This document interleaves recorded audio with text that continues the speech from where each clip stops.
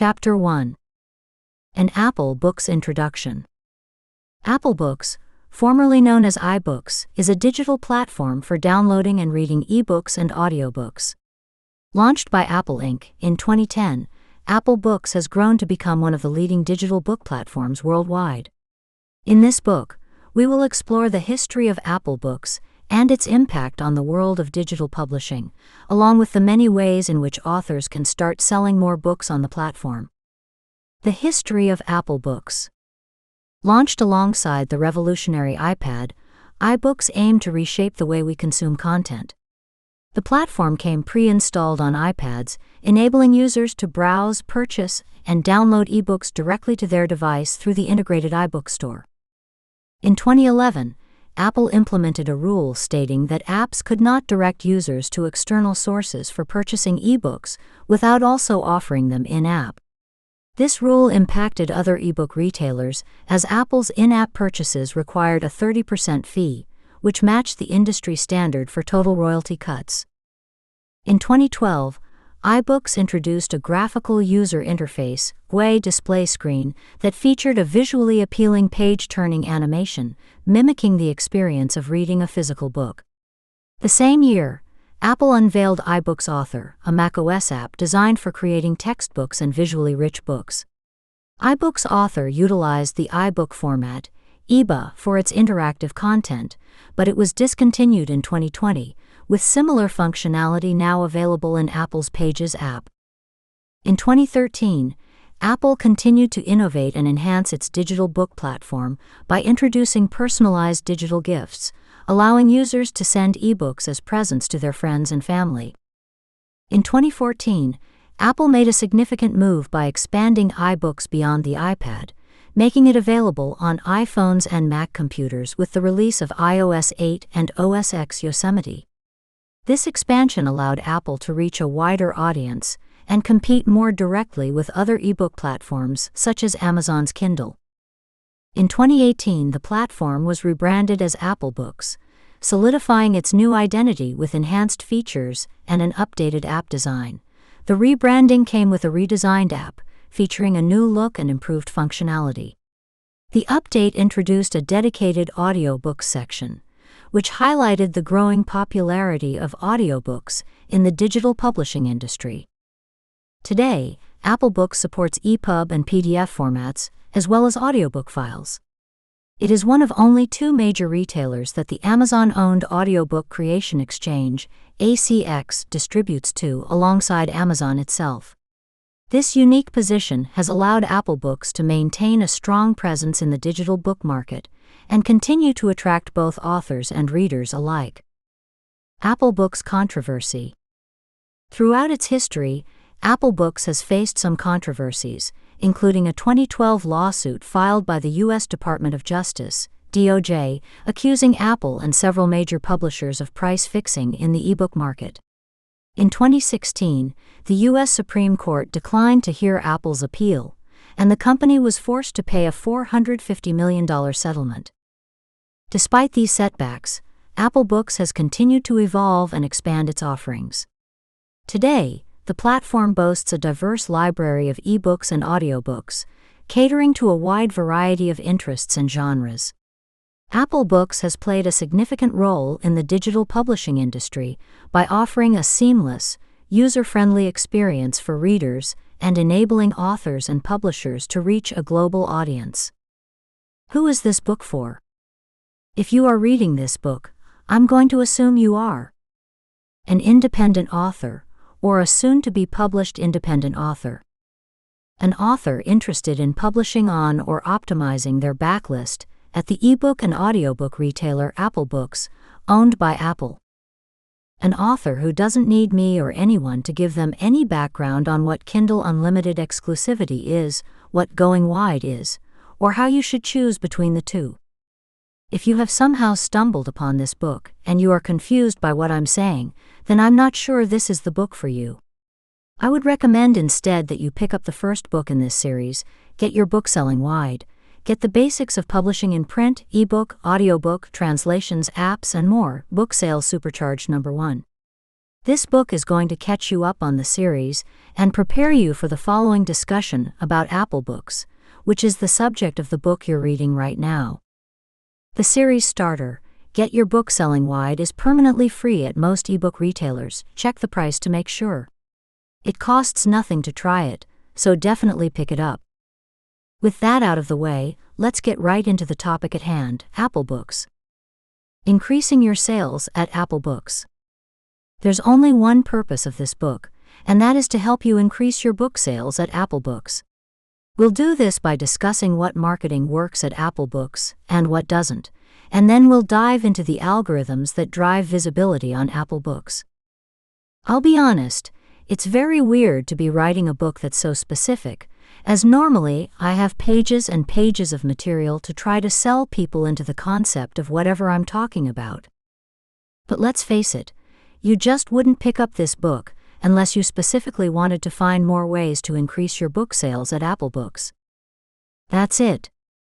There's nothing else. I'm racking my brain right now for something else you could possibly want from this book. So this book is about one thing: increasing your book sales at Apple Books. Here's how we divvy up the chapters. Chapter 2, Apple Books Basics: How to upload your books, find and handle links, and the things that really move the marketing needle at Apple Books. Chapter 3, Optimizing your Apple Books Metadata: How to use your metadata to gain visibility in various places of the retailer store. Chapter 4, Getting Merchandised with Apple Books: The things you need to do before attempting to get merchandised, and the different ways you can get into in-store promotions. Chapter 5, A Primer on Algorithms: Why different authors might experience a platform different ways, and how algorithms can react differently to books based on category and genre. Chapter 6, A Primer on Artificial Intelligence: All retailers use some forms of artificial intelligence to sort books and other products, and many have also begun creating AI-generated content. This chapter offers a basic understanding of various terms that you might see as the publishing world changes, and AI plays a greater role in subsidiary rights and offerings available through the platform, along with platform mechanics. Chapter 7, Introduction to the Apple Books Algorithms: How visibility works on the store, what you can control and what you can't.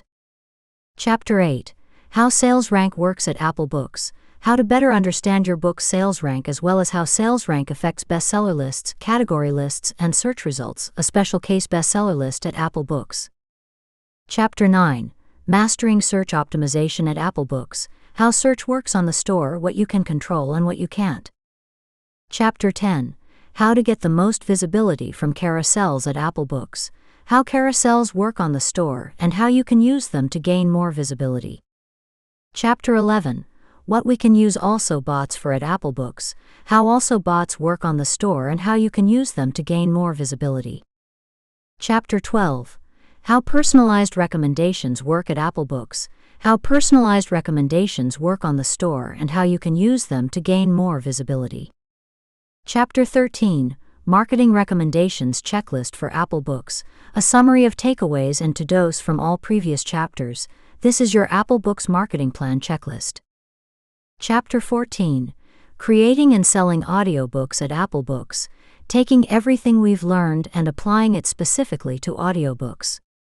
Chapter 15, Selling Translations at Apple Books: Taking everything we've learned and applying it specifically to translations. Chapter 16, Selling Comics and Graphic Novels on Apple Books: Taking everything we've learned and applying it specifically to comics and graphic novels. Chapter 17, Next Steps: The final takeaways from the book to help you improve your marketing and sales at Apple Books. By the end of this book, you will know more about how to succeed at Apple Books than 99% of all authors, and most publishers too. Who am I? My name is Monica Leonelle, and I have been independently publishing since 2009. I write young adult fantasy under Solo Storm and used to write romance under another pen name. I'm relaunching those under the Solo Storm brand. I have about 40 books total in my catalog, 25 of which are fiction. My urban fantasy novella, The Last Daughter hit the USA Today bestseller list in 2017 as part of a boxed set. I've also written over 15 nonfiction books about writing, editing, publishing, marketing, and business. You can learn more about my work at theworldneedsyourpassion.com. Studying the Apple Books algorithms. When it comes to Apple Books, I have no inside information or direct line to the CEO.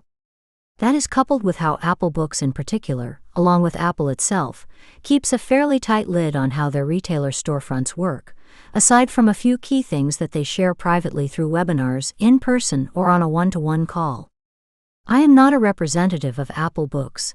This is not an official guide to Apple Books, and I can't guarantee that I understand absolutely everything about Apple Books, or that everything I've put into this book is 100% accurate. Apple as a company does not talk about their algorithms across any of their software or products, which means that a lot of my information around how the algorithms work come from observation, talking to other authors, and educated guesses as to what might be happening behind the scenes. In short, and this is very important, unless the mechanics of the store are confirmed by an Apple Books representative, it's not a fact about how the retailer works. Throughout the book, I'm largely speculating, and while I try to use language that indicates that, I don't always get it right. And I tend to think I'm right most of the time, so sometimes the ego has a way of writing something with confidence when I don't 100% know that it's true. So even if I sound sure of what I'm talking about, always take it with a heap of salt. None of us can be sure except Apple. We can only make smart, educated guesses and experiment to see if we get the expected result in the store. Getting things wrong sometimes. This book and Book Sales Supercharged, the series of books that it's attached to, covers an ambitious spread of topics in intense detail. I consider myself as well versed in the publishing industry as any independent author making a full-time living at this. Still, there is plenty that I don't or can't know. I have done everything humanly possible to get these books right, but there may still be gaps in my knowledge or places where we misstate something. Call me out, no, seriously. Notice that I got something wrong, or suspect that my educated guess is not so educated? I want to hear from you. Please feel free to reach out to me with corrections or additional information if I've gotten something wrong within these pages. I want to make these books the best resource they can be, so I won't be offended. You can email me at team@theworldneedsyourpassion.com or through my email with WriterMBA, support@writermba.com.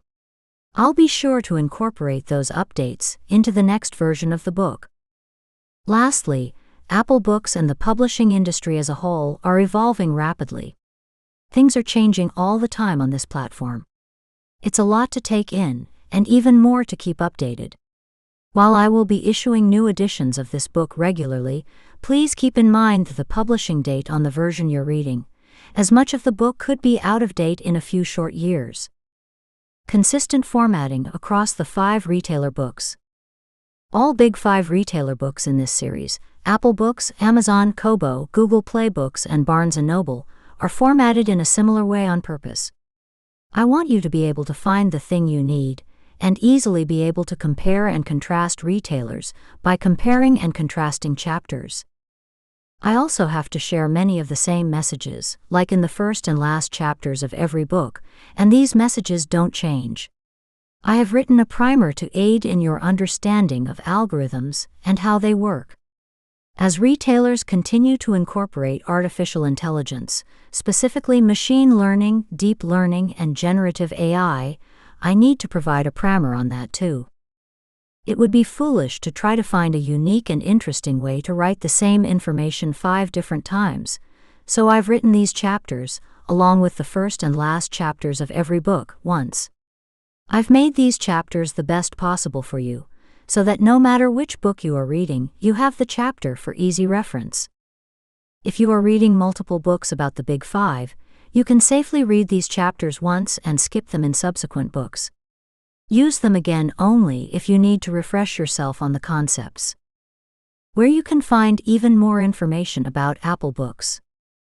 If you want to follow industry news as it's happening, make sure you join my Substack newsletters. Each newsletter offers regular articles, with about half posted for free and the other half paid. By becoming a free subscriber, you'll receive great news and analysis about what is happening at various retailers and in the publishing community in general. By becoming a paid subscriber, you'll get all the content plus access to the full archives, where you will find several articles on each retailer. The biggest benefit to joining is that my newsletters are an extension of this book and the rest of the books in the series. My coverage goes deeper and is more accurate than tech sites that do not have a focus on publishing. By supporting my newsletter, you are supporting a niche news resource with a slant toward what publishing is truly interested in. My Substack newsletters are Author Analyst. Apple Books and all of the other Big 5 retailers are changing all the time. Meanwhile, this book gets updated every 2 to 5 years, and a lot can change in that time frame. This is a place where I can offer my news, analysis, and opinion on happenings in the industry, and I'm usually able to break news long before news outlets do. For authors who are going aggressively wide in subscriptions and memberships, this publication takes a deep dive into everything about serialization, fiction apps, and subscriptions and memberships. The world needs your passion.substack.com. Author ecosystems. For authors who are trying to get to the next level in their publishing business, it would help to know exactly what kind of author you are. Are you a nimble desert, an expansive grassland, a rolling tundra, an interconnected forest, or a dynamic aquatic? Dig deep into the new methodology developed by USA Today bestselling authors Monica Leonelle and Russell Nohelty, creators of the Kickstarter Accelerator, Go Wide, Grow Wide, Book Sales Supercharged, and more. AuthorEcosystems.substack.com. Our community to support Apple Books authors. My Book Sales Supercharged series co-author Russell Nohelty and I also have a Circle community. Circle is a fantastic, decentralized platform that has similar functionality to Facebook without many of the downsides. Please join us in our Circle community to ask questions and continue the conversation from this book. We share lots of awesome stuff related to this book series there. go.writermba.com. Additional resources. Read Monica's blog. I've been blogging professionally since 2006, and in the last several years have begun to collect all my work in one spot, under one brand called The World Needs Your Passion. This is the one place on the internet where I am not on brand or niche focused toward a goal. I bring my whole self to this blog, write about whatever I want, and share everything from my greatest lessons learned to best my business advice, to my love of Lego, tarot, Taylor Swift, and more. It's also a place where I keep the footer fully updated with all my links to everywhere you can find me on the internet. Read this resource. TheWorldNeedsYourPassion.com. Subscribe to Monica's YouTube channel. My YouTube channel is The World Needs Your Passion, and I teach people how to find, pursue, nurture, reignite, and even make money from their passions. I also teach people about entrepreneurship, creativity, business, writing, art, and more. You can watch my channel. youtube.com/theworldneedsyourpassion. Subscribe to Monica's podcast. I post new 20-minute episodes about publishing going wide, serialized fiction, industry trends, and so much more on my podcast feed. theproductivenovelist.buzzsprout.com. Follow Monica on Medium. I post regular articles about the publishing industry if you prefer to read about new developments. monicalenell.medium.com. Check out the rest of the series. The Book Sales Supercharged series focuses on each retailer, format, and platform, diving deep into everything you need to know to succeed in that particular space. You can find all the information about the series, plus grab the entire set of books in a bundle directly from my website, at a significant discount to purchasing each individually at retailers. Shop.theworldneedsyourpassion.com. Take our Author Ecosystems quiz.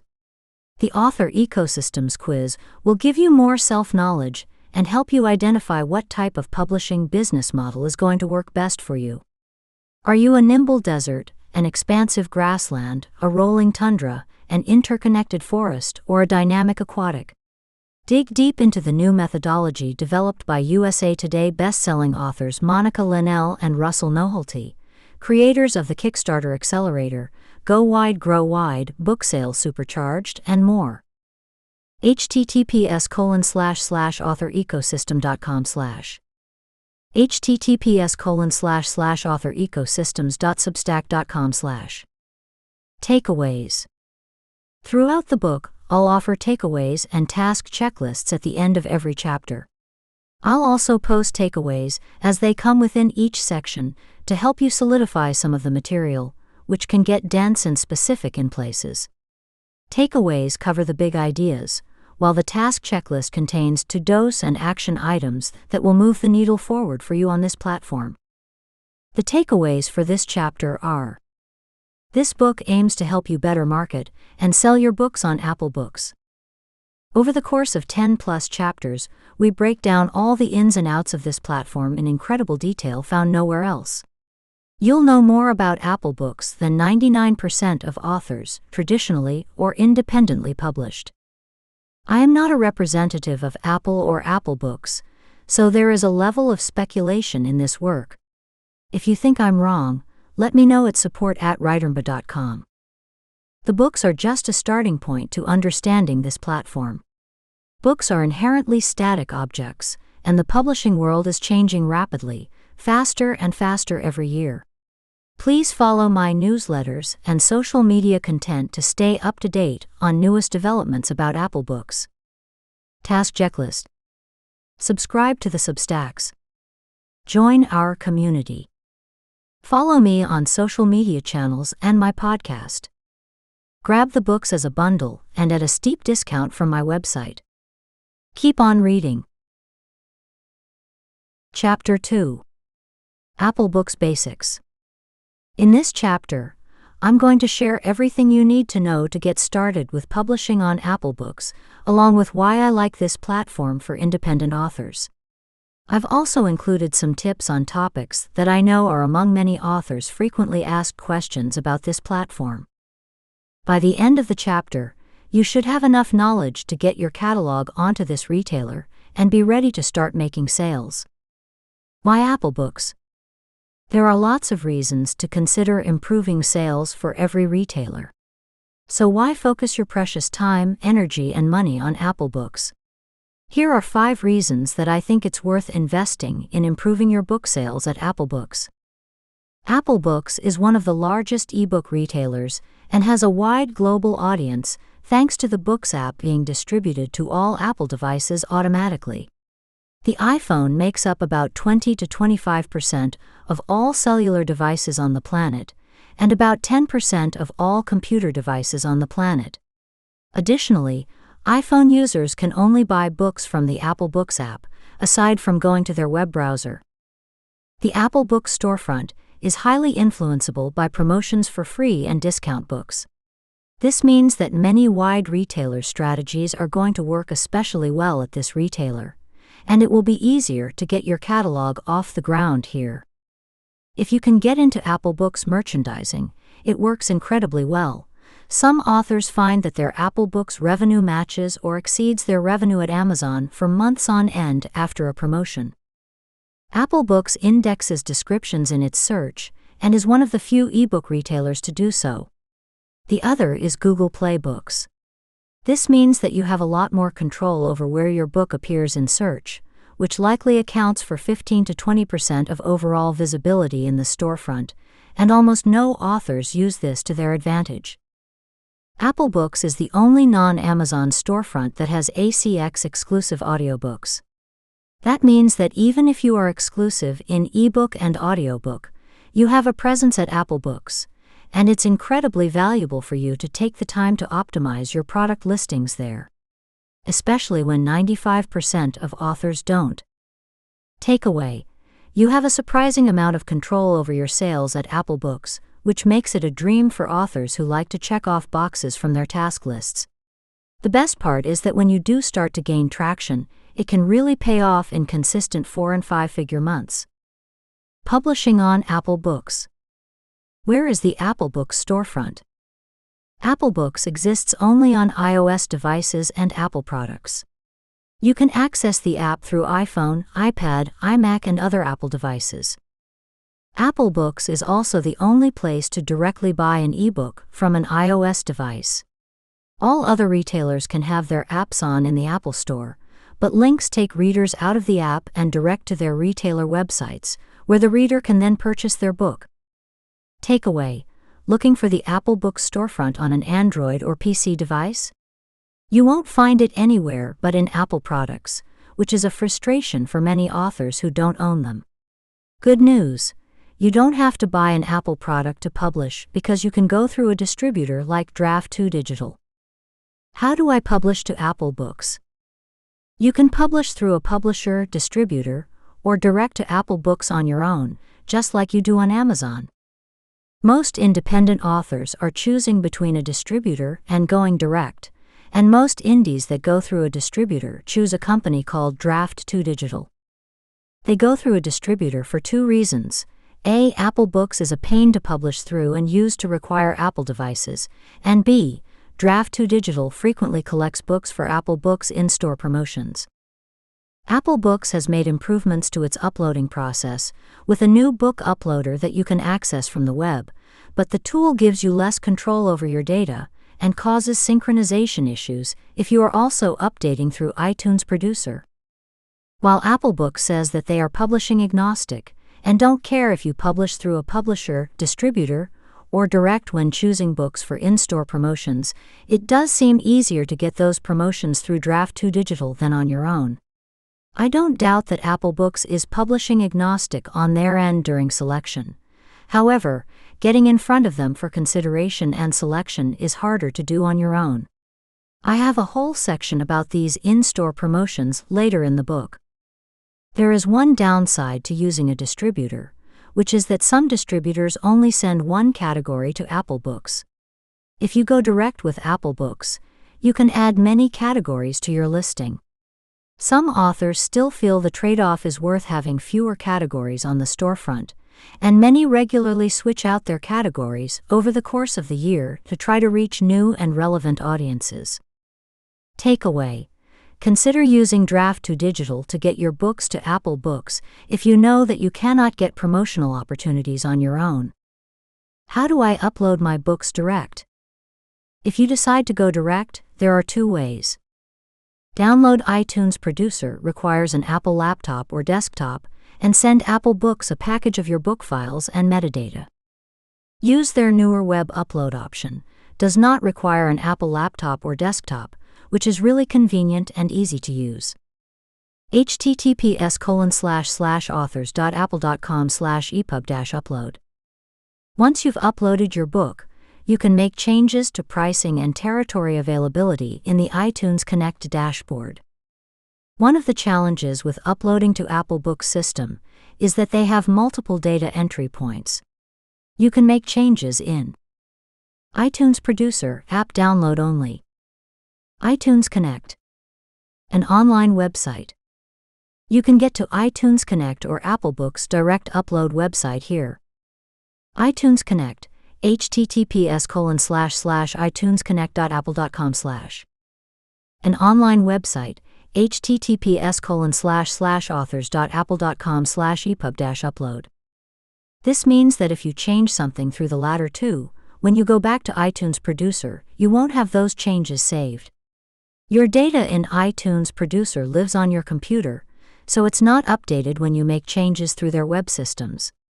Keep it in mind as you decide where to make changes, even if it's convenient in the moment. I've also heard from several authors that they've had issues with random data appearing in weird places, like their description, that they then had to hunt down across multiple places to get rid of. Takeaway: if you are going direct, I strongly recommend using iTunes Producer every time you need to make a change to your listings. Doing so prevents wrong files from getting uploaded and stray data showing up where it shouldn't. Finding links on Apple Books. Another huge challenge and frustration for non-Apple users is that Apple Books doesn't have much of a web presence. You can view the storefront in apps on Apple devices, which makes it challenging for some authors to find links to their book, series page, and author page. How do I find my book link in Apple Books? The best resource, especially if you don't own Apple products, is to use their marketing tool.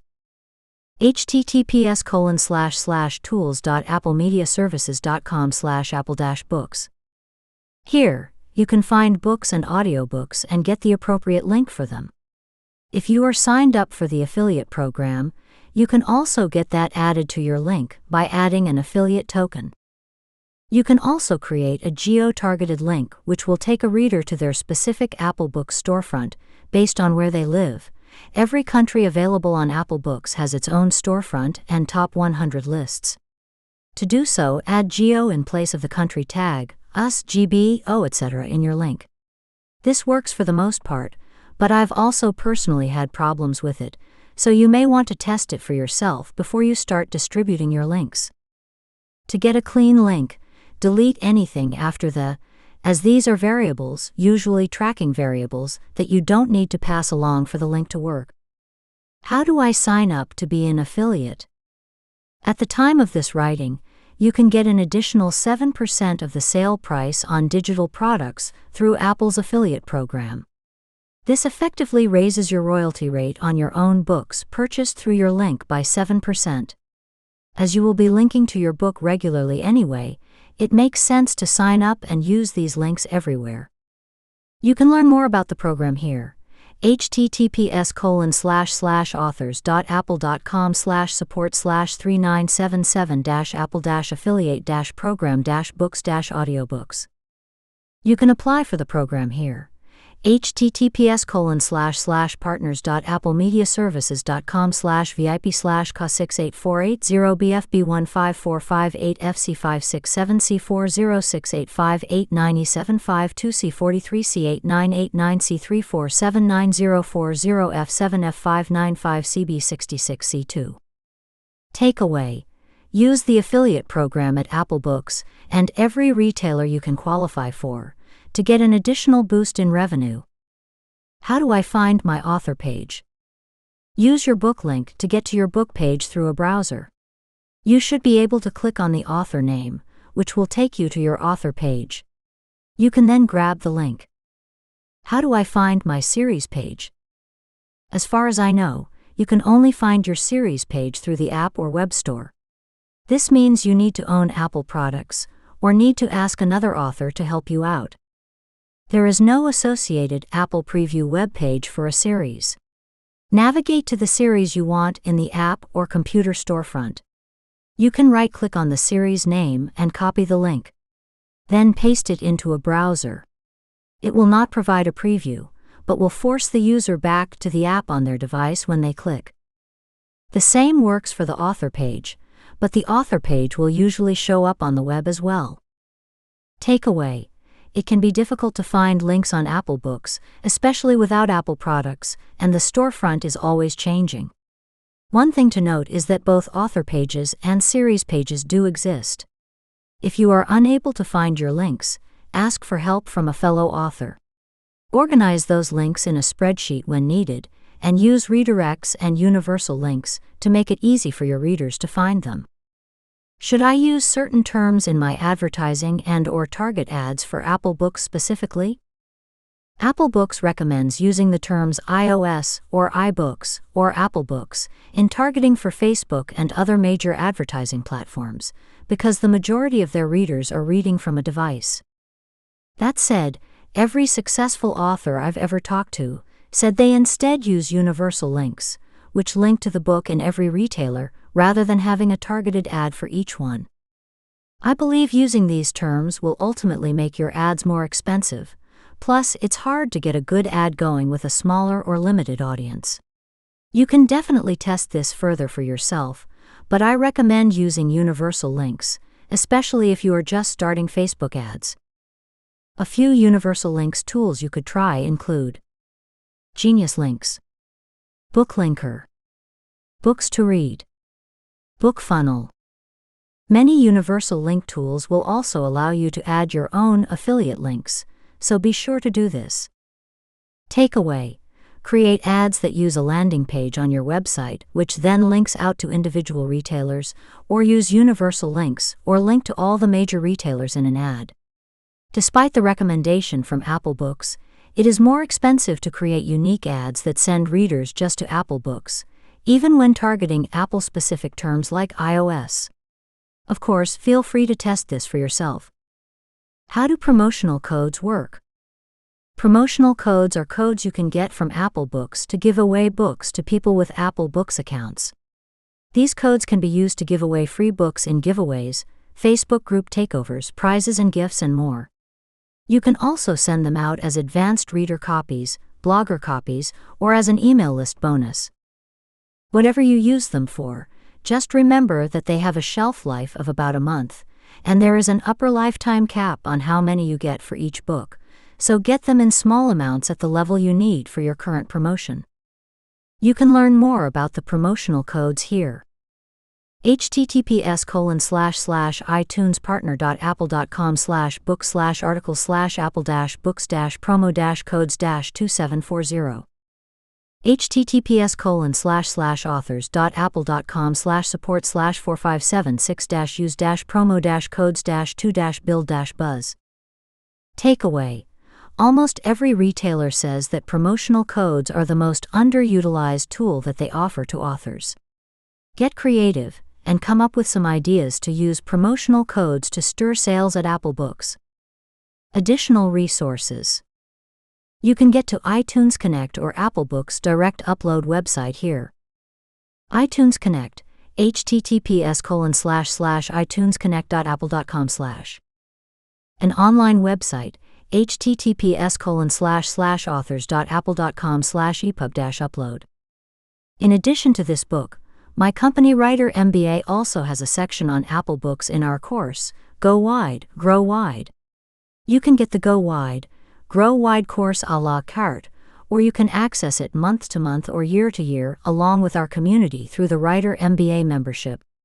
The value of joining this course through any of the options is that a book is always going to be static, while our courses and membership are dynamic and constantly updated. You can also ask me, Monica, specific questions, or get my help with your specific catalog through our mentorship in the community. This is only available to our paid members. See pricing options at https://courses.writermba.com/. Apple Books has recently created a website for authors that offers up-to-date advice, platform tips, and links. If a question is unanswered or a link is broken throughout this book, you may be able to find the answer there. And if you can't find the answer there, I still recommend joining the course, as we can get the answer to your question through my connections. https://authors.apple.com/. Takeaways. You have a surprising amount of control over your sales at Apple Books, which makes it a dream for authors who like to check off boxes from their task lists. The best part is that when you do start to gain traction, it can really pay off in consistent 4- and 5-figure months. Looking for the Apple Books storefront on an Android or PC device? You won't find it anywhere but in Apple products, which is a frustration for many authors who don't own them. Good news! You don't have to buy an Apple product to publish because you can go through a distributor like Draft2 Digital.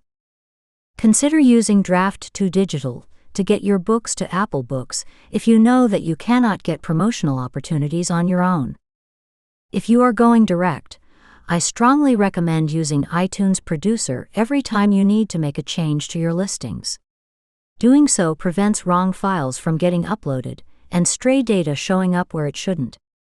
Use the affiliate program at Apple Books and every retailer you can qualify for to get an additional boost in revenue.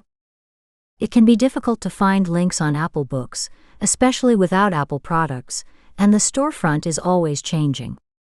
One thing to note is that both author pages and series pages do exist. If you are unable to find your links, ask for help from a fellow author. Organize those links in a spreadsheet when needed, and use redirects and universal links to make it easy for your readers to find them. Create ads that use a landing page on your website which then links out to individual retailers, or use universal links, or link to all the major retailers in an ad.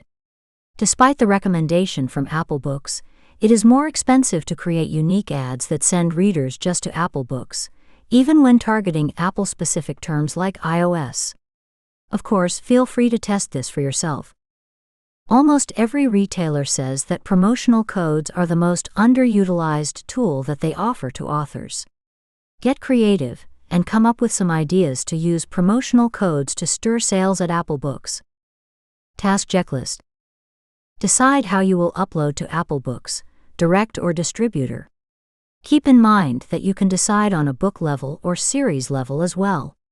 It's possible that you want to put your series that are most likely to get promotions into a distributor like Draft2 Digital that offers them. Sign up for the affiliate program at Apple Books and update links across your universal links, your website, your social, and your advertising. Create a spreadsheet of Apple Books links for your author page, series page, and book pages so that they are easy to access. Ask an Apple product-loving friend to help if you are not able to find these links on your own. Sign up for a universal links provider or create landing pages on your website for each book. Make sure to link to Apple Books as one of the retailers on your website. Apple Books prefers to be the first link and states that it is a factor for them in choosing your book for promotions and a consideration in acceptance to its affiliate program. Brainstorm ways to use the promotional codes and plan 3 to 4 Apple Books specific promotions per year. Get these onto your promotions calendar. Regardless of the success of the promotions, Apple Books may notice you are using these codes regularly and may give your catalog greater consideration in the future. This effort is part of building a relationship with this retailer. Keep reading. You have a ton of control over your sales at Apple Books, and the rest of the book will help you get there. Chapter 3. Optimizing your Apple Books metadata. The foundation of your efforts on any retailer are going to start with optimizing your metadata. This process is effectively polishing your sales page listing where you will either convert a looker to a buyer or won't. But while metadata appears on a single page on any given retailer, it will always have far-reaching influence around visibility throughout the retailer's other sales pages, like category pages, search pages, series pages, personalized recommendation pages, and more as well. This chapter will give you everything I know, or strongly surmise, about how to optimize your metadata for Apple Books, so you have a foundation upon which to start gaining visibility at the store. One thing to keep in mind throughout this book is that there's a difference between optimizing for humans and optimizing for algorithms. Apple Books definitely cares about both, but the next several chapters are only referring to optimizing for the algorithms. As a reminder, Apple Books shares very little about their algorithms, so much of what I share here is through picking up on things they have confirmed and mixing it with things that I and others have observed. Additionally, my experience is limited, as is anyone's, by the genres I write and follow more closely, so some of this may be less true for your genre. Take it all with a heap of salt. Test it with your own books, and please feel free to email me at team@theworldneedsyourpassion.com or support@writermba.com if you have additional information or think I'm missing something. How your metadata helps your visibility on Apple Books. Most of what I'm going to cover in this chapter has to do with improving your metadata in order to appear where you want in search results for your top keyword phrases. This is one way you can gain visibility in the store, and the Apple Books search algorithms are pretty straightforward, meaning you can get your book where you want it to be fairly easily with a few changes. That said, search is not a relatively huge part of discoverability on any retailer, and Apple Books is no different. Doing other important marketing activities, email marketing, advertising promotions, merchandising at the retailer, and more, should trump any efforts to rank in search on various keyword phrases. This is where the optimizing for humans part of metadata optimization comes in, as Apple Books uses metadata to select books for their in-store promotions. That means that if your book toes the line between paranormal romance and urban fantasy, for example, you may want to change your categories based on what in-store promotions you are applying for. It also means you don't want to obviously fill your book's metadata with a keyword dump, because the Apple Books team is going to heavily frown on that and not select you for in-store promotions. Takeaway: in-store promotions are worth significantly more than visibility in search results. My last warning around this section is that if a ton of people game any system, the system changes to compensate for it. I share this information to empower smart authors who are working hard at their careers. But with knowledge, there will always be abusers. Don't get caught up in abusing this keyword information, as it doesn't tend to end well for authors on any platform that has to crack down on scammers. Your best bet is always going to be to get your metadata in line with the people who will be very interested in your books, so they can find you more easily. Use it for good, not evil. This chapter assumes you know at least some of the keywords you want or need to use in your title, subtitle, series title, description, and more. There is a chapter in this book dedicated to search if you want to explore this more. I also have a free series about building the ultimate book description that can work across all the major retailers, which can help even more with keywords and key phrases. Armed with your key phrases, it's time to optimize your metadata. Number 1. Cover artwork. Does Apple Books use imagery in their algorithms? There is speculation across other Apple algorithms for podcasting, music, and more, that Apple tests things in your cover image like contrast, text legibility, and more. While it's possible that this is true, I've thus far seen no evidence of it. I think it's safe to say that you should optimize your cover art for humans rather than algorithms. There's one issue that I and other authors have seen, which is that when you view your cover art in the browser, it can sometimes have some sort of shadow filter over it that doesn't always make your cover look great. The purpose is, I've heard, to make the book cover look 3D. My books always eventually seem to look okay after some time has passed since upload, so it's possible that it's just part of Apple Books processing behind the scenes. Takeaway: the best way to optimize your cover artwork is to optimize it for humans. Make sure it looks good in both color and black and white where possible. Some retailers use a black and white version on their apps or e-reader devices. Number 2. Title, subtitle, and series title. As with most retailers, your book title, book subtitle, and series title are very important. For starters, they are indexed in Apple Books search engine, also true on most other retailers. What is unique about how Apple Books handles this metadata, however, is that the ranking in search is fairly straightforward. I was able to pick up on patterns immediately around this. Repeating your keywords in each metadata section matters. Most of the dragon romance books also have dragon in the subtitle or series title, sometimes both. And a large proportion of them also have the words romance series, or dragon romance series, or dragon shifter romance at the end of the subtitle in parenthesis, even if it's not part of the actual title listed on the book. As far as I know, all retailers aside from Google Play frown on this practice, but enforcement is hit or miss. Takeaway: use your keywords in your title, subtitle, and series where it matters the most.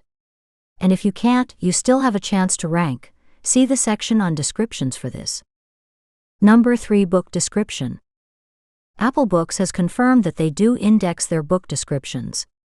This is a good thing, because it means that you can get into the search results for ideal key phrases even if you haven't put those phrases in your book title, book subtitle, or series title. Since Amazon's search works a little differently than Apple's, this is definitely possible, if not likely. My titles are pretty heavily optimized for Amazon, but they are not for Apple Books, and of course I don't want to change the titles when I need them to match my paperbacks at other retailers. Enter the Apple Books description, a place where you can put your relevant keyword phrases. For my own books, I've found that using the phrase 5 times in the description pretty much guarantees that you'll rank higher in the search results for that phrase, even if you don't have the phrase in your title, subtitle, or series. I did this accidentally with one of my non-fiction books, but I also saw it over and over again in my research on this topic. One example of this 5x phenomenon was when I found a dragon romance book that was ranked highly at $4.99, even though the other books in the search results were all free. Every single book, including this one, was in the romance category and had dragon in the title and series title, so I knew it wasn't that, though obviously that helped. The other thing to note was that the first book in another of this author's series was in the search results as well, and had recently had a bookbub, all things I've talked about in Chapter 2 regarding the same author effect on visibility. I thought this could be why this book was ranking highly, but then I wondered, if that's so, why aren't the other books in the series also ranked highly? Why just this one? I then looked at the descriptions, and it became obvious. This book had dragon in the description 6 times, in addition to having it in both the book title and series title. As I examined the other books in the series, they had the word dragon in those descriptions maybe once, if at all. Just like me, this author had hit the 5x phenomenon accidentally and organically, but it was creating visibility on their paid book in a sea of otherwise free books. One thing to note about description indexing is that Apple Books has a handful of negative keywords, most of which I don't really care to use in this book, or risk getting stuck in an active romance jail for. Make sure your book titles, book subtitles, series titles, and descriptions are free and clear of these words. Obscenities, taboo tropes, and more fall under this category. Takeaway: you can overcome poor keywords in your title, subtitle, and series title by loading your description with keywords. Of course, you'll want to blend this in so it sounds natural for humans too. What are people using for descriptions? Most successful descriptions seem to follow this rough format.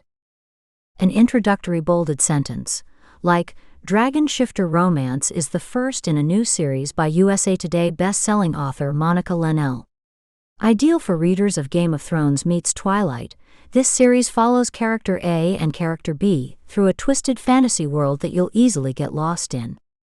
2 to 4 starred reviews from A. credible publications, B. other successful authors, and/or C. general reviewers in that order of importance. A description of the book, the blurb. Another closing sentence about the author and/or the book and series.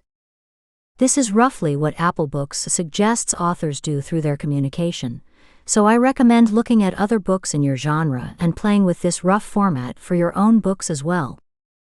A few other things I noticed were that sometimes book descriptions included a list of all the book titles in the series, and given what we've surmised about search keywords, this may be something worth experimenting with, as well as an About the Author section, which was sometimes 2 paragraphs and sometimes 2 sentences. You can play around with these format guidelines, but I encourage you to use something like this, as it is what Apple Books recommends, and it likely plays a factor in merchandising. Takeaway: while you can look at other book descriptions in your category to see what they do, I recommend following the format provided, as it is what Apple Books suspects. In my research on this storefront, very few authors have optimized their books for appropriate keywords. #4 category. If you search for something basic, like dragon romance, the first 10 titles that show up will almost exclusively be in the romance category, and will almost always have dragon in the title. This means that your primary category will affect where and how you show up in various search results. The way Apple Books uses categories in search has some interesting ramifications. For example, the search term Dragon's Baby brought up a number of dragon books classified under the children's category. It also brought up a number of erotic romance titles. No surprise on either end, really. You should also know a few other things about Apple Books categories. Apple Books has its own subject categories that are specific to the store, and you will appear where you specify with these. The first category you select, the primary one, is the most important because of how Apple Books uses it to place you in the store. The first category you select is extra important if you are going through a distributor or aggregator, as some of them, like Draft to Digital, only submit your first category to Apple Books.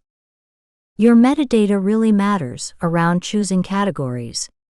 When you click through on some of these carousels, for example mysteries and thrillers, you will get more carousels, e.g. British detectives, women sleuths, historical, cozy mystery, hard-boiled. You may not be big enough to compete in the large category, but you can appear early in the sub-genre categories. To my knowledge, Apple Books uses your metadata to determine which carousels you belong in. You can see all the categories here. https://books.apple.com/us/genre/book/id38. During a release week, check out your categories coming soon section and consider how your pricing and cover looks against other books that are releasing around that same time. Change whatever is needed to help your listing fit in. The Apple Books algorithms favor books during their release week, so this is a boost of visibility to your entire catalog that you don't want to miss out on. Takeaway: the categories you choose give you automatic keywords in search. Choose your primary category based on keyword phrases you'd most like to be searched in. #5 Reviews. When it comes to reviews, humans like to see written ones, while the algorithms care more about the ratings average and the quantity of ratings. More is better. That said, you'll often see a book with 20 reviews mixed in with books that have 800+ reviews. So if review quantity and average rating are included in the algorithms, they are likely not a huge part of them. Apple Books still likes for you to have reviews. Unfortunately, they usually won't show up in some place like the app until you've hit a minimum of 5 reviews, so it may be challenging for a new or new-to-wide author to get the traction they need around this. As you develop an audience, though, this gets easier. Currently, Apple Books also requires 25+ reviews on its platform for most merchandising spots that you could get directly through them. This can be challenging to do across your entire book catalog, so persist in your efforts from the beginning so you can build up these reviews over time. The only other thing to know about reviews is that if you have a starred review from Publishers Weekly, Apple Books Review, or another credible publication, Apple Books has a section on your product page where they can put the quote pull. I have seen this on both traditionally published books and independently published books. I would guess that you can try messaging Apple Books to get it added to your product page, as there's no input that I know of to put those starred reviews in. As an independent author, you can submit your book for a review request from Publishers Weekly through BookLife here.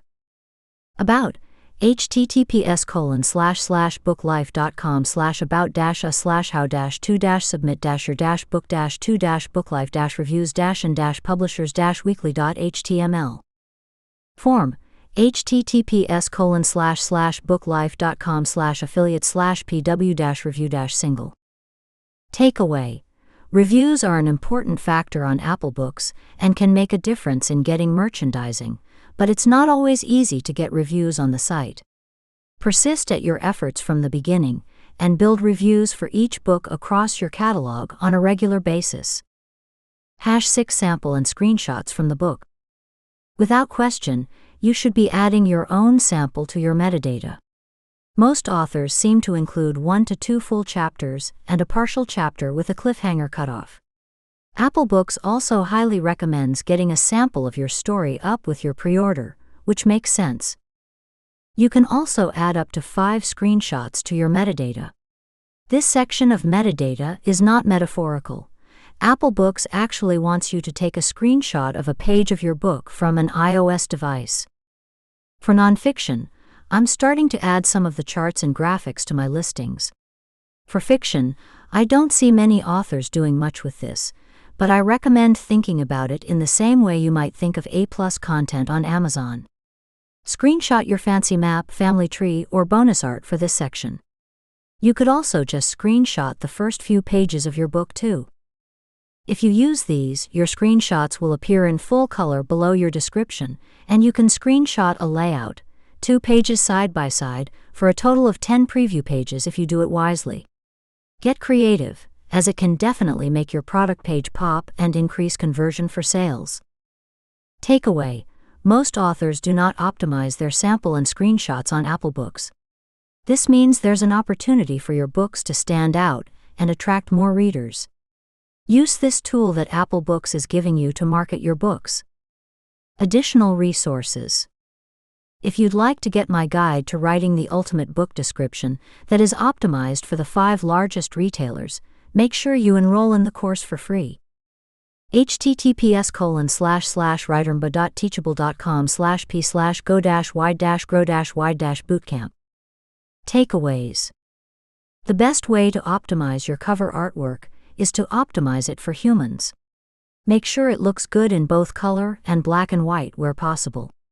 Some retailers use a black and white version on their apps or e-reader devices. In-store promotions are worth significantly more than visibility in search results. Use your keywords in your title, subtitle, and series where it matters the most. And if you can't, you still have a chance to rank. See the section on descriptions for this. You can overcome poor keywords in your title, subtitle, and series title by loading your description with keywords. Of course, you'll want to blend this in so it sounds natural for humans too. While you can look at other book descriptions in your category to see what they do, I recommend following the format provided, as it is what Apple Books suspects. In my research on this storefront, very few authors have optimized their books for appropriate keywords. The categories you choose give you automatic keywords in search. Choose your primary category based on keyword phrases you'd most like to be searched in. Reviews are an important factor on Apple Books and can make a difference in getting merchandising, but it's not always easy to get reviews on the site. Persist at your efforts from the beginning and build reviews for each book across your catalog on a regular basis. Most authors do not optimize their sample and screenshots on Apple Books. This means there's an opportunity for your books to stand out and attract more readers. Use this tool that Apple Books is giving you to market your books. Task checklist. Check to see how your covers look on Apple Books on the web store, the computer storefront, and the app.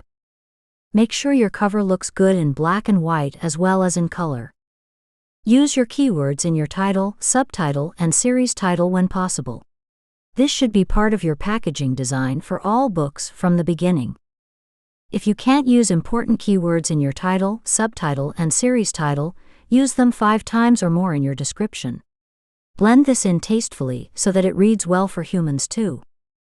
Reformat your description to the recommended guidelines in this chapter. Add other relevant book titles to the bottom of your description.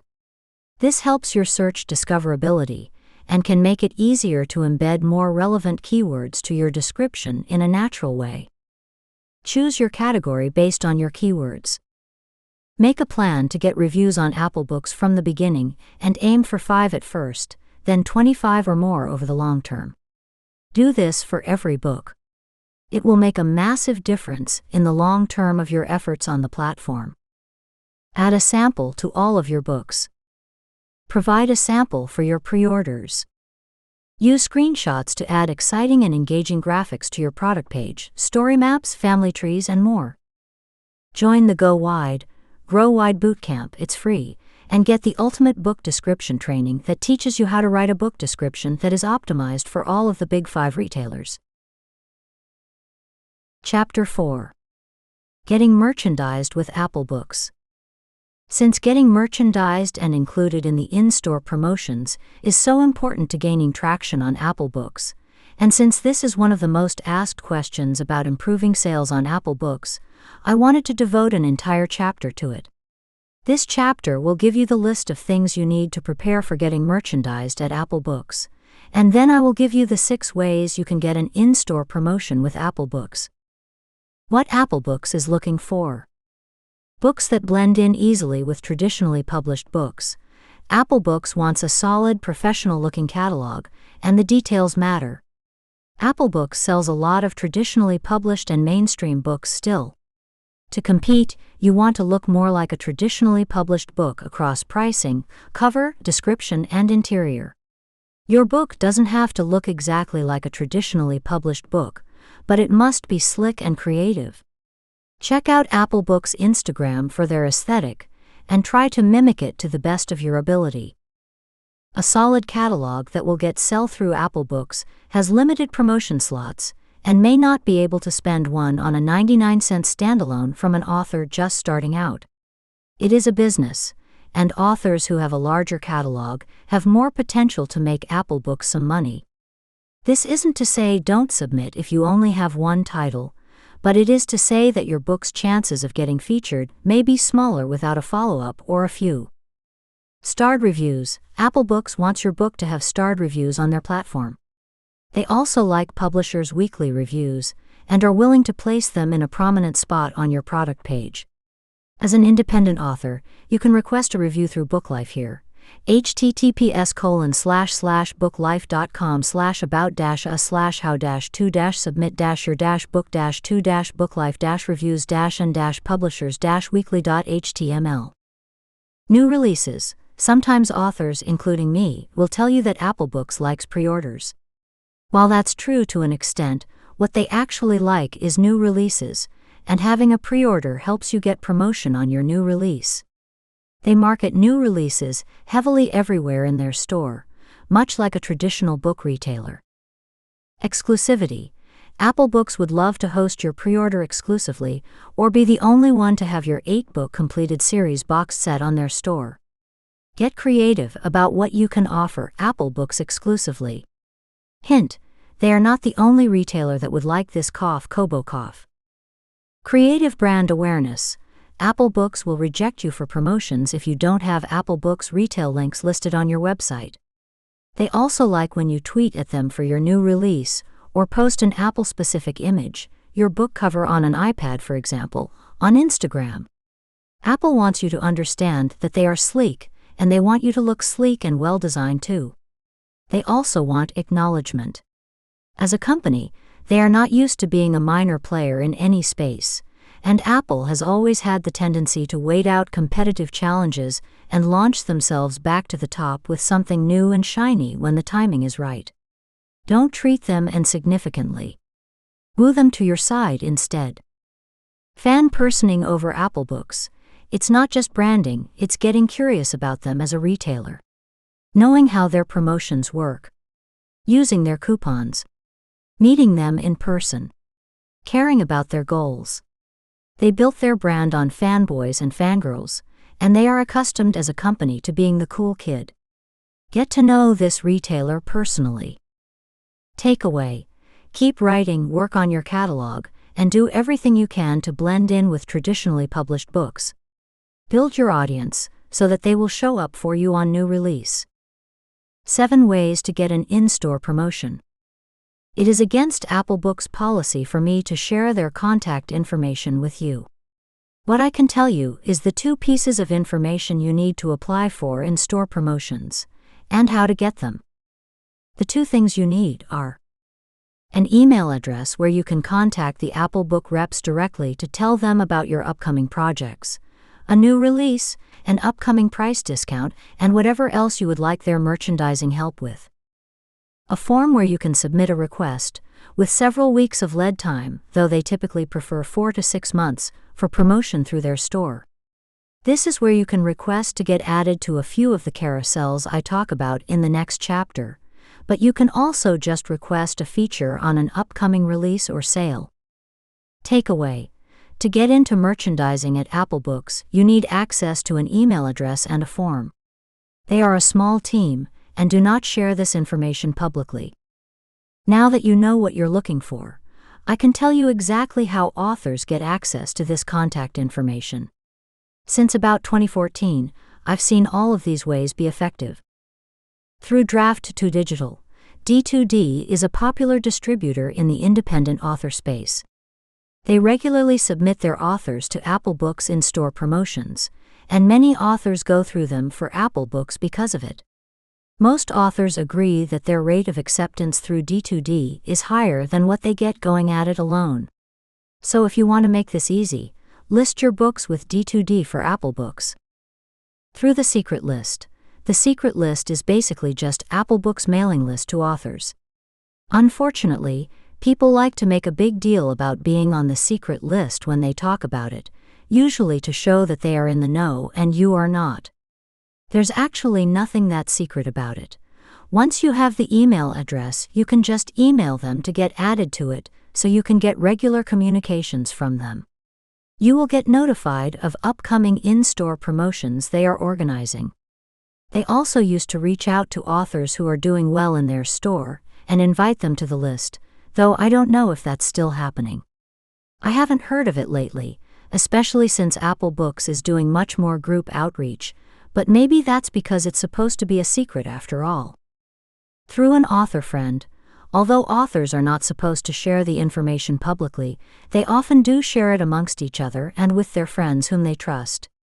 This is probably okay, actually. Apple Books doesn't want the info shared publicly, but they invite whole groups of authors to their free webinars and offer the contact information at the end of each one. If you have a close author friend that you don't mind asking, you may be able to get the info, though I recommend attending a webinar anyway as they are really good. Through meeting Apple Books reps at a conference, I'm currently writing this in the middle of a pandemic when there have been few in-person conferences to attend. In the past, and hopefully in the future, you used to be able to go up to an Apple Books representative and introduce yourself. They would give you a card with their contact information on it. Through attending their free webinars, Apple Books hosts free webinars and gives lots of solid marketing content through those. It's a good place to start with optimizing your books on the platform. To find out about these free webinars, join a large independent author Facebook group like Wide for the Win, which is hosting several of these in 2021 at the time of this writing. Through hiring a marketing and PR firm, if you have a large catalog, you can hire a few firms that specialize in indie books and already have a relationship with Apple Books. A firm like this trades on their connections, so this is great for authors that want to get semi-guaranteed placement in upcoming in-store promotions. It's pricier, but you can get fairly immediate results, which means that you are making good money on the platform sooner and don't have to wait. Through select paid programs, some paid programs that are focused specifically on publishing Wide have permission to share this email and form. Ask around in a reputable group like Wide for the Win, which I am a board member of, because many of the board members offer coaching and have relationships with the retailers. Takeaway: there are many ways to connect with the Apple Books team, and in my opinion, one of the worst ways is waiting for them to choose you. You got into independent publishing to choose yourself. So choose yourself here and get the information you need to be successful. I hope this demystifies the process of getting in-store promotions for you, as there's really nothing so secret and selective about it at all. In the end, if you work on your catalog and get it ready for merchandising, getting the contact information is a cinch and fairly egalitarian. Good luck. Additional resources. If you are a member of the Writer MBA program, Go Wide, Grow Wide, email me about any questions you have about this chapter. I will do what I can to help you get your books in front of the merchandisers. To join the program, see more information and find pricing options at https://courses.writermba.com/. Takeaways. Keep writing, work on your catalog, and do everything you can to blend in with traditionally published books. Build your audience so that they will show up for you on new release. To get into merchandising at Apple Books, you need access to an email address and a form. They are a small team and do not share this information publicly. There are many ways to connect with the Apple Books team, and in my opinion, one of the worst ways is waiting for them to choose you. You got into independent publishing to choose yourself. So choose yourself here and get the information you need to be successful. Task checklist. Do an audit of your catalog at Apple Books and look specifically at the 7 criteria I mentioned. Is your catalog ready for merchandising at Apple Books? What can you do to make your catalog stronger before you start to present it and ask for merchandising? Get the email and form that is required to contact Apple Books. Start submitting your relevant books to Apple Book promotions. Chapter 5. A primer on algorithms. In the coming chapters, I'll be talking a lot about algorithms. Before I do that, I want to establish some terminology around how the algorithms behave differently based on genre, which largely has to do with competition and demand. To me, this is incredibly important, and why there are so many different takes on how algorithms at various retailers work. It's also why someone can share their personal experience with working the algorithms, and someone else can try it, and it doesn't work. Algorithms have to work in 4 scenarios: high sales competitive, high sales nascent, low sales competitive, and low sales nascent. For those who don't know, nascent just means an up-and-coming or developing genre with little competition. At any given time, most genres are going to fall under high sales competitive or low sales nascent. There are some genres in low sales competitive, and few genres in high sales nascent. We'll dive more into how each of these categories of genre responds to algorithms slightly differently throughout this book. Balancing algorithms with visibility and discoverability goals. Let's break down how algorithms perform differently across these 4 categories, along with what it means for authors in those categories. High sales competitive. In this genre, there are a lot of readers and a lot of authors competing for attention. Contemporary romance and most of its subcategories are a great example, but really, most major genres are going to follow this trend, because writing fiction as a profession in general follows this trend. There are always more people who want to be fiction authors than there will be people who are able to succeed at it and build a strong audience. And even when those authors become less active in the space or stop publishing, their books still remain, and many of them continue running ads to keep those books selling at whatever level they're able to achieve. On any retailer, this category tends to fall into a winner-takes-all scenario and have a lot of churn, as the winner at any given moment will usually be unseated shortly into the future.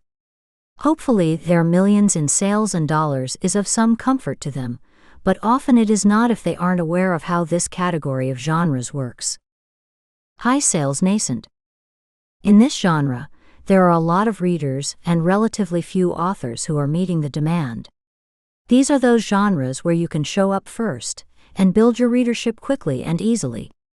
Usually these genres don't stay secret for long, and often authors enter them for some quick money, which pushes the genre out of this category quickly. But not always. The challenge retailers faces with these genres is that new and/or lower quality entrants have too easy a time getting to the top of these charts because there aren't enough high-quality entrants to satisfy demand. The algorithms need a way to sync those books and help the best ones get recommended. Retailers also don't want to show a lower-priced, lower-quality book in place of the high-quality, high-priced book that is already selling well. A great example of a set of subgenres I've been following for several years now is clean mature romance and clean mature women's fiction, which are subgenres dedicated to female characters in their mid-30s and up. Several of the authors who write in these genres, often writing in both and other tangential ones, are cleaning up in sales, making their millions and hopefully tucking at least some of that money away because the genres won't remain in this category forever. Almost no genres do. Low sales competitive. In this genre, there are relatively few readers and sales, and many authors trying to compete for attention. You may be wondering, why would anyone write in a genre like this? But when you consider that most of nonfiction falls into this category, it makes a bit more sense. There's money to be had in these genres if you can create loyalty among your readers. I write nonfiction, and that has been a large part of my success. I show up and have done so for about 7 years. I'm smart and insightful most of the time, and people follow me from book to book even though my books are priced at a significant premium over most of my competition. Or at least they were. When others in my niche saw that I was selling, they all raised their prices to $7.99 to $9.99 per book too. The challenge retailers have with genres like this is that there are often not any clear winners or top hits that serve the entire genre. The genre gets more fragmented but not less competitive.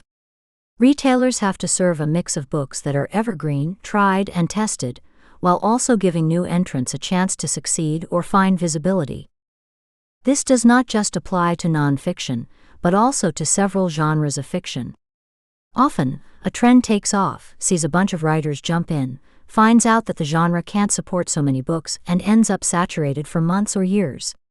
Young adult has been one genre in traditional publishing with this problem, after it exploded onto the scene with huge crossover hits like The Twilight Saga and The Hunger Games. Spurred in part by the aging fan base on their predecessor, Harry Potter. The market eventually contracted, and there are what feels like seas of young adult vampire love stories and dystopian trilogies that bombed, both in print and on screen, from this time period. In these scenarios, you need to be among the biggest or most recommended authors, need to hit the tropes of the larger genre, or need to wait it out until demand for your type of book rises again. This is the danger of writing to trends. Your books may not survive long-term. Low sales nascent. In this genre, there are relatively few readers and also relatively few committed authors. The reason you might write in this genre is because you enjoy it, or your brain is wired for it, or you have specialized knowledge in it. The way you would make a living in the genre is by owning it and becoming the go-to person for books in it. You may also try to market your books to the broader genre and be the only type of that book that they are reading. Low sales could still mean there are many millions of readers for this genre, which means you could make a healthy 6 or 7 figures writing in the genre. The challenge retailers face with this category is that they want readers to be able to find it when they're looking for it. This is a category of genres that are highly dependent on search. If a retailer can deliver a book that actually matches their query, that's a very good thing for its reputation. While the long tail isn't particularly profitable in any one genre, the aggregate of many genres does add up to a sizable chunk of the market. But more importantly, people begin to see the retailer as a destination to find anything, which is likely more important to the company than making a profit. In many ways, low sales nascent genres are loss leaders for retailers. For these categories, they make money from the customer loyalty, not the book sales. Literary fiction could be argued to be in this category, though that's a bit too broad for our purposes. Some examples of authors I would consider in this category are Libby Hawker and Laura Morelli, both of whom started as independent authors and now have hybrid publishing deals. This is not unusual for this category of genre, which is why we often have the least data on it. They both write what I might describe as literary historical fiction, and they both specialize in their chosen time periods and areas of the world. I'm going to be using this terminology throughout the rest of this book, so please bookmark this section to refer back to if needed. Genres move fluidly through these categories until they stabilize. The last thing to know about these categories is that competition and demand are fluid and relative. At any given time, most categories in fiction are high sales competitive or low sales nascent. A low sales nascent becomes a high sales nascent when there is unrealized demand for a certain type of book that starts to take off. Right now, mature fiction, written about women in their mid-30s and up, is having a moment because readers got tired of reading about teenage and 20-something protagonists. The genre barely existed on the independent publishing side, but the demand potential did. Now the genre is growing, and authors are rushing to meet demand. Eventually, there may be enough authors to meet demand, but the pendulum may also swing too far, to where there are too many books and not enough demand. Eventually, every genre will stabilize, usually in high sales competitive. I have seen genres, though, that were too trendy. They came and went, and burned out their audiences so badly that it may take them several years to recover. In the meantime, those books aren't selling anymore. Most undiscovered genres start out as low-sales nascent genres, and people buy K-Lytics reports to discover them and dominate them before everyone else figures it out. Some of these genres then go on to become high-sales competitive genres like lit RPG and cozy mystery, because demand was underserved before, and now increases along with competition. Others end up as low-sales competitive genres because demand had a ceiling, and there really isn't a huge underserved and hungry niche. Those genres level out to only the people who really wanted to write in them. An example from recent years is superheroes. Finally, some genres have so much demand because the market has swung one way, that they grow at a reasonable rate, and the authors experience riches for many years before they have to switch things up. Right now, clean women's fiction and romance are experiencing high demand with relatively few author entrants still, but that will change soon enough and is already starting to.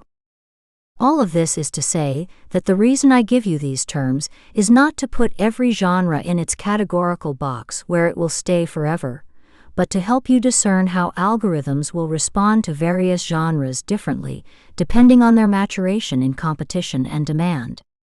Also, the implications of this are that most people observing or studying the algorithms will gravitate toward how they behave for genres that fall under the high sales competitive category. Because I'm a nonfiction author, low sales competitive, in addition to writing fiction in a high sales competitive genre, I tend to study different, less trodden parts of each retailer store. The algorithms behave differently on the outskirts of the top-selling books, which is fascinating and teaches me more about the algorithms. You can also see a lot of interesting things about algorithms when you study the genres that are not in the high sales competitive category. Which category of genre do you write in? Before we move on, I encourage you to take a few minutes and see if you can figure out which category your genres and subgenres fall under. Remember, this is based on a current point in time, which for the purposes of this book is now, because I'm assuming you want to apply your knowledge of algorithms to getting your book selling more soonish, right? So we need to know where your genre is right now, and where you think it might hit a stabilization point. For example, Reverse Harem Academy paranormal romance as a subgenre has hit a stabilization point in the high sales competitive category. Some would argue that it's now in the low sales competitive category, but remember, sales is relative, and we're just coming off of the surge of Academy paranormal romance (PNR) flooding the marketplace. There will be some authors who leave, or rather, who move on to the next trend in urban fantasy and paranormal, and there will be some authors who stay and double down, and it's my belief that the subgenre will stabilize in the high sales competitive category after it completes its slight swing into low sales competitive, and all the authors looking to make a quick buck hop out. You'll even start to hear authors describe this subgenre as evergreen eventually, meaning that the basic underlying emotional makeup of the tropes in Reverse Harem, RH, Paranormal, PNR Academy are inherent to the larger genre of urban fantasy and paranormal romance where a lot of these authors write. Authors will continue to throw some Academy in there, or throw some RH in there as they write their upcoming books, and it will keep working because demand is high enough.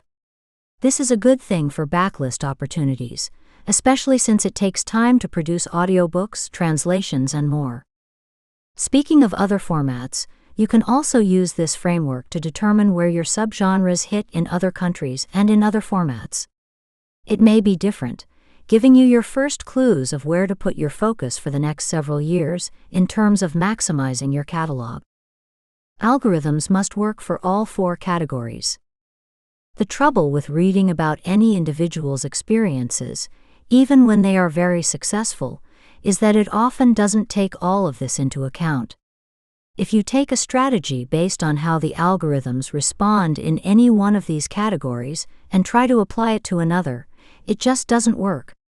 I hear this anecdotally all the time, and usually don't have the spoons to explain why in detail, aside from maturation of genre matters, which in itself is not an easy-to-digest phrase.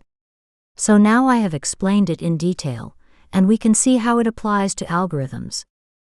The big picture of that is that algorithms must work for all four categories. The system as a whole must do a dance to make sure that no one of these four categories dominates their charts, nor that any of the categories gets completely left behind.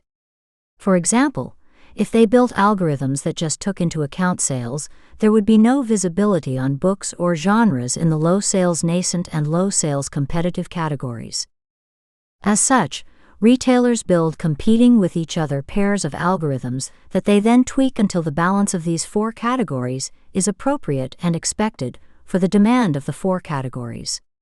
When they are doing well at this very, very strategically difficult problem, they are making customers happy, rewarding the legitimate and hardworking authors, mostly keeping the scammers, hackers, and gamers out of the system, and growing book sales for everyone. When they misstep in the dance, let's just say they hear about it loudly and clearly. Luckily, retailers are pretty good at this dance, and it's a big part of why several of them have been so successful at selling more ebooks. A genre may have a different category for different platforms. Recall, genres and niches move through the different categories over time. Trends on wide retailers tend to lag behind, so a genre may or may not be a trend on the particular platform you are looking at. Additionally, some retailers have 15,000 book categories, while others have not even 100. So even if there is a potential audience for your book, you may not be able to find them easily on the platform. All of this is to say, as you are considering this topic, be aware of how niche you are getting. For example, a Vampire Paranormal Prison Academy book on one retailer might be a Vampire or Vampire Academy book on another retailer, and you should adjust how you present your product on each platform with that awareness. This can then shift where your book falls, and it can offer you multiple options for how to market as well. Additional resources. If you are trying to figure out which category your genre is in for a specific platform, make sure you join our Writer MBA community and/or sign up for the Go Wide, Grow Wide course.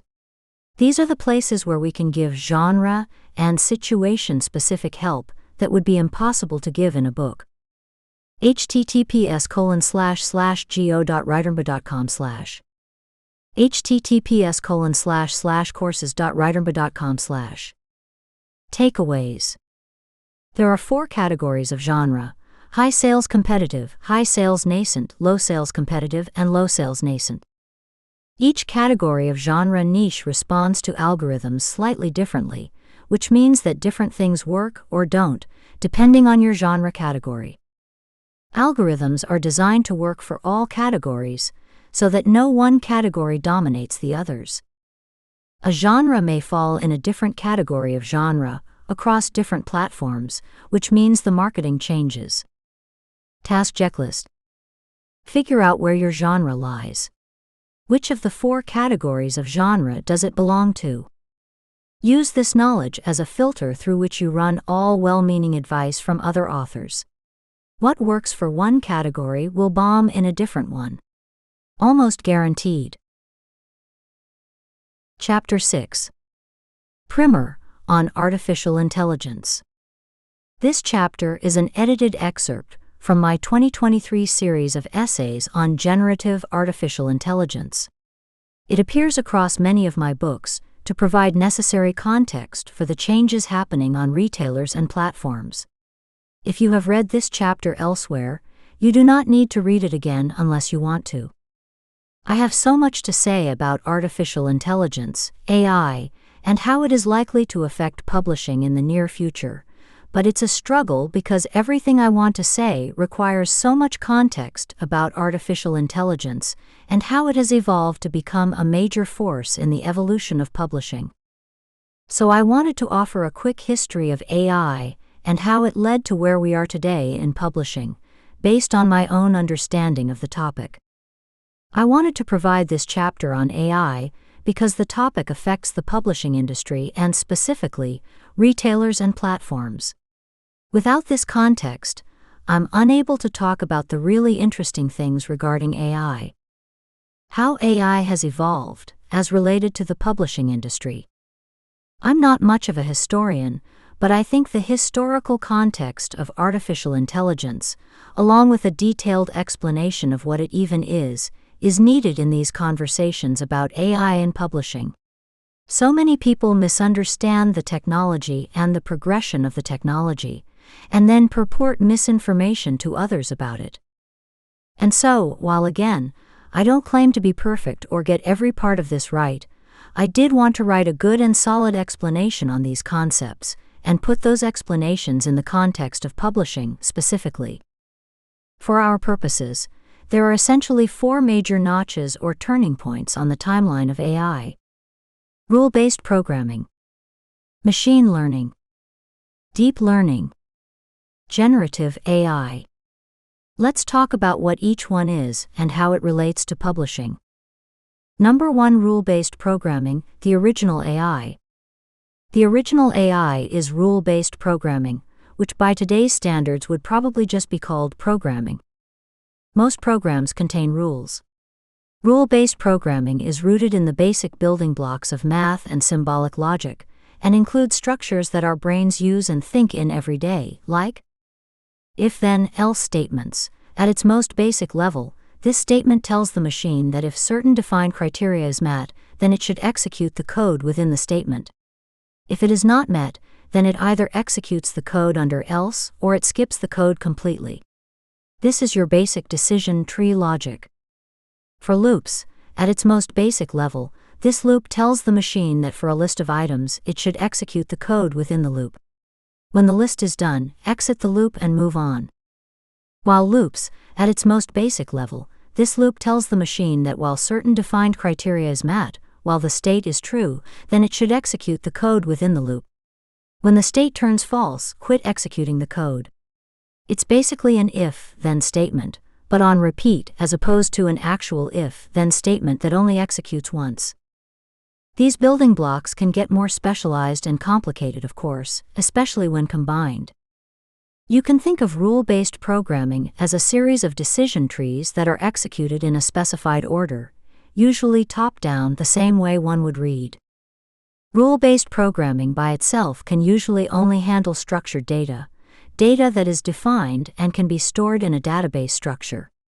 It does not know how to handle other types of data, which I'll talk about in the next section.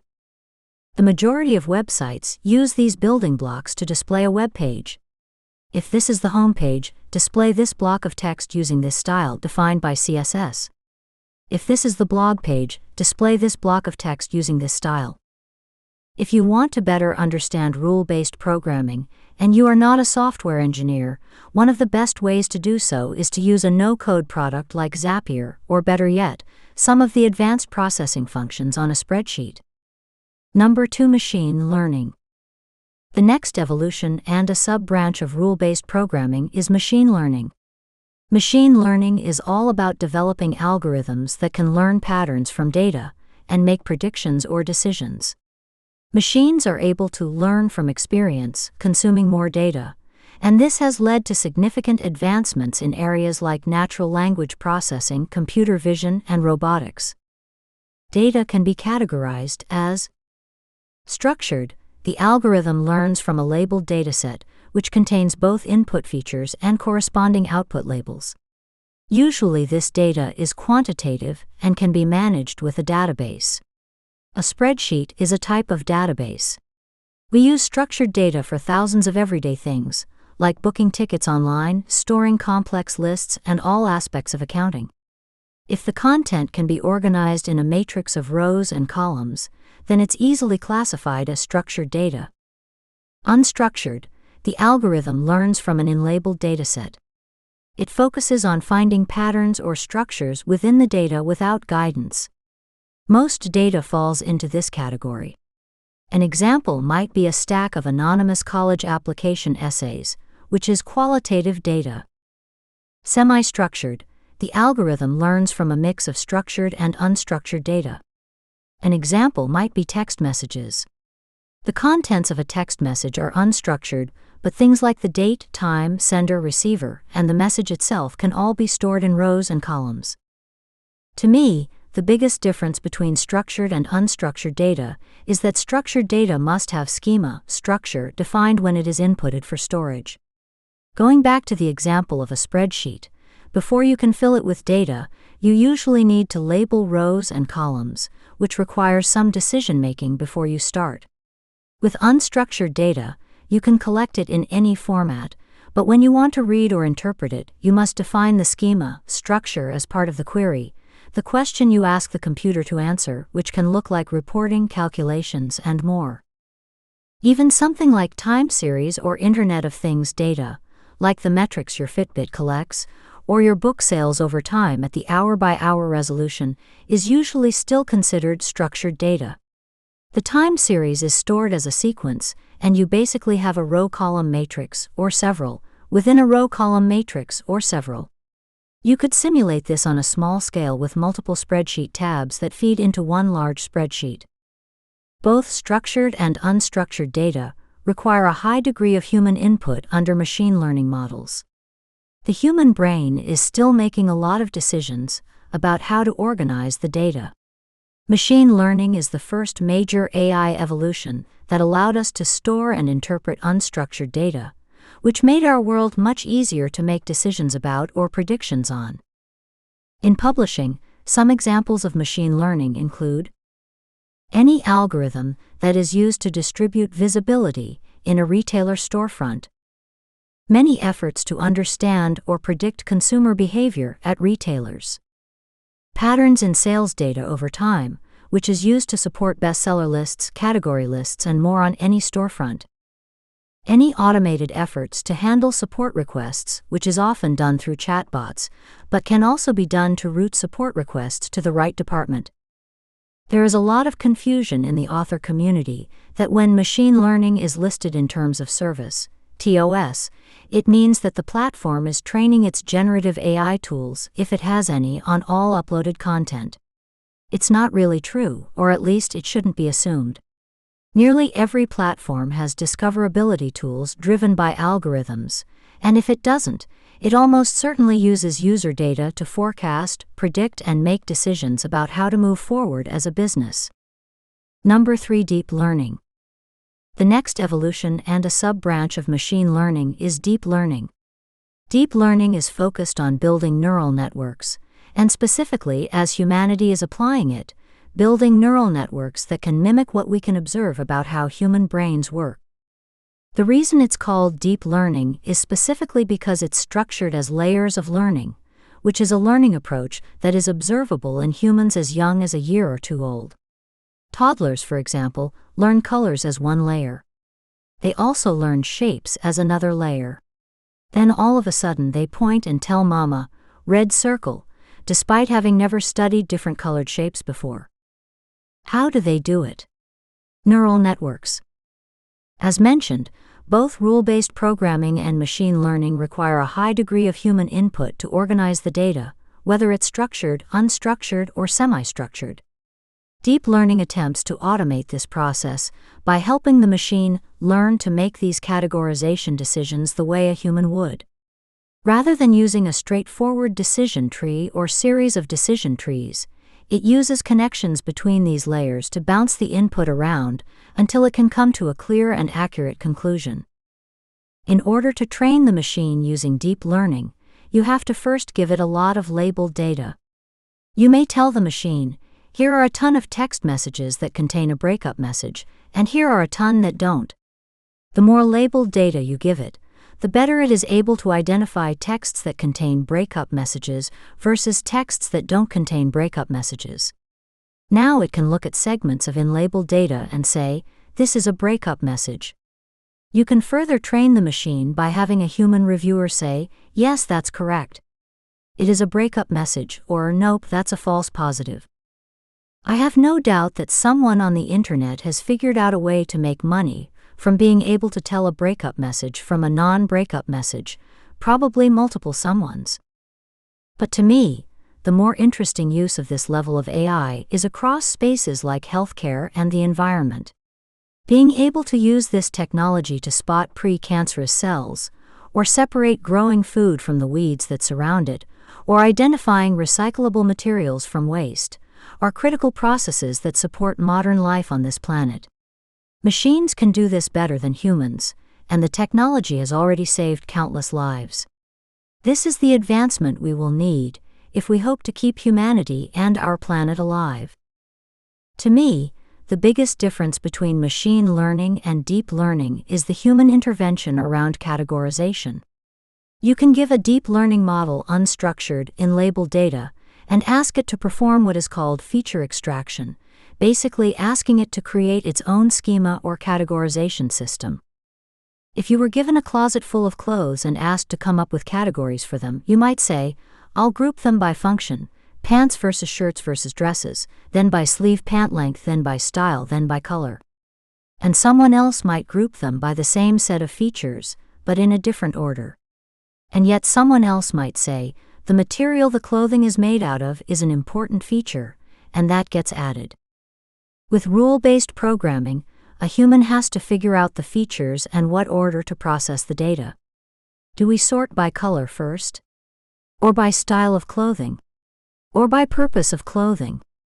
There's both linear prioritization and rigid and opinionated schema set forth.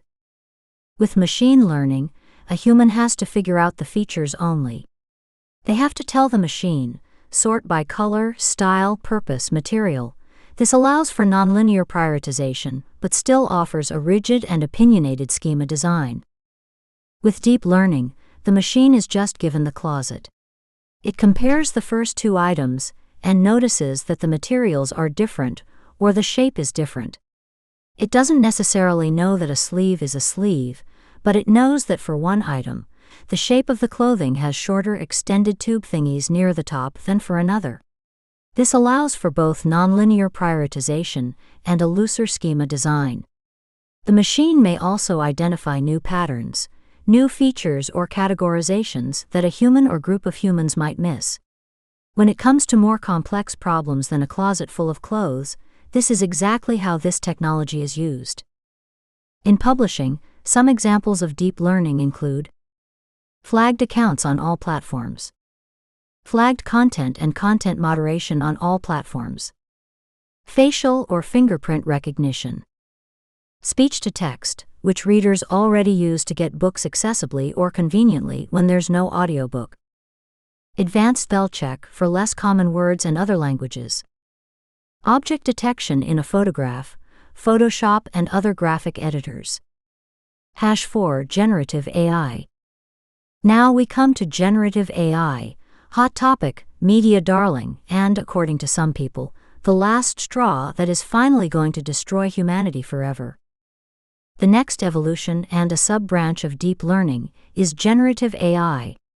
While it seems like something completely new and coming out of nowhere, it is truly just the natural extension of what has come before it. To give you a sense of the progression toward generative AI, consider rule-based programming inputted structured data and outputted structured data with structured schema. Machine learning inputted unstructured data and outputted structured data with structured schema. This advancement allowed us to capture, store, and interpret data that we couldn't quantify and classify by hand in a database. This type of data is most of the data in the world. Deep learning inputted unstructured data and outputted structured data with unstructured schema. This advancement automated much of the human component that was once required to define the structure of the output. It helped us find patterns that we couldn't have found before, and it did so by processing big data, the buzzword of the last 2 decades that really just means millions of data points. Given all of this, the next logical step is generative AI, which takes an input of unstructured data and produces an output of unstructured data with unstructured schema.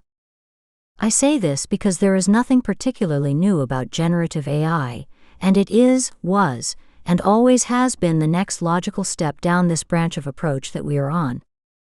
People often say that generative AI is a solution looking for a problem, but it's absolutely not. It's simply the next obvious step in the research, development, and evolution of artificial intelligence.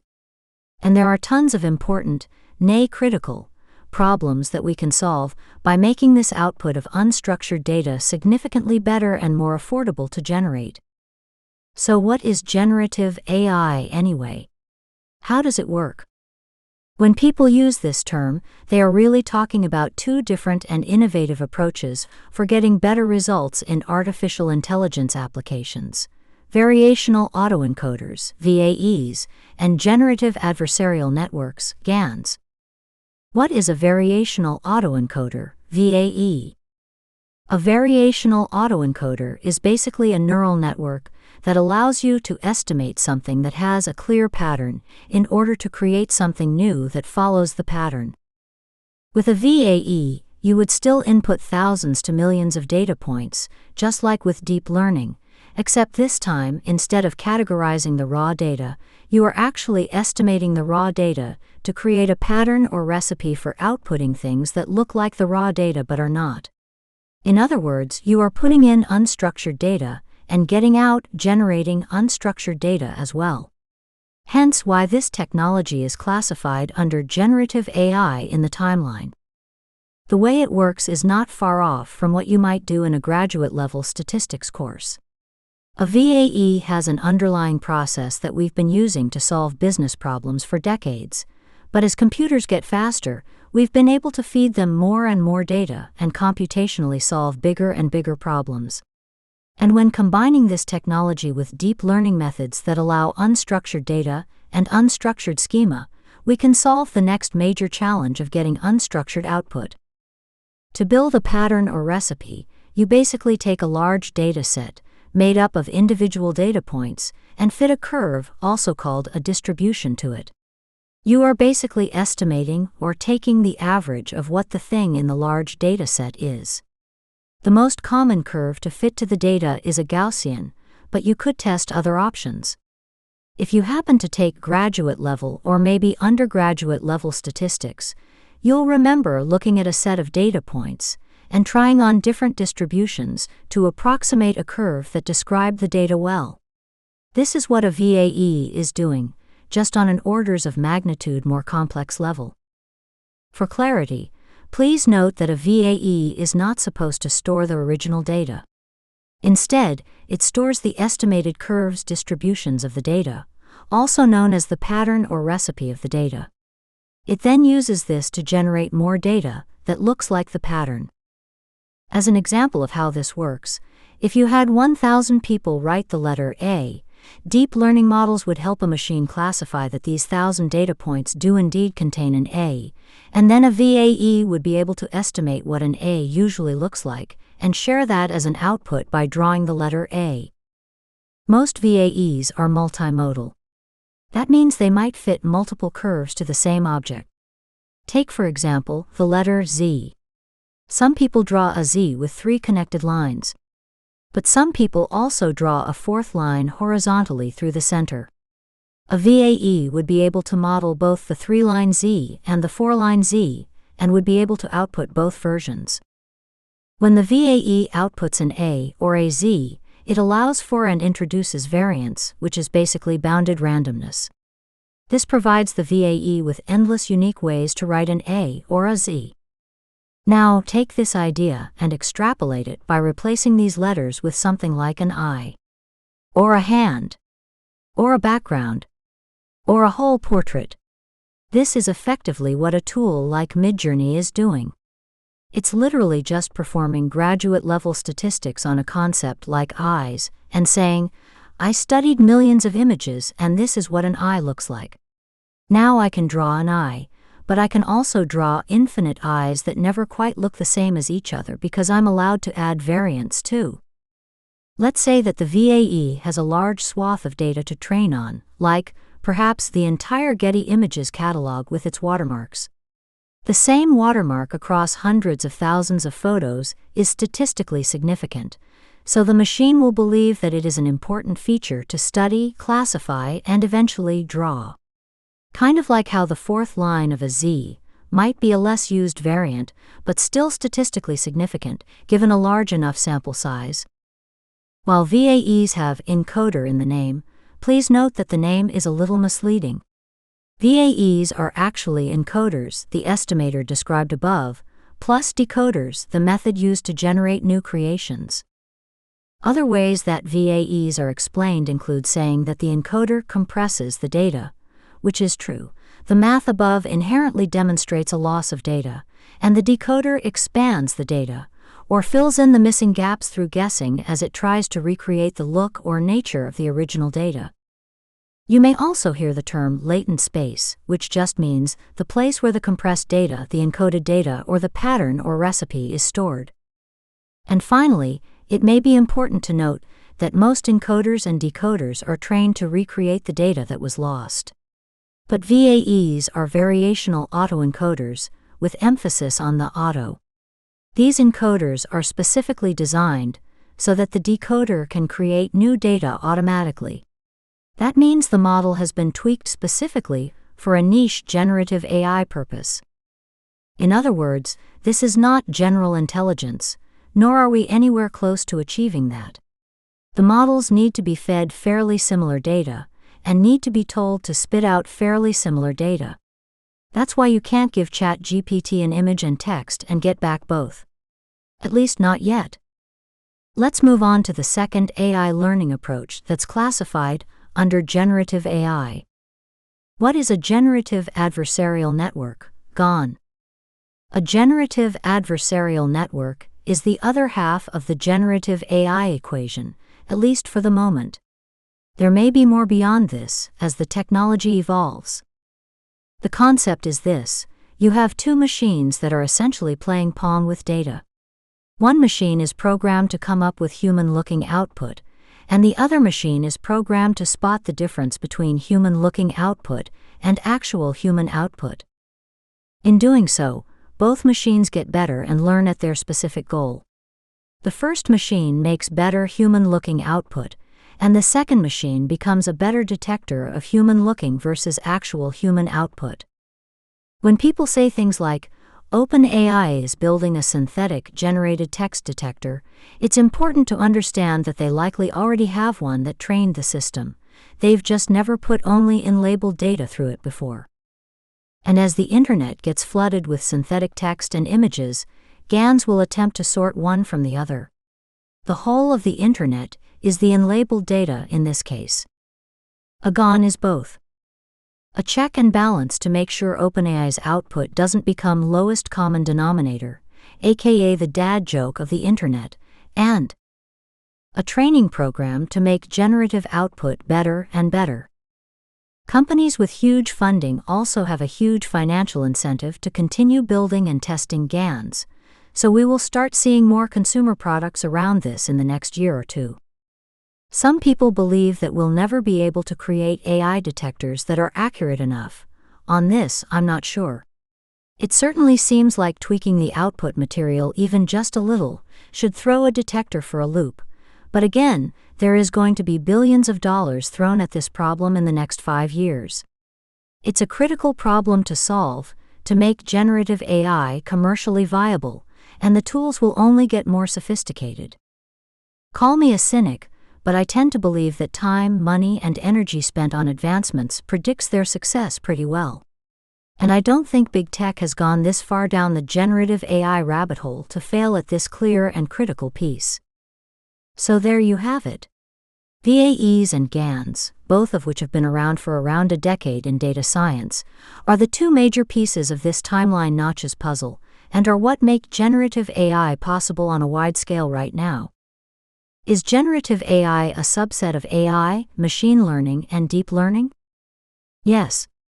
Technically, it is a subset. And that can be confusing in publishing, given that the terms machine learning and deep learning can be and often are used in terms of service agreements dating back to before generative AI tools became public for consumer use. That said, calling generative AI a subset of machine learning is a bit like calling the trunk of a tree a subset of tree branches. Because big tech is driving this technology forward, humanity is effectively putting all its energy into this one branch in particular.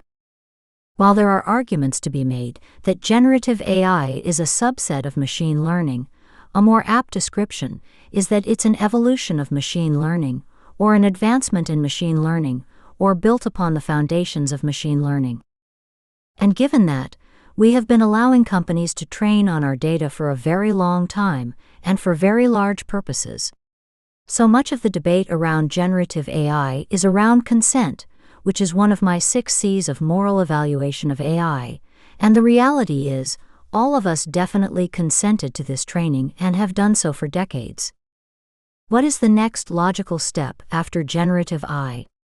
And how will it affect publishing?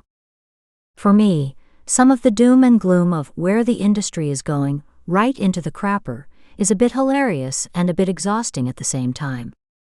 Sci-fi writers have been predicting the future for years, and painting it with the most dystopian paintbrush they can find if possible. Fear sells, yo. The dystopian worst-case scenarios described almost never actually play out the way the author imagines, usually because the one thing is taken to the simplistic extreme, in a near vacuum, based on the present world, that ignores any of the numerous counterbalances that the complex and real world is surely already putting in motion. To me, the next logical step after generative AI as it applies to publishing is not that books are written by robots. That ignores the counterbalance that all of this technology requires human input to get better and better. It's literally, the one thing is taken to the simplistic extreme in a near vacuum based on the present world scenario that is plaguing so many creatives in their thinking right now. This thinking has a predictive shelf life of a year or two max. Instead, I think the future will likely be quite a bit rosier than the doomsday predictions.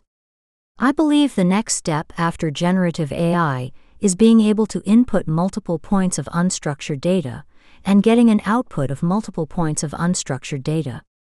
An example might be being able to generate text, images, audio, video, games, 3D visualizations, and more from a long prompt or series of prompts that includes multimedia inputs.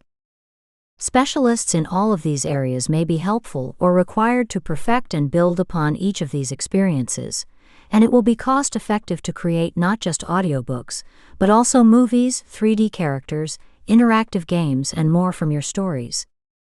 Storytelling is only going to become more visceral, and if you are a good or great storyteller, you are going to have a natural edge on creating an immersive experience for your audience. So do not fear for your own career or your children's and grandchildren's careers. It's actually about to get interesting and exciting, as both a consumer of stories and a creator of stories. And this, of course, is just how generative AI can make books and storytelling better. It does not account for other things that will get better. For example, the very real and scary crises that humanity is facing, that if we don't solve quickly, likely with the power of generative AI and its evolution, that there won't be a very happy or sustainable world for storytellers anyway. I'm sure my thoughts on this will evolve over time, but this is my current prediction, and there is a decent amount of evidence of companies that are already trying to make this natural next step a reality. Artificial intelligence is a moving target. One last point to wrap this up. Just like products of creative fields, music, movies, television, books, eventually what was cool artificial intelligence once upon a time becomes trite, obvious, and baseline. Artificial intelligence is a moving target and a product of a specific time period, not unlike art itself. What's amazing today, generative AI, will become commonplace and a part of the fabric of life for us and our descendants in the near future. And the tools will be used to create art that we couldn't dream of before, at an effective and accessible cost. It will also be used in life-sustaining fields, and will solve problems we don't even know we have, faster than we could have solved them ourselves. All of this is to say that generative AI is just a major notch on the broader AI timeline. We are going to keep evolving, and so will this technology. The 6 C's of moral evaluation of AI. With emotions running high at even the mention of artificial intelligence, I found it necessary to develop my own framework for understanding the moral and ethical arguments, both for and against some of the newest technologies emerging from the field, specifically auto-narration tools, Google Play Books, Apple Books, 11 Labs. Visual creation and completion tools, Midjourney, DALL-E, Stable Fusion. Writing and chatbot tools, ChatGPT, OpenAI Playground, Google's Bard.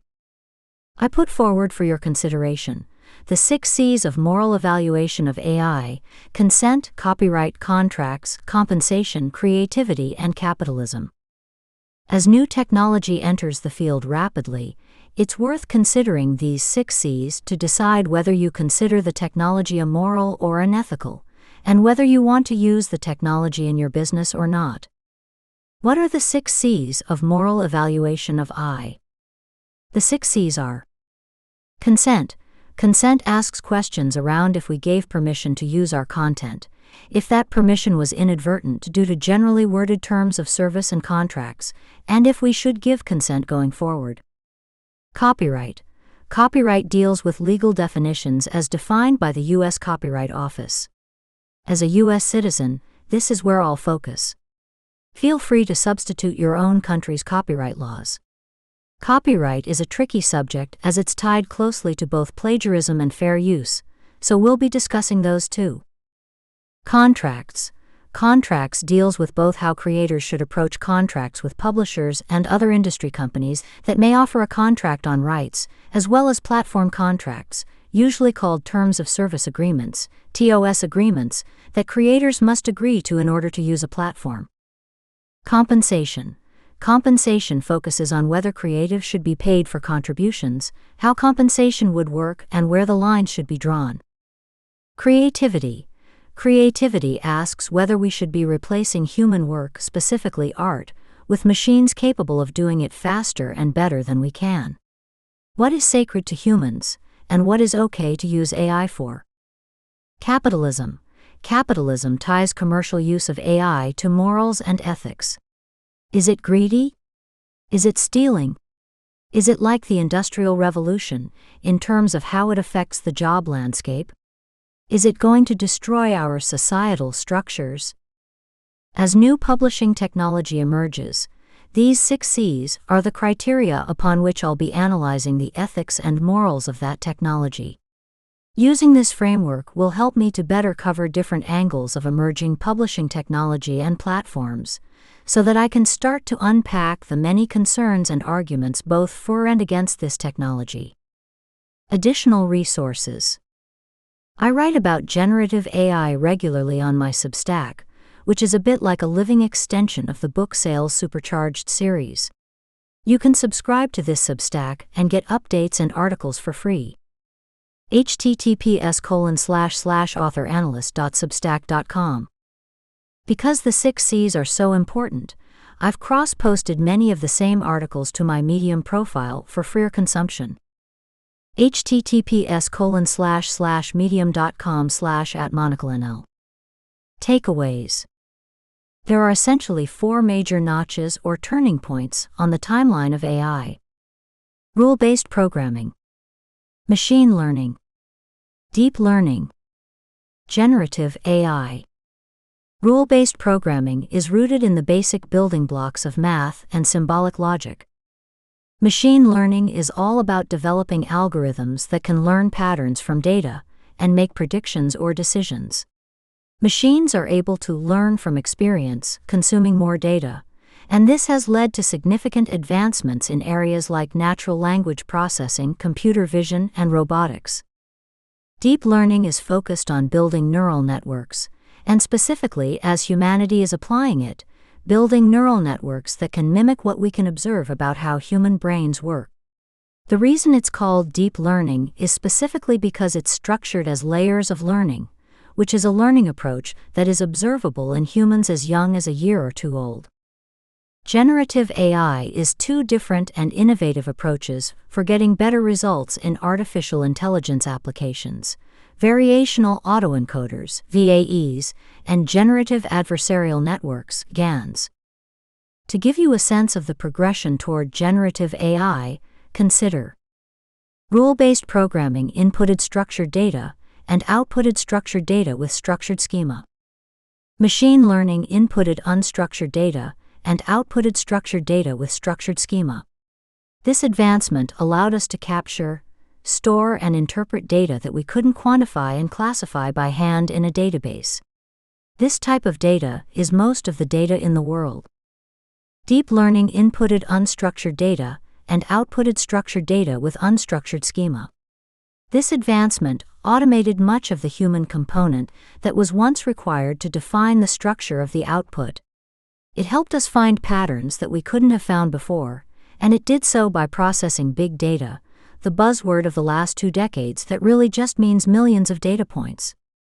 Given all of this, the next logical step is generative AI, which takes an input of unstructured data and produces an output of unstructured data with unstructured schema. Artificial intelligence is a moving target and a product of a specific time period, not unlike art itself. What's amazing today, generative AI, will become commonplace and a part of the fabric of life for us and our descendants in the near future. As new publishing technology emerges, these 6 C's are the criteria upon which I'll be analyzing the ethics and morals of that technology. Using this framework will help me to better cover different angles of emerging publishing technology and platforms, so that I can start to unpack the many concerns and arguments both for and against this technology. Task checklist. Familiarize yourself with the differences between the 4 types of artificial intelligence: rule-based programming, machine learning, deep learning, and generative AI. These terms come up explicitly in publishing contracts and terms of service agreements at many of the platforms. Education makes it far easier to ask smart questions and gain clarity on what these terms mean for you at each platform, so you can make better decisions for your author career. Read more about the 6 C's, including my essays on the topic, on my Substack. These essays untangle and bring clarity to much of the debate around artificial intelligence technology, especially as it applies to publishing. authoranalyst.substack.com. Chapter 7. Introduction to the Apple Books Algorithms. Now that we've covered the basics of how algorithms work in general, specifically for publishing and books, I wanted to dive into what's happening specifically at Apple Books as a retailer. Please note, there's lots of guesswork involved, and I am not a representative of Apple Books. Everything I share here is from observation and testing, and it's all done with the intention of helping authors get better results at this retailer. My Apple Books Algorithms methodology. I use a few sources to come up with theories on how a specific mechanism of the Apple Bookstore works. Knowledge from authors who are very successful on Apple Books, specifically what they've observed combined with the sales they've been willing to share with me. The top 100 charts tracked by iTopChart across different countries, https://itopchart.com/a/n/ebook/. Knowledge from other industries who have more algorithms data and studies published about Apple's other stores, Apple Music, Apple Podcasts, and so on. My assumption is that, like any tech company, Apple's philosophy around algorithms is likely what gets implemented across all products. This has mostly been true. Testing several of my ideas and theories across multiple genres and my own catalog, I observe and test to make sure my theory proves out, but that still doesn't mean it holds true everywhere or that Apple Books won't change how it works tomorrow. Takeaway: algorithm work is part guesswork. I've done the best to discern the truth of Apple Books algorithms, and I've done the best to present all information in a way that can be helpful to authors. How Apple Books algorithms work. For every retailer, I like to give a visual overview of what to expect in terms of how visibility is roughly distributed through the storefront. Again, these visual overviews are not set in stone nor official, but rather based on the information that I have, which has limits. Further, many of these sections are explained in much more detail throughout the book. In the graphic, you'll see 3 columns. Trending search. This column encompasses things like improving your search results and finding optimized keywords and descriptions. Trending product. This column encompasses things like merchandising, getting your books into the recommended for you personalized carousel, and achieving higher placement on the bestseller charts overall and by category. Trending purchase. This column encompasses finding and cross-promoting with similar products and actions that a reader can take, and is mostly focused on personalization features that are individual to each reader. You'll also see 3 rows. Invisible tier, off-site data. This row represents data that the retailer might be using that we simply can't see because it's not on the storefront itself. For Apple Books, it's merchandising and, by extension, all of its internal promotions, which you have to check the storefront and app for on a regular basis to see what book themes it is pushing in any given month. For the latter, by the time it's public, it's usually too late to be included. How are they merchandising these carousels ahead of time? First tier, collective data. This row represents the things that stay the same in every user's view.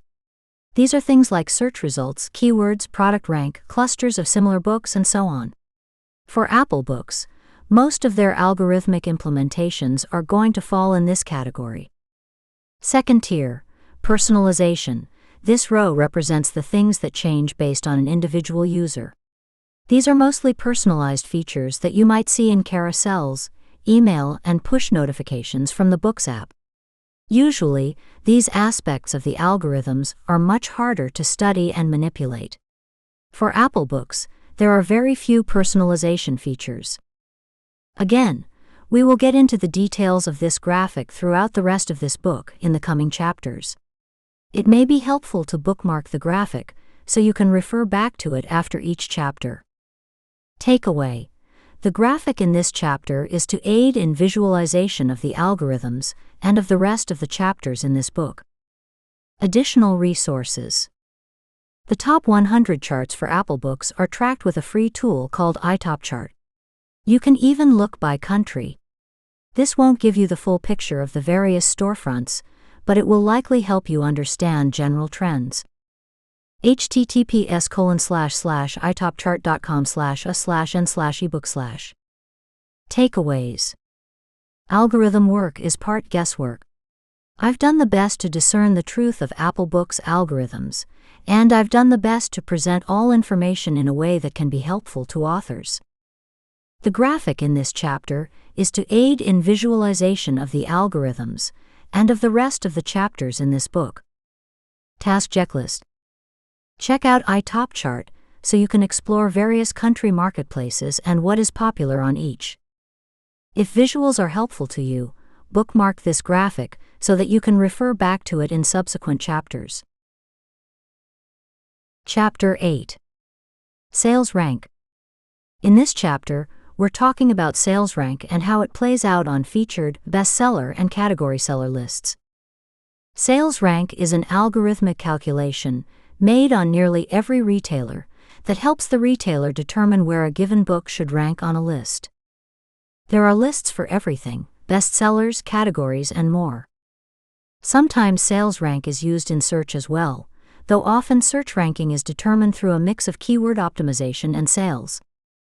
Sales rank drives sales at the Apple Books store and determines placement across many of the bestseller lists, which are then featured prominently in the storefront. This chapter contains a calculation for sales rank at Apple Books and also explains how each of the bestseller lists work. Takeaway: sales rank calculations determine placement on featured, bestseller, and category lists. It's important to know how it's calculated at every storefront. iTopChart. Before we get started, I want to recommend to you a tool called iTopChart. This is a great free tool if you want to study Apple Books alongside me. When you go to their tracking website, you can change the country code, e.g. US, GB, CA. You can change the language, e.g. N, D, FR, and you can change ebook to audiobook or free ebooks to switch charts. You can also append a category to the end to find genre-specific charts. There is also a menu at the top that you can browse to find various charts. If you are struggling to get to where you want to go, do a web search using keywords like iTopChart thrillers and see what comes up.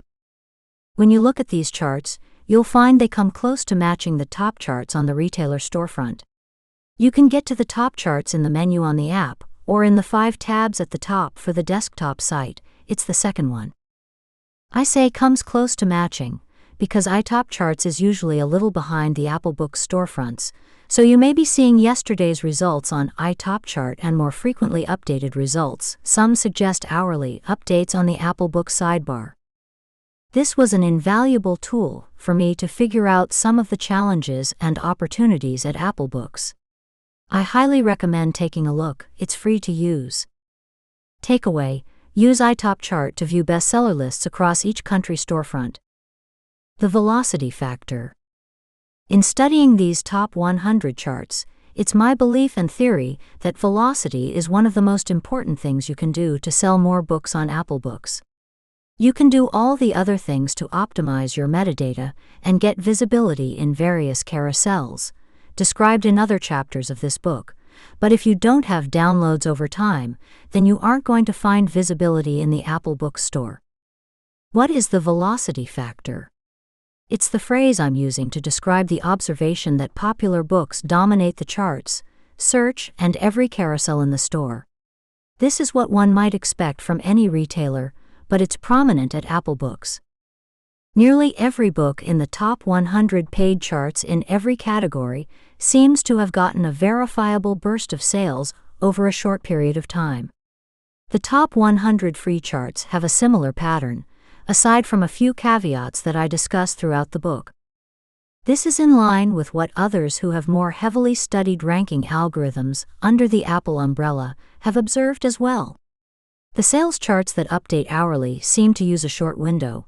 Some suggest 72 hours, some suggest 7 days, and weigh sales and downloads for the free store on a sliding scale, giving the most recent 24 hours the heaviest weight and moving down from there. The exact numbers are unclear and unnecessary to know, as the concept is more important than the numbers, but it would be something like: last 24 hours 4x sales downloads, hours 25483x sales downloads, hours 49722x sales downloads, hours 7316881x sales downloads. This is not dissimilar to Amazon's sales ranking algorithms, which also seem to weigh more recent sales heavier than ones that were further back, hence why authors frequently talk about things like the 30-day cliff. Other parts of the store don't seem to have as strong of a focus on recent sales, and may be ranking based more on the overall sales history, as it seems like older books have quite a bit more stickiness. The bottom line regarding the velocity factor is that you need a lot of sales on Apple Books to be visible on Apple Books. This is very different from what authors see on Amazon, where a relatively small amount of sales can get your book ranked highly quickly. Unlike other retailers, Apple Books' sales rank calculation remains invisible to the consumer and thus to us as authors. It's still there, but because it's not posted on product pages, it makes it harder for us to understand how high we have to send sales ranked to be able to meet our goals of appearing in these bestseller lists. Takeaway: sending a lot of sales at once is one of the best ways to get noticed in Apple Books' storefront.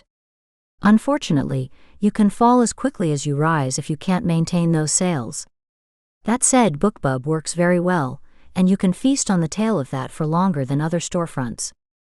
Digging into the feature, bestseller, and category lists. Now that you understand the rough idea of how sales rank works at Apple Books, we can look at the prominent bestseller lists in the storefront. Remember, the way to get onto or to increase your visibility on these lists is to increase your sales rank. There are, unfortunately, a few things that muddy what I can share about the bestseller lists. The desktop store versus the App Store are slightly different. The views for every store change based on the country you are looking at. The carousel names, functionality, and visibility are not fully consistent across genre categories. There's some personalization on the Apple Books store for each user, and while it's not as sophisticated as Amazon's, this can change the view and order of how things are shown.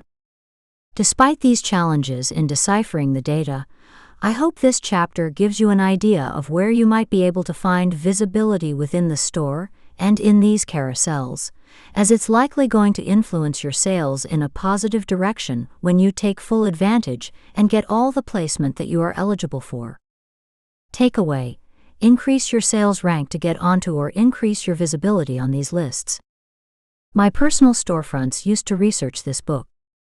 I'm pulling up the US retailer storefront on my iMac where I am not logged in and have no book history, just to give a better sense of what the store promotes. I'm also pulling it up on my iPad, which has all of my account information, so we can get a sense of what personalization Apple Books offers. The 4 tabs desktop storefront. There are 4 tabs in the desktop storefront that take you to the majority of places that your book can find visibility. These tabs are featured. This is the main default view of the storefront, and the place where you'll find the largest number of curated and uncurated carousels. I cover the different types of carousels, and how to get into them in this section. While the Featured tab shows you the carousels across the whole store, you can find similar carousels as you drill down to category and subcategory throughout the store. Top charts. This is the top 100 books separated into paid and free lists that are selling the most across the store and in each major category. This chart represents what's actually selling on Apple Books. I have a brief section on the Top Charts tab later in this chapter, since we've covered a lot around this tab already. In short, you want to hit this list, as it feeds a lot of other visibility algorithms in the store and the app. There is no curation, or at least there shouldn't be, which means that getting into the top 100 usually just requires a BookBub, a big pre-order run, or another major burst of sales promo. NY Times. This is a list of weekly NY Times bestsellers. I won't be covering this tab separately, because it's straightforward and mostly irrelevant to independent authors. They've been curating indies from the list for a few years now, despite authors having the sales to hit the list. Categories. This is a list of the categories in the Apple Bookstore. I won't be covering this tab separately, because it will be covered under the Feature tab discussion. Top authors, not visible anymore. I've included it because I believe it is still a factor in algorithms on the store, even though Apple Books has obscured it. This tab is really interesting to me, especially given what I've said about the same series, same author effect, giving additional visibility within search results and other areas of the store. There are about 500 authors on this list, listed in alphabetical order, with a paid free toggle to separate, well, I'm not sure what, and the lists are significantly different. Most of the authors on this list are selling huge volumes of a few breakout books, regardless of whether they are traditionally or independently published. On the free list, this is still true. However, there's also another category of author, one who is decidedly mid-list but has a significant number of perma-free titles, usually at least 10. This supports my suspicion from Chapter 2, Apple Books Basics, about how a larger catalog of permafrees can create visibility at this retailer. Unfortunately, I don't have all the answers here and can't explain exactly what's happening, but I'm paying attention. If you have any information, please shoot me a message. Takeaway. Most of these tabs are going to be dominated by either traditionally published books or the uppermost echelon of independently published books. Still, there is plenty to learn about Apple Books from studying this part of the storefront. Apple Books Featured tab. When you pull up the Apple Books store, the top paid and top free books are in the second Top Charts tab. The first tab is Featured. Here are some of the lists that show up in each category. Bestsellers, sometimes called recent bestsellers. This carousel is heavily stocked with traditional publishing titles that have been released in the last 3 months or so. Traditional publishing still holds a lot of the merchandising. Outside of romance, and this is true for most wide ebook platforms, independent authors still aren't holding the top spots on these charts with consistency. Traditional publishing is strong in many of these spaces. Many independent authors are pricing higher than best practice for Amazon in order to look like a good deal on Apple Books. There are almost no books at $2.99 on these charts, and limited-time deals tend to be $1.99, which is the standard traditional publishers are setting. Takeaway. Best-selling romance authors priced at $4.99 or above sometimes show up on the main bestseller list. This creates huge visibility and is a huge opportunity for independent authors who can get enough sales at this platform. Read before you watch, sometimes called read it before you watch it. This is for books turned to movies, so you'll find books like The Queen's Gambit and Bridgerton there. It's not relevant to most independent authors, so I'll skip it. New this week, sometimes called new releases. This carousel contains all of the top-selling new releases for the week. The main carousel for the whole store is dominated by traditionally published books and a few independent author titles, primarily by established names and in the romance and thriller genres. That said, you can drill down to specific categories and find a similar carousel, which may be easier to get featured in for your genre. But it depends on the genre, and I observed a few genres that seemed oddly heavy with traditionally published books. It could be that traditionally published books sell better for that genre, hence hitting higher in this carousel, or it could be that some independently published books are getting curated off the list. Additionally, I noticed that books with better covers seem to be placed higher, specifically in the first and second rows of sections like new releases. Apple's brand is heavy on well-designed imagery, so it isn't surprising that they might have a hand in curating this list. While the traditionally published titles seem to come first, independent authors with solid catalogs do get placed in prominent visibility here as well. In romance, for example, you'll see mostly independent authors releasing between $3.99 and $5.99. Most of the other genres are still heavily dominated by traditional publishing, though independent authors with bigger names seem to again be penetrating these lists at $3.99 to $5.99 pricing. The majority of books on these lists are still closer to the $12.99 to $14.99 price range. Price at $5.99 or higher if you dare, because the $3.99 titles genuinely look out of place next to the $14.99 traditionally published titles. Takeaway: new releases are a really important way to gain visibility at Apple Books' storefront. Because traditional and independent books are mixed together, your book can often look like a deal if you can have a great new release. And while you may not be able to do this for the whole store, you might be able to do it for your category. New this month. This particular carousel is similar to New This Week, and seems to focus on new releases from a specific time period. As I'm writing this in May 2023, the carousel does not appear to have been updated since December 2022, and is showing mostly December releases. That said, a little over half of the books in the carousel are from independent authors, so I hope those authors are seeing record sales in 2023, having been featured on one of the main pages in the storefront for Check's calendar nearly 6 full months. Takeaway: storefronts have glitches. When a carousel doesn't update regularly, it hurts newer releases but helps older lucky ones. You can't control everything in the store, and it may not be your fault if a new release doesn't perform as well. It also may not be your doing when a new release does perform well. If you see something odd in your data, don't assume you created it, investigate. Limited time, under $. The amount changes depending on the genre. For romance, for example, this number is under $4. For other genres, it's set at under $5. Get a BookBub featured deal, BBFD, if you can. The limited time deals list is driven by a temporary drop in price plus a ton of traffic sales. A BBFD is probably the easiest way to make an impact here, but you can also stack other advertising and deal sites to create a mini BBFD. That said, some genres have savvier or more price-sensitive readers, like romance, where the deals section is featured.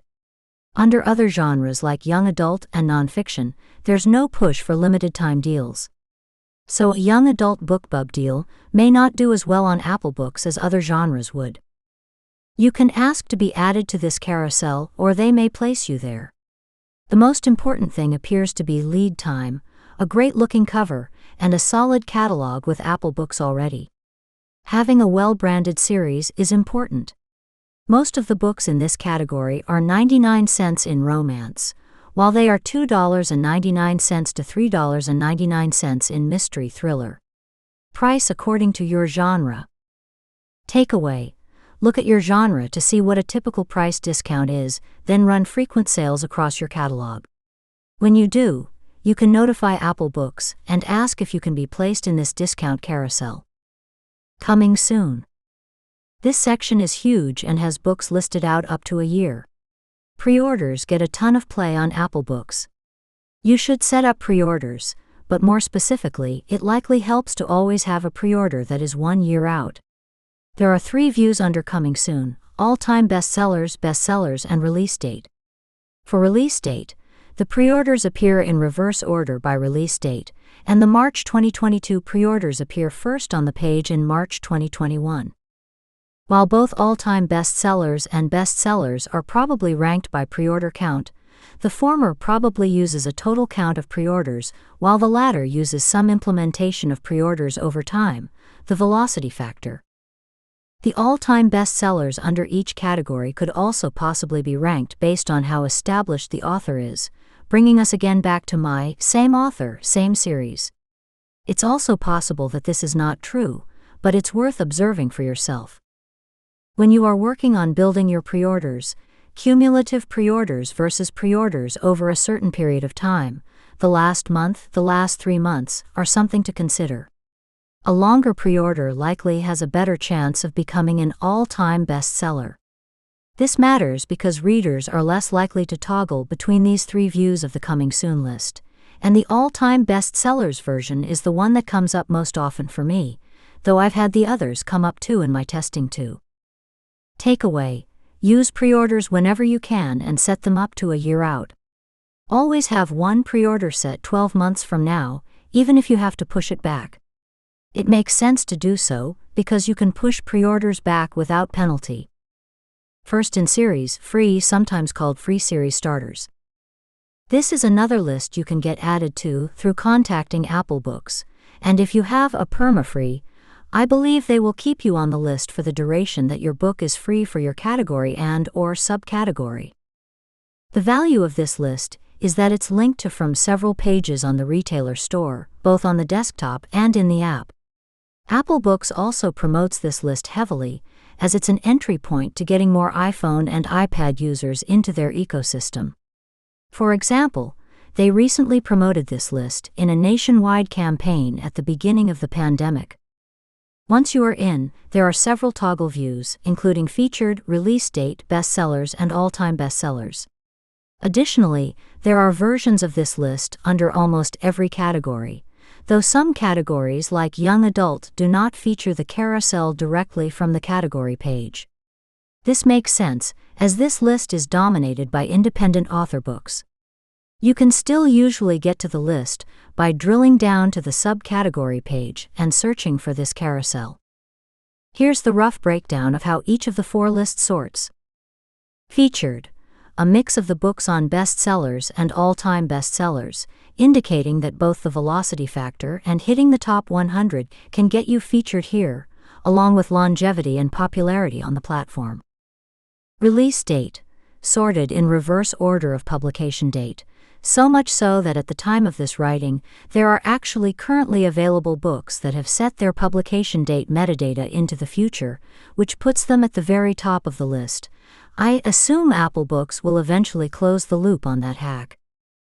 Bestsellers: sorted in reverse order based largely on recent downloads and top 100 chart status.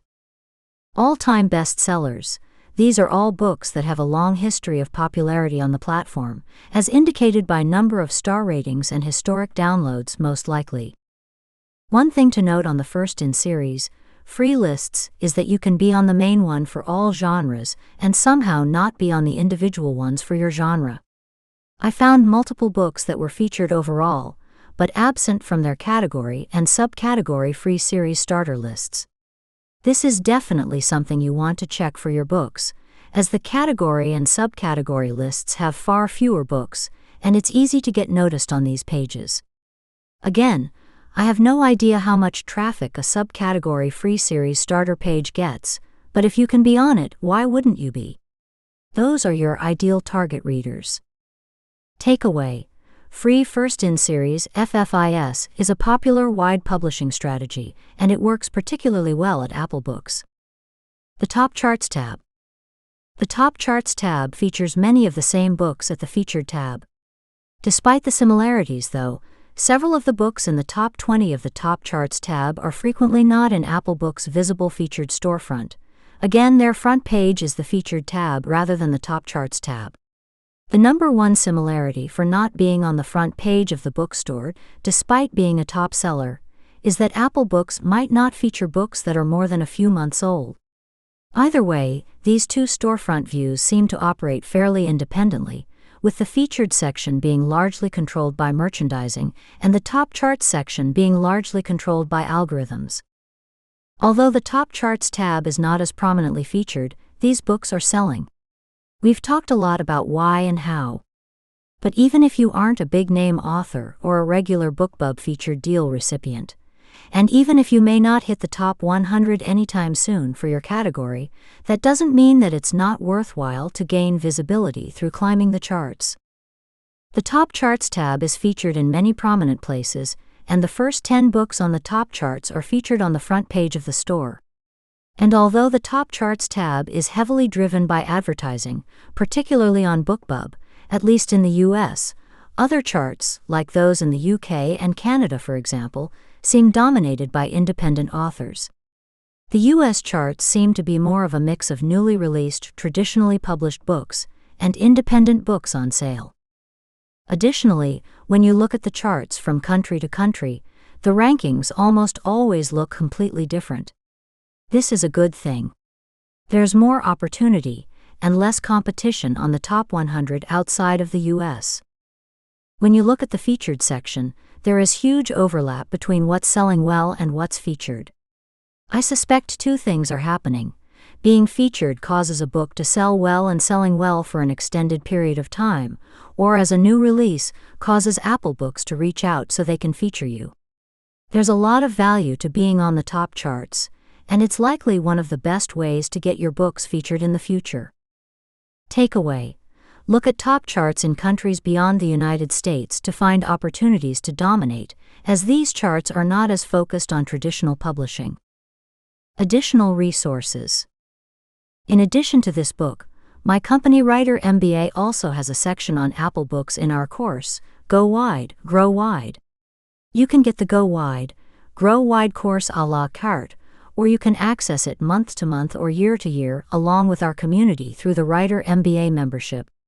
The value of joining this course through any of the options is that a book is always going to be static, while our courses and membership are dynamic and constantly updated.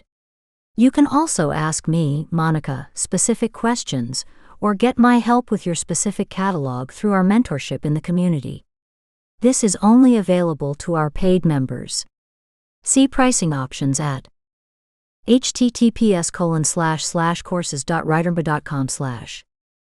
Apple Books has recently created a website for authors that offers up-to-date advice, platform tips, and links. If a question is unanswered or a link is broken throughout this book, you may be able to find the answer there. And if you can't find the answer there, I still recommend joining the course, as we can get the answer to your question through my connections.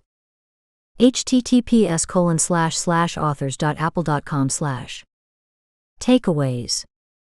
Your sales rank calculations determine placement on featured, bestseller, and category lists. It's important to know how it's calculated at every storefront.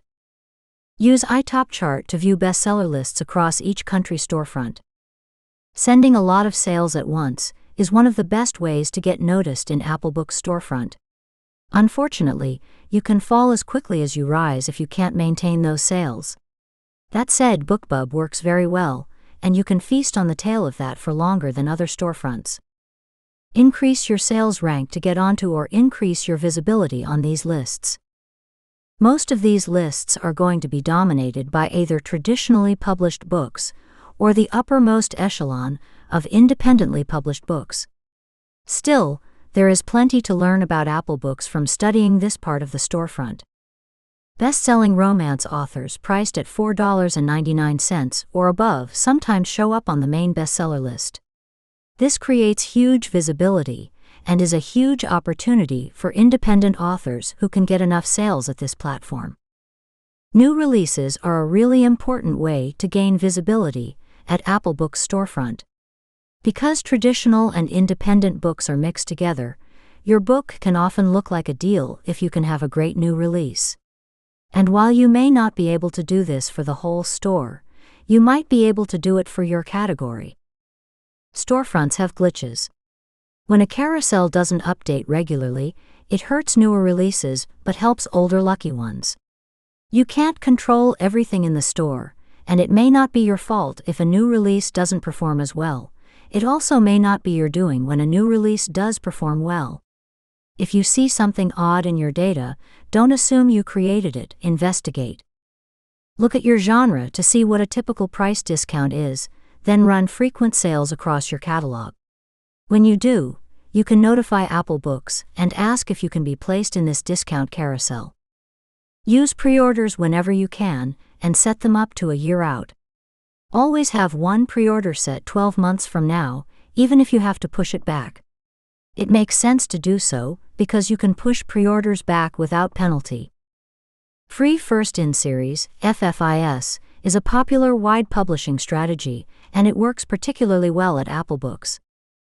Look at top charts in countries beyond the United States to find opportunities to dominate, as these charts are not as focused on traditional publishing. Task checklist. Use iTopChart to study Apple Books by country. Land major promotions like BookBub feature deals whenever possible. If it's not possible, create a promotion stack to drive a lot of traffic to your series at once. Do this at least once a quarter, as Apple Books offers a lot of feast on the long tail of a promotion. Make efforts to make your new release launches bigger on this platform. Use pre-orders. They help accumulate sales which then count a second time algorithmically once the book is released. Always have one pre-order set 12 months from now, even if you have to push it back. There's no penalty for moving your pre-order date, so even if the book is planned for more than a year out, put it up now. Use discounts across your catalog frequently, ideally at least once per month, and notify Apple Books to try to get into their discount carousels for your genre. Make your first book in every series free for this platform, as long as you have no price matching constraints at other platforms. Chapter 9. Advanced Search Optimization. This chapter is about how Apple Books handles search and about getting your book to rank higher on key phrases that a reader might be searching for. In this chapter, I'll explain some advanced search optimization techniques that go beyond what was covered in the metadata optimization chapter. As always, when I talk about search and metadata, I always offer the caveat that this type of optimization usually accounts for 20% or less of total visibility on a storefront. Most search is additionally optimized by sales rank, meaning that books that sell better on the platform will show up higher in search results, regardless of how much optimization an author does to their book catalog. This is one of the reasons that I talk about search after talking about sales rank. It's usually a foundational concept as you unpack how search on most retailers actually works. I speak to many authors on a regular basis, and this can sometimes be a point of confusion or even contention. I optimized my books on the platform, but it didn't increase my sales. That's because search and metadata optimization alone are only able to increase your sales a little. If your sales are near zero, then you will not see much difference. If your sales are 100 books per day, then you are likely to see a substantial percentage increase in sales that adds a significant monetary value to your bottom line. Keep this in mind as you make changes. Search and metadata optimization should always be done if time and resources allow it, but getting sales through other promotional means is still required. With that out of the way, let's talk about advanced search optimization for Apple Books. Knowing what keywords to put in your books. Before we start, it could be helpful to build a list of keywords to consider ranking for. The best way, and the way to start, is to start typing in something to the retailer store's search bar and see what suggestions come up. For example, when I type in writing, I get the suggestions. Creative writing. On writing. This is the title of a book by Stephen King about writing. On writing well. Another popular book title in the genre. These are good places to start when figuring out where you want to rank. Another thing to check is adding key phrases like free to your terms, for example, free crime thriller. Once you have a list of key phrases that Apple Books thinks that readers search for, and we have to assume Apple Books has the best data on this. You can double-check them against another keyword tool like Google Keyword Planner, which is free to use. https://ads.google.com/keywordplanner/home. What you're looking for is high relative traffic for those key phrases. You can then use the traffic data to get a rough sense of how popular that key phrases might be on Apple Books relative to other key phrases on your list. For example, when I look up vampire romance, a keyword that Apple Books suggested to me, I get back other suggestions like vampire romance series, teenage vampire romance, steamy vampire books. All of these terms have 100 to 1K monthly search averages, while the term vampire romance books is in the next bracket up at 1K 10K monthly search average. I will likely try to work vampire romance books into my search optimization on Apple Books. Since I write young adult books, I will also choose teenage vampire romance instead of vampire romance and kill two birds with one stone. Once you've done your investigation in Google Keyword Planner, you can narrow down your list to a handful of phrases that are worth ranking in search for, and optimize around those. You should choose fewer than 5, and most likely you'll only be able to get 1 to 3 fitted into your metadata. In the next section, I'll go much deeper on why these key phrases are so important, and how you can use them to find opportunities for visibility in the Apple Bookstore. In my research, I saw very few authors with optimized metadata. I could tell, because it was so easy to figure out how Apple Books was ranking titles. All of this will make more sense as we continue. Takeaway: using a keyword tool, or several, to understand what popular words and phrases people are searching for is a great way to approach search at any retailer. Remember, humans will be the ones typing phrases into the search box. You ultimately want to write books that humans seek to read. Exact titles matter. For the phrase, The Dragon Reborn, Robert Jordan's Wheel of Time series takes up the majority of the spots. After that, however, there is another title that is an exact match, called The Dragon Reborn. It still appears about 15 to 20 books in, but it's next in line.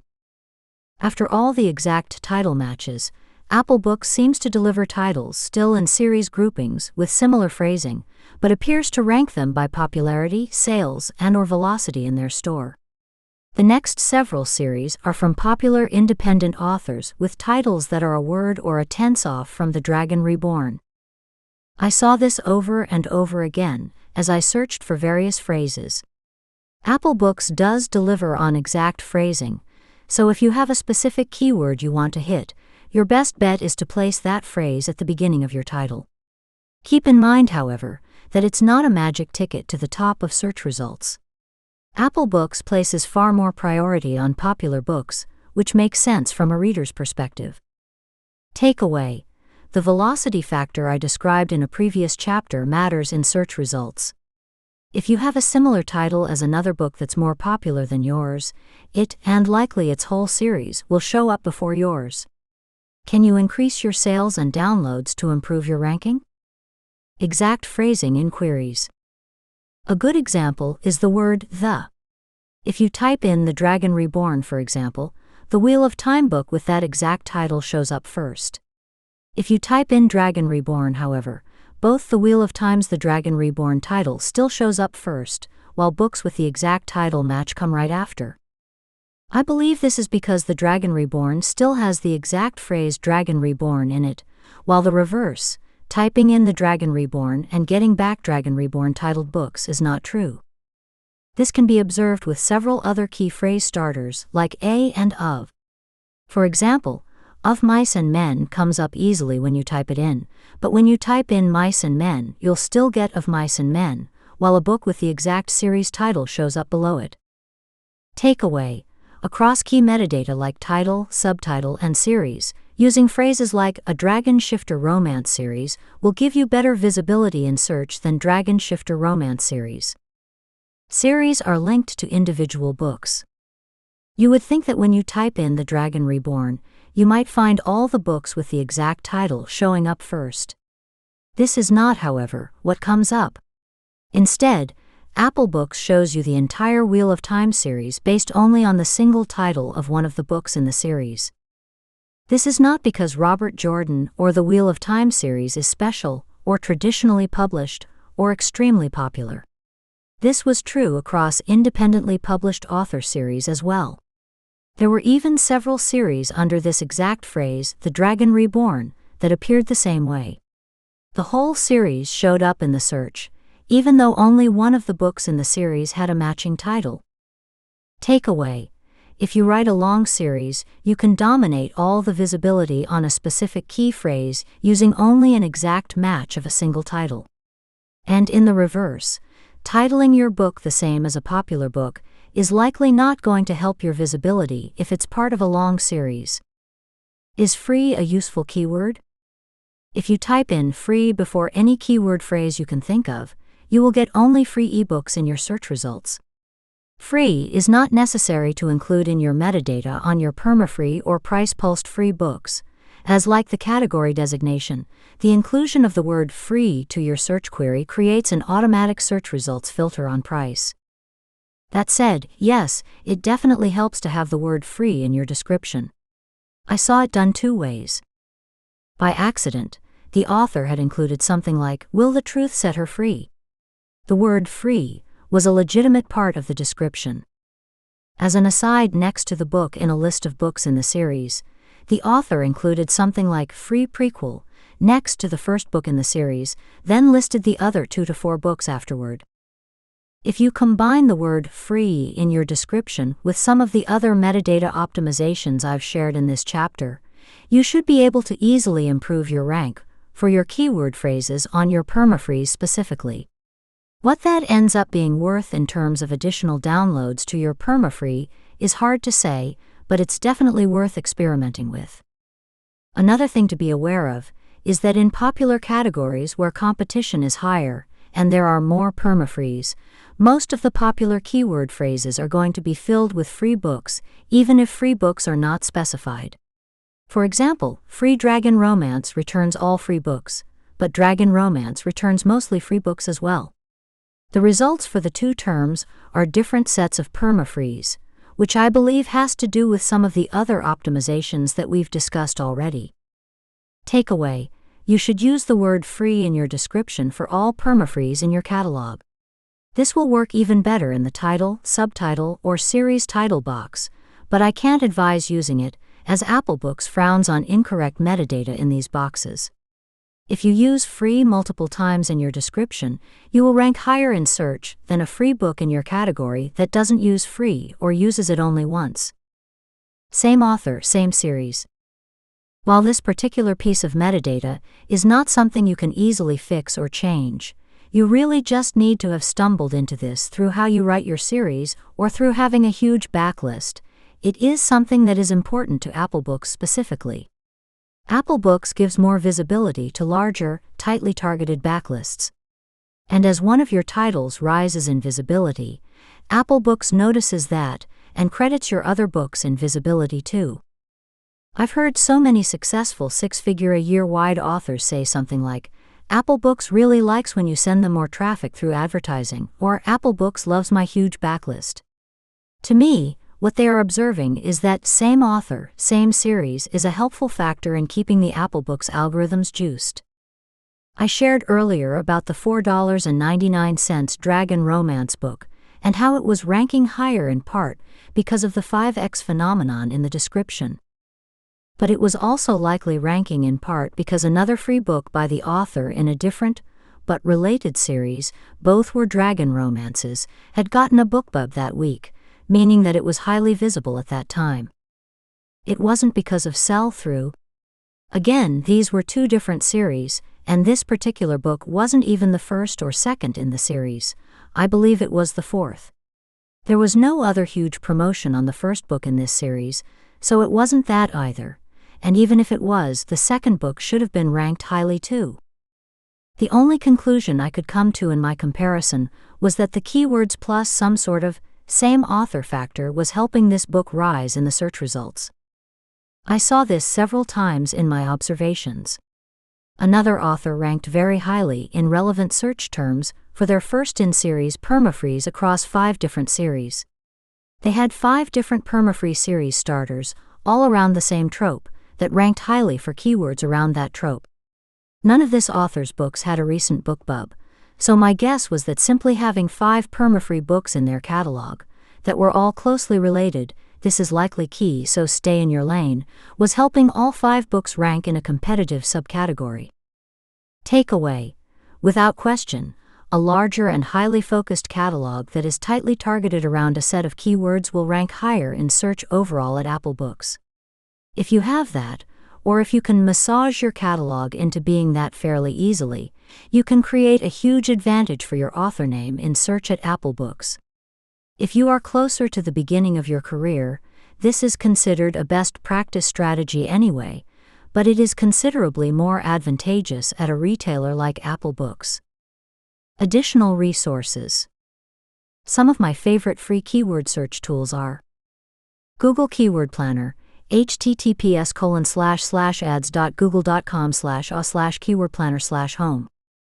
Answer the Public, https://answerthepublic.com/. Ubersuggest, https://neilpatel.com/ubersuggest/. If you'd like to get my guide to writing the ultimate book description that is optimized for the 5 largest retailers, make sure you enroll in the course for free. https://writermba.teachable.com/p/go-wide-grow-wide-bootcamp. Takeaways: using a keyword tool, or several, to understand what popular words and phrases people are searching for is a great way to approach search at any retailer. Remember, humans will be the ones typing phrases into the search box. You ultimately want to write books that humans seek to read. The velocity factor I described in a previous chapter matters in search results. If you have a similar title as another book that's more popular than yours, it, and likely its whole series, will show up before yours. Can you increase your sales and downloads to improve your ranking? Across key metadata like title, subtitle, and series, using phrases like a Dragon Shifter Romance series will give you better visibility in search than Dragon Shifter Romance series. If you write a long series, you can dominate all the visibility on a specific key phrase using only an exact match of a single title. And in the reverse, titling your book the same as a popular book is likely not going to help your visibility if it's part of a long series. You should use the word free in your description for all permafrees in your catalog. This will work even better in the title, subtitle, or series title box, but I can't advise using it, as Apple Books frowns on incorrect metadata in these boxes.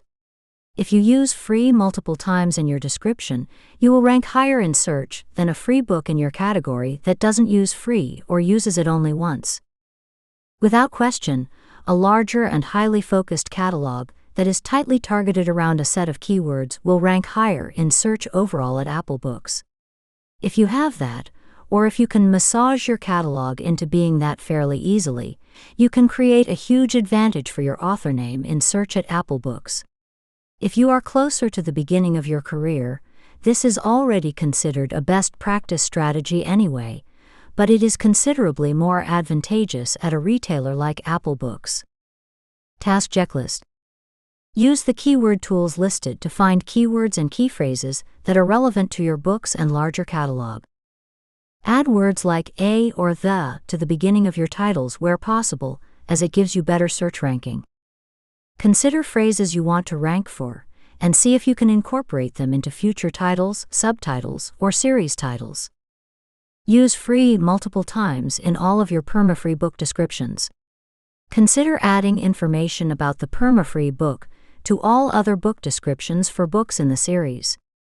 If you have a tightly targeted series or pen name, think about what relevant keywords and key phrases you want to be found under and massage all of your book descriptions to include those keywords. There is power in having similar keywords across the same series, and power in this at the author and pen name level too. Work on increasing your sales and downloads at Apple Books to get better placement in search results. Join the Go Wide, Grow Wide Bootcamp. It's free, and get the ultimate book description training that teaches you how to write a book description that is optimized for all of the big 5 retailers. Chapter 10. Carousels. We've spent some time talking about carousels already, and as carousels are a convenient way to display modular lists in a storefront, we'll continue talking about them in the subsequent chapters. In this chapter, I wanted to share information about carousels that you may see on the storefront or in the app that don't fit anywhere else in the book. As I mentioned earlier, the app storefront looks a little different than the desktop storefront. It has many of the carousels listed above, but it also has a lot more personalization and does a better job of bringing carousels to the product page. On the desktop storefront, the main carousel is Other Books in this series, which is great for sell-through but not great for discovery. Carousels in the app only. While the Mac computer storefront for Apple Books is consistent and predictable, the app seems to be more colorful and playful and may even get updated far more often. It has many of the same features that the computer storefront has, but it also has dozens of additional carousels and promotions at any given time. Apple Books readers likely read on their app on their phone or iPad, rather than downloading books from the store. One thing to note is that Apple Books is only available to Apple device users, and is not featured in the Google Play Store, meaning you won't be able to get Apple Books on an Android device. Here are a few of the carousels that you might see in the app. New and trending.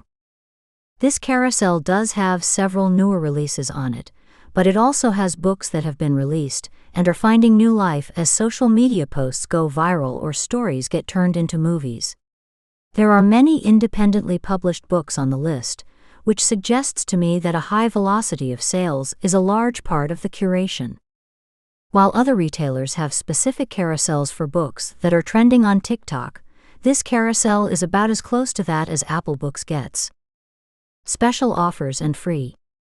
This carousel is both a carousel within itself and leads to a page of carousels that includes curated lists of books that are free or on sale.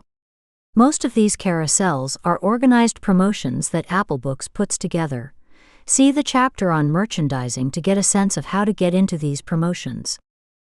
Top-rated titles. This carousel contains books that have high ratings according to their reviews. It is mostly filled with traditionally published books and seems to focus on long-term bestsellers. Book clubs. This carousel is both a carousel within itself and leads to a page of carousels that include popular book clubs. Past and present picks from Oprah, Reese Witherspoon, Jenna Bush Hager, and more are featured on this page, and since these books are likely chosen once a month, they tend to have longevity. There are no or few independent books featured on this page, and most large book clubs will not pick a book unless it has wide distribution in bookstores. Beyond these carousels, there are so many other specific promotions on the storefront and in the app. It's worth checking the app monthly to see what Apple Books is promoting. For example, May is Asian and Pacific Islander (AAPI) month, and I am half Pacific Islander from Guam, but missed my chance to be in the AAPI carousel. Takeaway: keep an eye on promotional opportunities in the app, which seems to be the most up-to-date storefront. If you see something interesting, don't be afraid to reach out and try. Carousels on the product page. The rest of these carousels, which for the most part do exist on the desktop storefront product pages, are hidden behind a tab under Related and are unlikely to get much traffic or traction. On the app, these carousels are featured prominently, so it's still worth figuring out how to get into them. Other books in this series. This carousel is very straightforward. It lists the next books in the series in number order, and can be found on both the app storefront and the retailer storefront. Takeaway: write in a series 4, 5, or 6 books seems optimal on Apple Books, and make sure your series is clearly connected through metadata. This is the most likely carousel that will show on your product page. More books by the author carousel. This carousel is also very straightforward. It gives you all the other books by the author, most likely in order of popularity within the store. Usually it will have the other books from the series, then after that, other related series, or a list of permafrees from the author. These have an advantage in popularity ranking because they organically rack up more downloads than paid books. Takeaway: authors with larger catalogs have a strong advantage at Apple Books. Make sure you check this carousel to see what books are the most popular in your catalog, and see what you can do to optimize the traffic that is going there. Audiobooks Carousel. This carousel contains all the audiobooks by the same author. As I mentioned in earlier chapters, audiobooks are important to Apple Books, and there's a lot of visibility value in getting your books into audiobooks on this store. They are linked to all your ebooks, which means that the two will cross-sell each other. iTunes is one of the largest podcast and music homes in the world, so your audiobooks could be really helpful to you in building your sales at Apple Books. Likewise, if you don't have ebooks available at Apple Books, audiobooks could be a way to build a presence at this retailer and in search results. Takeaway: your audiobooks, which can be exclusive to ACX, Audible's audiobook self-publishing platform, can help you establish a presence at Apple Books without being on the platform. They also link nicely to your ebooks, and having audiobooks can make your whole catalog look more professional at the storefront. Additional resources. In addition to this book, my company Writer MBA also has a section on Apple Books in our course, Go Wide, Grow Wide. You can get the Go Wide, Grow Wide course a la carte, or you can access it month to month or year to year along with our community through the Writer MBA membership. The value of joining this course through any of the options is that a book is always going to be static, while our courses and membership are dynamic and constantly updated. You can also ask me, Monica, specific questions, or get my help with your specific catalog through our mentorship in the community. This is only available to our paid members. See pricing options at https://courses.writermba.com/. Apple Books has recently created a website for authors that offers up-to-date advice, platform tips, and links. If a question is unanswered or a link is broken throughout this book, you may be able to find the answer there. And if you can't find the answer there, I still recommend joining the course, as we can get the answer to your question through my connections. https://authors.apple.com/. Takeaways. Keep an eye on promotional opportunities in the app, which seems to be the most up-to-date storefront. If you see something interesting, don't be afraid to reach out and try. Write in a series, 4, 5, or 6 books seems optimal on Apple Books, and make sure your series is clearly connected through metadata. This is the most likely carousel that will show on your product page. Authors with larger catalogs have a strong advantage at Apple Books. Make sure you check this carousel to see what books are the most popular in your catalog, and see what you can do to optimize the traffic that is going there. Your audiobooks, which can be exclusive to ACX, Audible's audiobook self-publishing platform, can help you establish a presence at Apple Books without being on the platform. They also link nicely to your ebooks, and having audiobooks can make your whole catalog look more professional at the storefront. Task checklist. Set a monthly calendar reminder to check the Apple Books app and see what promotions are happening right now. Make sure your series are clearly connected through metadata. Check on the back end that everything is consistent, and check on the front end that your series are appearing as you expect. Don't forget to get your audiobooks to Apple Books, as they can drastically increase your visibility in the storefront. You may also want to optimize them too. See the separate chapter on audiobooks for more information. Chapter 11. Also bots. Also bots carousels are a particular set of carousels that I like to talk about separately from the others because they are particularly tied to product pages or individual books. They are usually based not on bestseller or category sales ranking, but on connections between two products or two books. In recent years, also bots have played a less prominent role on Apple Books' storefront. Back in 2021, I noticed that these carousels were having intense problems with being overrun by free books, making free books a more prominent feature of the storefront. I was confident that Apple Books would have to close the loop on that potential exploitation, because it was so easily and obviously gameable. Amazon had to do the same back in 2012. In 2023, at the time of this writing, they have closed the loop. In doing so, they've made it a little bit more difficult for independent authors to gain visibility in the storefront. However, you can still get into Also bots on other product pages. It just takes more sales, and free books are rarely featured and deweighed in these carousels. There are two main carousels that we'll be breaking down in this section: the Readers Also Bought carousel and the More Books Like This carousel. Readers Also Bought carousel. This carousel appears on product pages when the book has enough sales. If you can't find this on your page, check under the Related tab. Here are some notable patterns for this carousel. You need more and steady sales. Not every book has this carousel, and it seems like a book needs to accumulate a certain level of sales to receive it.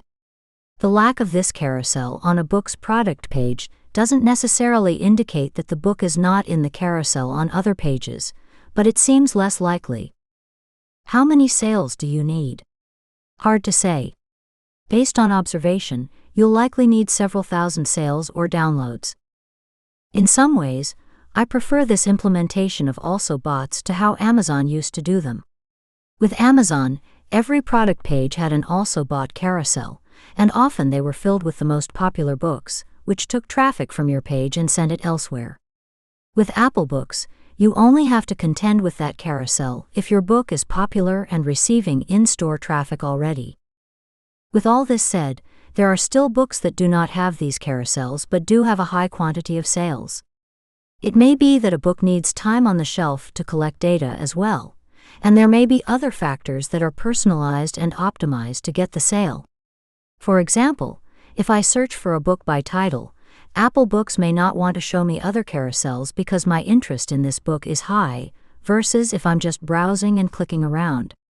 Keep this in mind, as it seems to be a trend rather than a hard and fast rule. Takeaway: not every book has a Readers Also Bought page, and not every book is featured in other Readers Also Bought carousels. To gain this network effect for your books, get more downloads or 99-cent sales using BookBub, other email promotions, or CPC advertising, so you can move a large quantity of books. Even then, there may be other factors at play that cause a carousel to not show on a page. Release dates matter. The books in these carousels are often similar books in the genre that were published around the same time as the book we are looking at.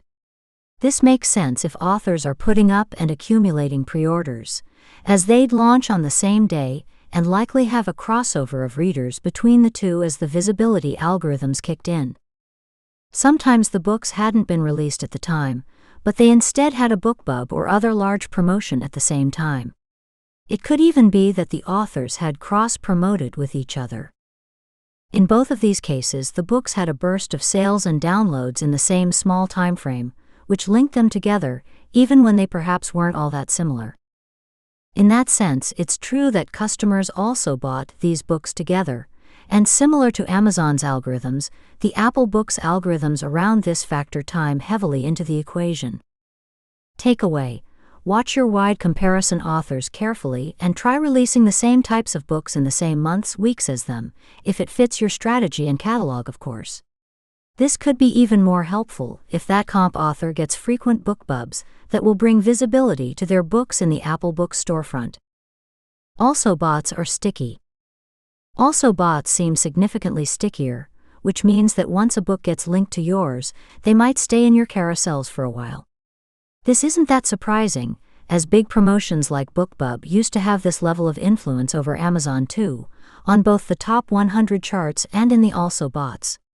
If you and someone else had a BookBub at the same time, you were stuck in each other's Also bots for weeks, if not months, especially if you didn't run any other impactful promotions during that time.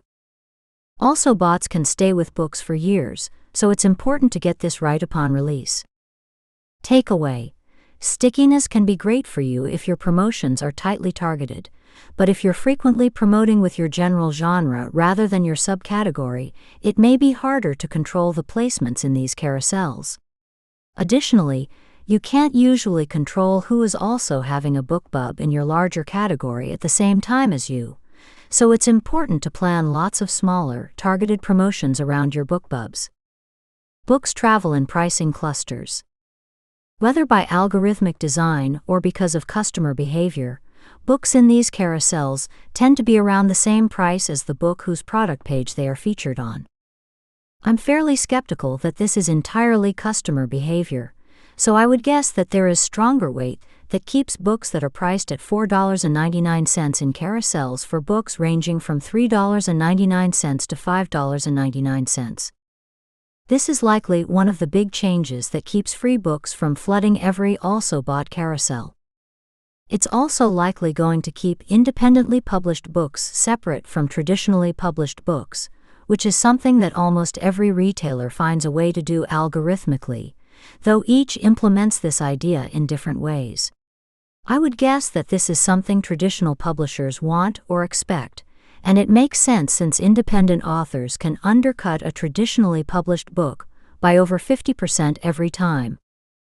Takeaway: when you are planning your promotions, look for books that are in a similar price range to yours, rather than attempting to match up with traditionally published books or free books, unless you are pricing in those ranges. More books like this carousel. This carousel is a little harder to find patterns in, especially because it's changed quite a bit in the last several years, and the Mac Store often doesn't match up with the App Store, indicating that they are two different algorithms. The App Store version of the carousel appears to be abbreviated and filters out a section of the books. I did notice a few things. The carousel only allows 2 books from each different author. The carousel seems to use the broad category, like romance, over subcategories, which made for some very odd recommendations compared to readers also bought. The more books like this carousel could be driven more by similar authors in the larger genre category, while the customers also bought carousel is driven more by a connection to individual products. Takeaway: I don't think it's worth worrying much about the more books like this carousel from an author perspective. There's not an easily discernible rhyme or reason for why books appear or don't appear, and that makes it difficult for authors to take action to affect the results here. Additional resources.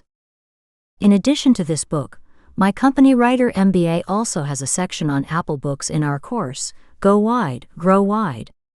You can get the Go Wide, Grow Wide course a la carte, or you can access it month to month or year to year along with our community through the Writer MBA membership.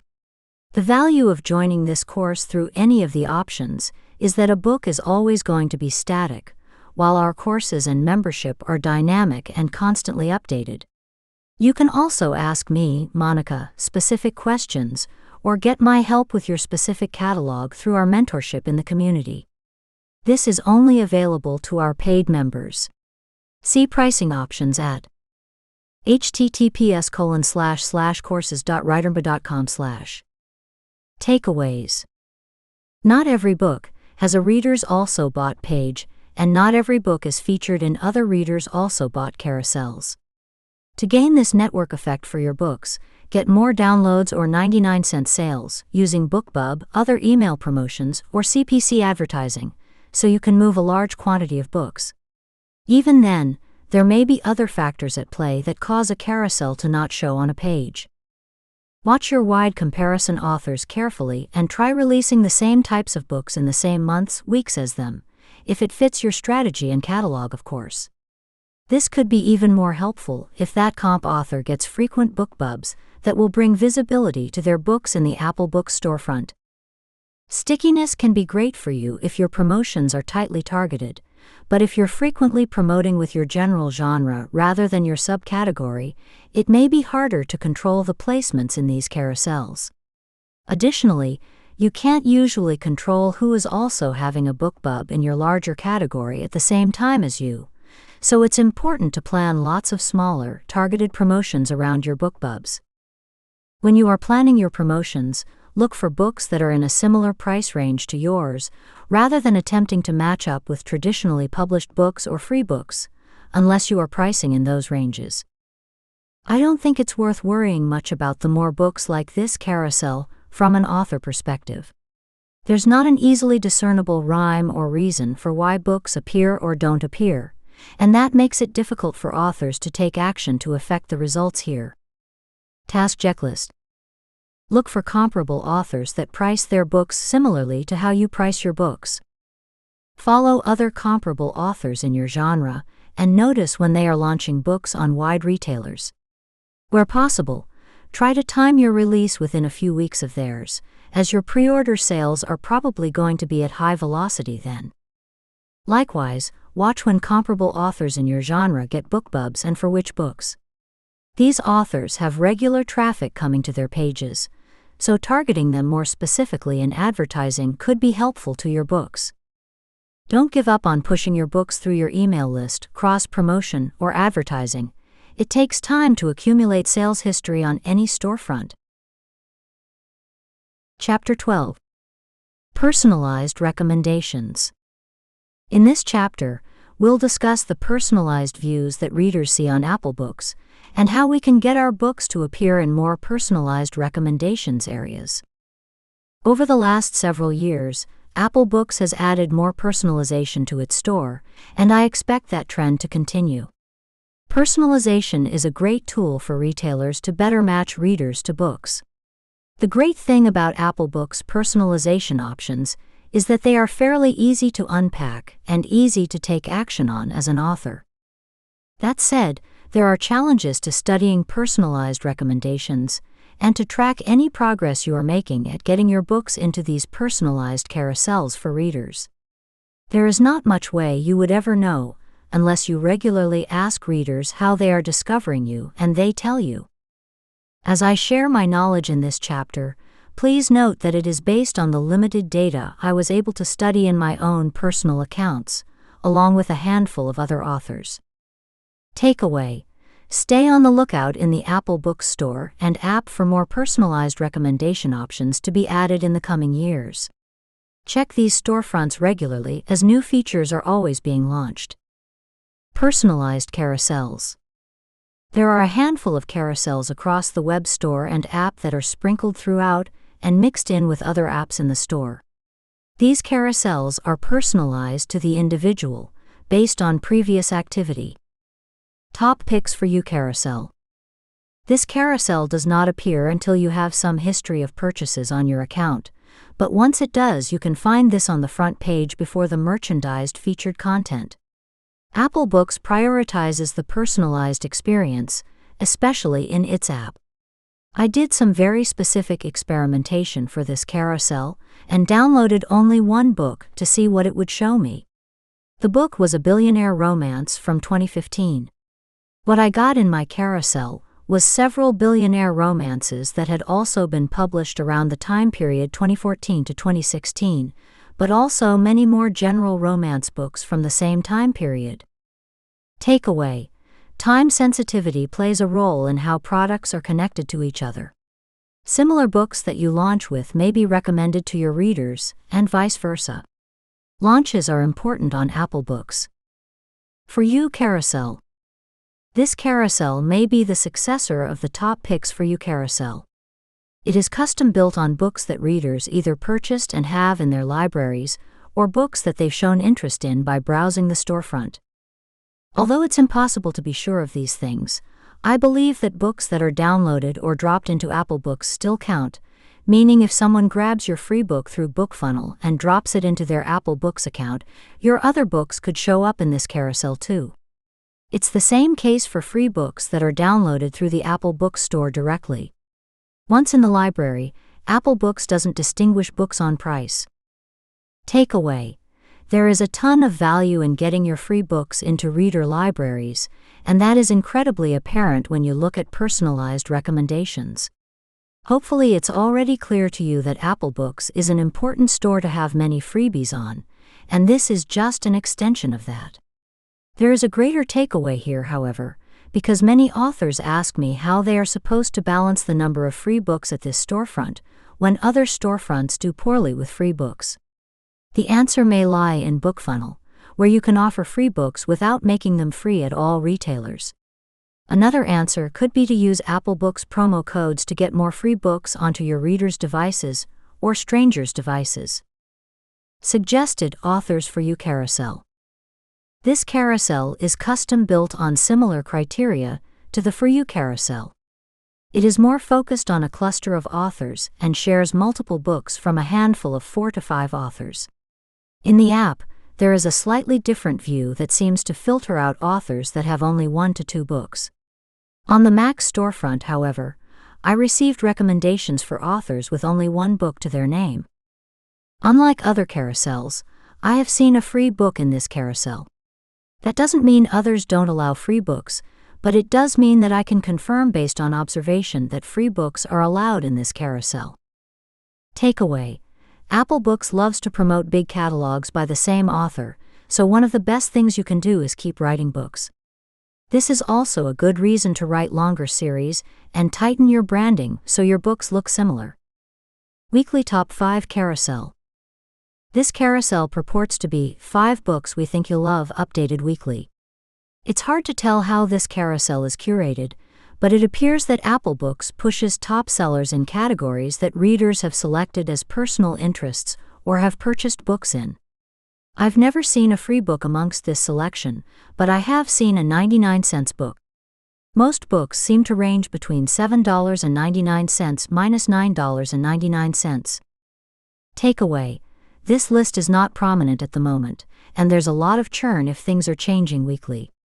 I would also guess that there's some curation or merchandising happening in this carousel.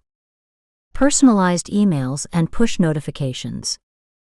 The next thing to consider after carousels is personalized emails and notifications, which are based on metadata around your pen name and series.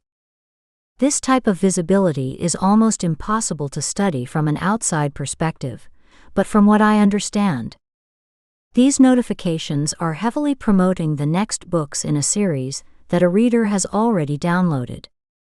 They also promote other books by an author they have already downloaded.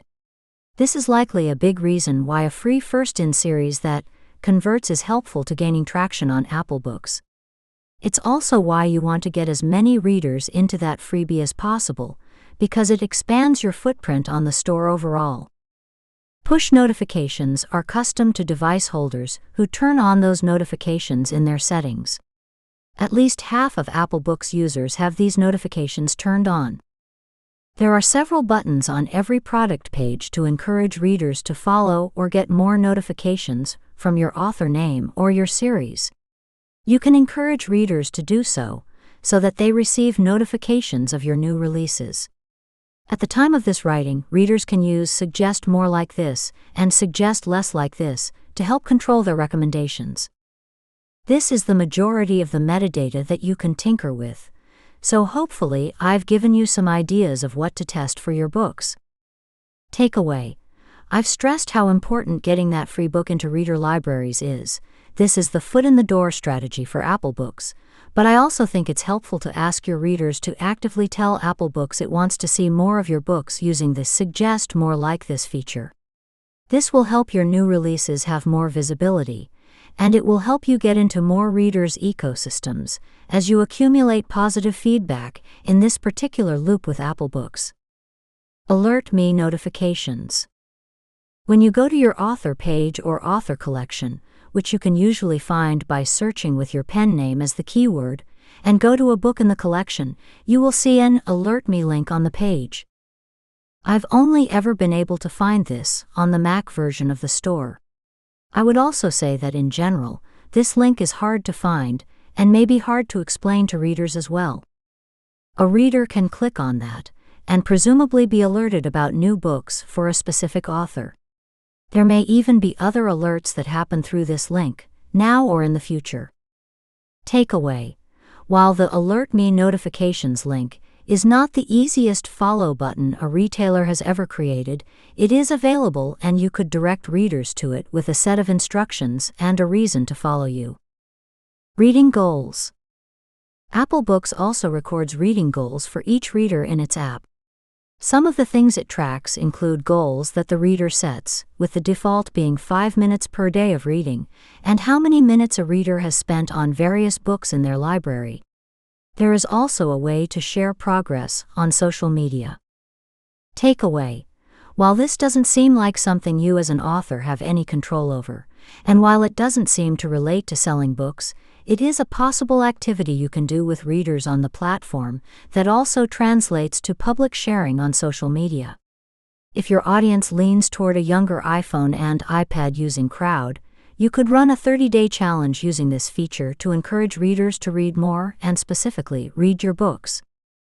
Additional resources. As new personalized recommendation features get added, I'll be posting about them on my Substack, Author Analyst. You can join the email list for free here.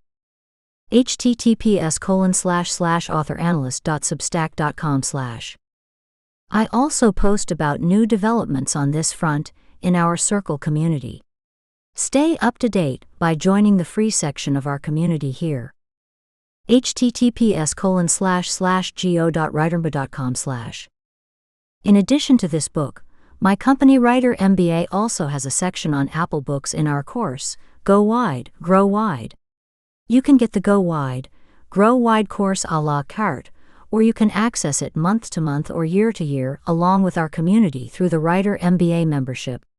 The value of joining this course through any of the options is that a book is always going to be static, while our courses and membership are dynamic and constantly updated. You can also ask me, Monica, specific questions, or get my help with your specific catalog through our mentorship in the community. This is only available to our paid members. See pricing options at https://courses.writermba.com/. Takeaways. Stay on the lookout in the Apple Books Store and app for more personalized recommendation options to be added in the coming years. Check these storefronts regularly as new features are always being launched. Time sensitivity plays a role in how products are connected to each other. Similar books that you launch with may be recommended to your readers, and vice versa. Launches are important on Apple Books.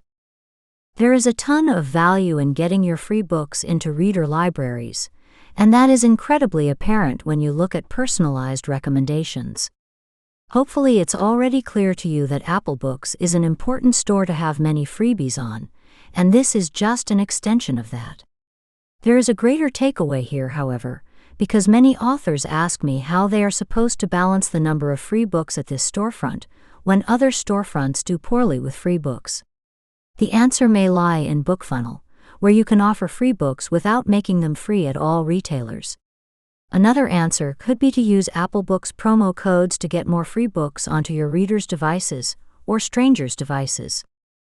Apple Books loves to promote big catalogs by the same author, so one of the best things you can do is keep writing books.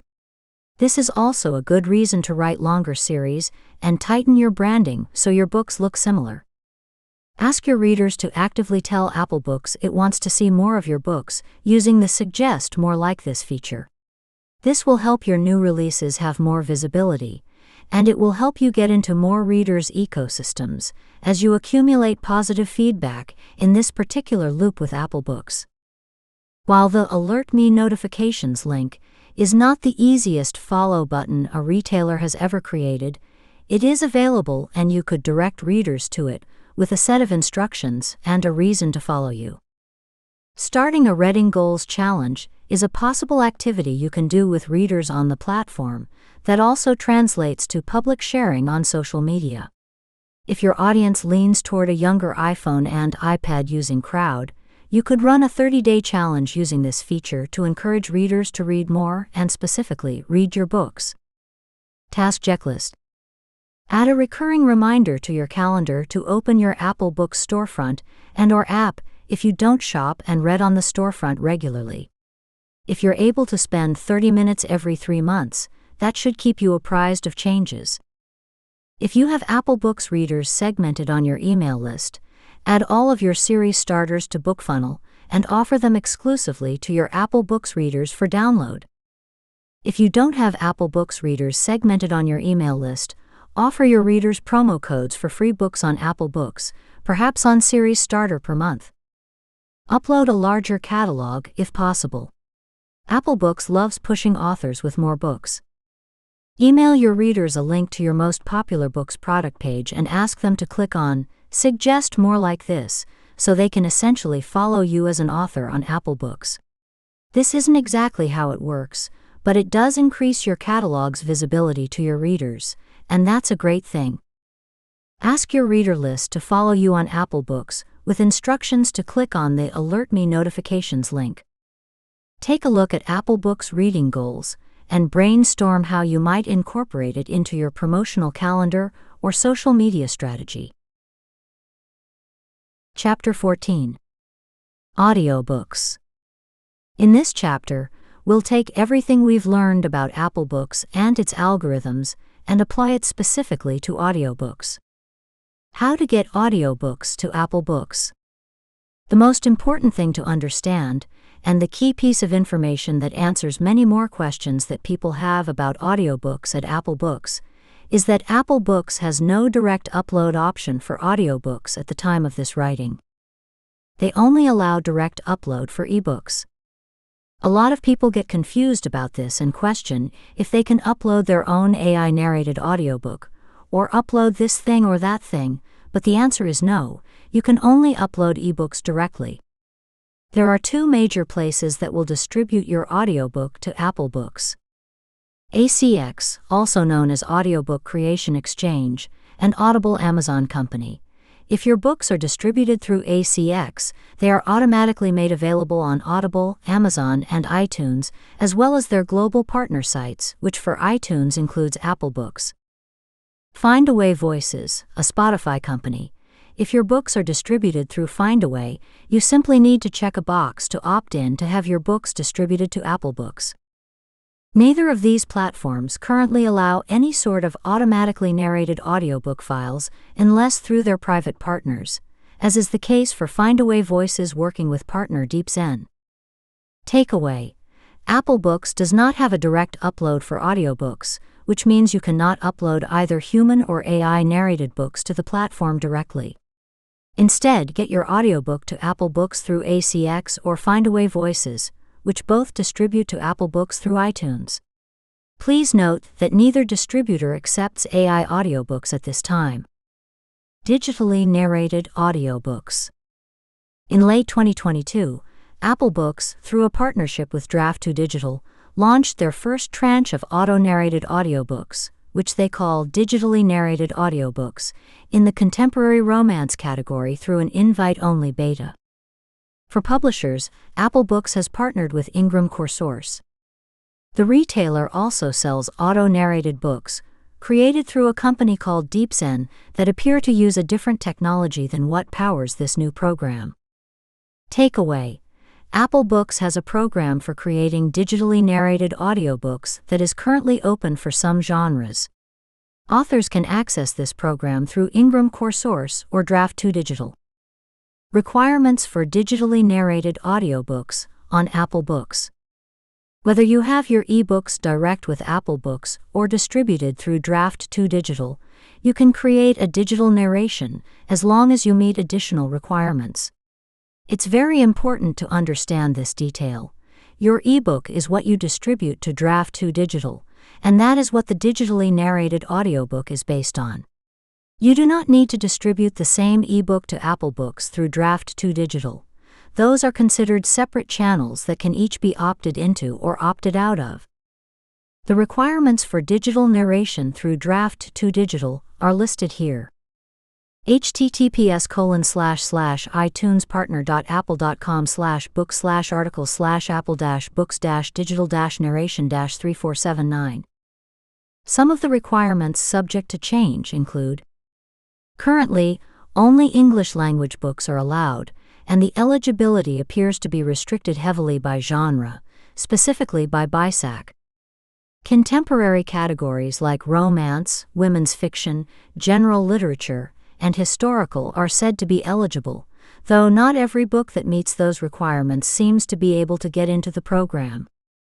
All of the BISACs associated with your book must be eligible to make the book eligible. Other major genres like mysteries, thrillers, science fiction, and fantasy are not eligible at this time. Erotica is not allowed at all. They also do not appear to want most nonfiction books, as their software cannot handle tables, charts, and complicated formatting. Some nonfiction in the memoir and self-help categories should be added as eligible later in 2023. Apple Books has been accepting eligible books from Draft to Digital since 2022. Draft to Digital has also published a page that can show you why your particular books are not available here. Must be logged in. https://draft2digital.com/book/digner/ineligible.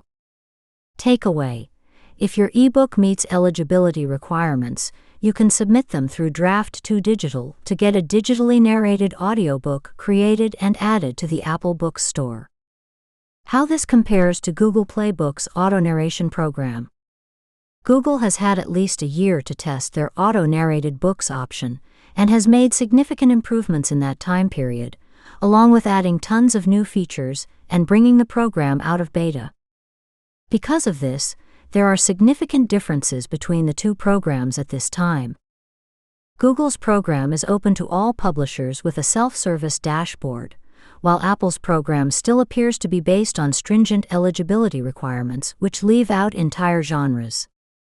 Google's program allows authors to train on how to pronounce any word or phrase, while Apple's program does not appear to have granular editing capabilities.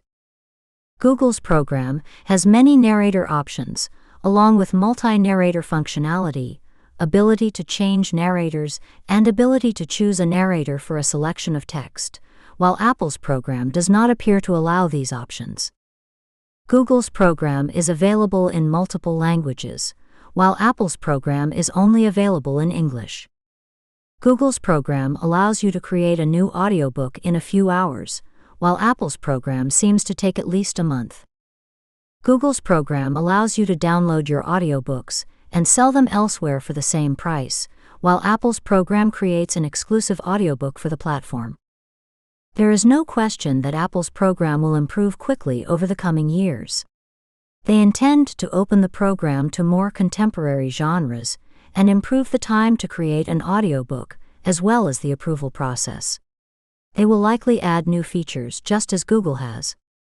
I expect to see the program look entirely different by 2024 because of how rapidly this technology is improving across the board.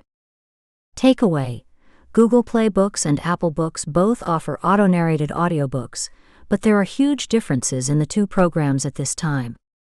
Please note that these are completely separate products, using different underlying technologies and requiring different SKUs or ISBNs. There is no way to post one book to the other storefront either. What auto-narrated books means for the publishing industry. One of the questions that often comes up in discussions about auto-narrated audiobooks, especially as there are multiple technological approaches to solving the problem of generating human-sounding and smooth narration for fiction, is whether one audiobook can be used for multiple platforms. The challenge is that neither Apple Books nor Google Play Books accepts audiobooks, human-narrated or auto-narrated, at this time. You cannot upload your own AI audiobook to either of these platforms. You can only use the platform's proprietary software to create an AI audiobook, and in the case of Google Play Books, you can download that audiobook and sell it in other places as long as it is published to the Play Bookstore already. This creates an interesting publishing ecosystem where not only are AI audiobooks a separate format from human-narrated audiobooks and audio dramas, but AI audiobooks are also separate formats from each other. A Google-narrated audiobook will sound different from an Apple-narrated audiobook, and readers will need to choose the AI version they prefer before buying. It also means that these two versions may have different price tags without being in conflict, as they are different products. Takeaway: Google and Apple have built the case and paved the way for a long-standing question in the publishing industry: can audiobooks have multiple versions? Without question, the answer is now yes. If there can be different AI versions, there can also be different human-narrated versions. This is a good thing because it punches a hole in audiobook exclusivity clauses in contracts as we move forward as an industry. There is currently no conflict between these two AI products, and you don't need to choose. If you meet eligibility requirements at Apple Books, you can have both versions. You just need to communicate to your readers what the differences are between the two audiobooks. The rapid creep of generative AI into publishing. This second major entrant into the auto-narrated audiobook space cements the looming threat to human narration. Both Google and Apple are able to produce high-quality narration that is rapidly improving. Further, the majority of readers are comfortable with the level of quality that this narration can provide. As always, new technology will often start by taking out the low end of a market, meaning that the current software can compete with an audiobook by a narrator at the $100 to $150 per finished hour level. The technology may creep up into the mid-tier narrator level as it improves, leaving only the higher levels of performance, celebrity narrators, audio dramas, and more in the industry. Authors may have more options, but there is no question that AI is coming for many creative fields besides the audio narration industry, including artists and writers. It's a tricky space to navigate at the moment, as emotions are running high on all sides of the argument. Will you be using these tools to create auto-narrated audiobooks? Takeaway: generative AI is infiltrating every aspect of publishing. Most of us are blown away by how good AI-generated audiobook narration has gotten in a short time, but I suspect we will see the same in synthetic art and writing. The best way to keep up with my evolving thoughts on the subject is to follow my Substack, authoranalyst.substack.com. What auto-narrated books means for Amazon. Amazon has long dominated the ebook industry in English-language markets thanks in large part to its exclusivity program, KDP Select. With its two largest competitors offering free audiobook narration, however, there is no question that some market share will shift to wide platforms as authors see new and better opportunities outside of Amazon. In the larger picture, Google has admitted that it processes all the data it collects through audiobook narration to improve its narrator profiles, which we have been able to see and hear over the last year. Apple likely has a similar goal, and the end game for both companies is probably mobile, in-home, and in-car devices. Amazon currently owns the majority of the market share in in-home devices with its Alexa line, but can it keep up? Amazon also has its own auto-narrated software in Amazon Polly, which can already be accessed through AMS and edited with a lexicon of commands. Will it make this program available to authors, perhaps through Audible? And can it offer terms that make it worthwhile for authors to use it? At the time of this writing, Amazon has entered the corporate market with generative AI tools through their Amazon Web Services (AWS) platform. These tools are aimed at corporations and software developers. Amazon Polly is not currently available as one of their tools, but someday it could be. Takeaway: Amazon may enter the market with auto-narration, but right now it is focused on enterprise tools for teams of software developers. There are no rumors of this happening on the horizon. How to apply your knowledge of algorithms to your audiobooks at Apple Books. Now that we've covered all angles of digital narration, let's get back to algorithms at Apple Books. Can we apply what we've learned to audiobooks too? It depends. The chapters on product optimization and search optimization work nearly identically for ebooks and audiobooks. But audiobooks are also in a different section of the storefront and are not directly connected to their ebook counterpart on the product page. Takeaway: use the chapters on product page optimization and search optimization to help your audiobook get more visibility on the storefront. Where audiobooks differ is that they don't have the same categories. There are fewer, so you'll need to check the storefront to reposition your audiobooks well. They are not mixed with ebooks in product carousels, which means they have their own list of unique carousels. Many of those carousels work very similarly to how they work for ebooks, and differences are noted below. New and trending. This section includes recent bestsellers, read before you watch, and new this week, each of which works similarly to its corresponding ebook carousel. Coming soon. This carousel is where you'll find audiobook pre-orders. Pre-orders are available to independent authors through both Findaway Voices and Audible. Top charts. This section includes the bestsellers in each category. The algorithms for these carousels work similarly to their corresponding ebook carousels. The $9.99 collection. This carousel is considered to contain affordable audiobooks and may be merchandised by Apple Books. Audiobooks we love. This section is merchandised, so if you have something relevant for it, send your audiobook information to them, although they do seem to be primarily traditionally published books. Special offers. This section is where you can find free books, seasonal books, e.g. Oppie Month, and $6 or less books. It is a merchandised section, and the most likely place that Apple Books would place your audiobooks. Takeaway.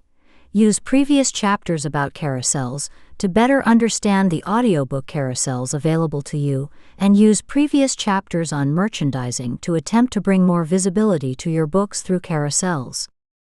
Additional resources. There have long been rumors about Apple Books training their digital narration software on human narration from books that were made accessible to them for training purposes via Findaway Voices. My opinion is that the accusations are not true, and that this rumor was instead a witch hunt that caught steam in the narrator community. See my full post tracing the matter through different organizations on my Author Analyst Substack here. https://authoranalyst.substack.com/p/did-findaway-voices-allow-apple-2. Apple Books keeps an updated list of requirements for creating a digitally narrated audiobook here. https://itunes-partner.apple.com/book/article/apple-books-digital-narration-3479.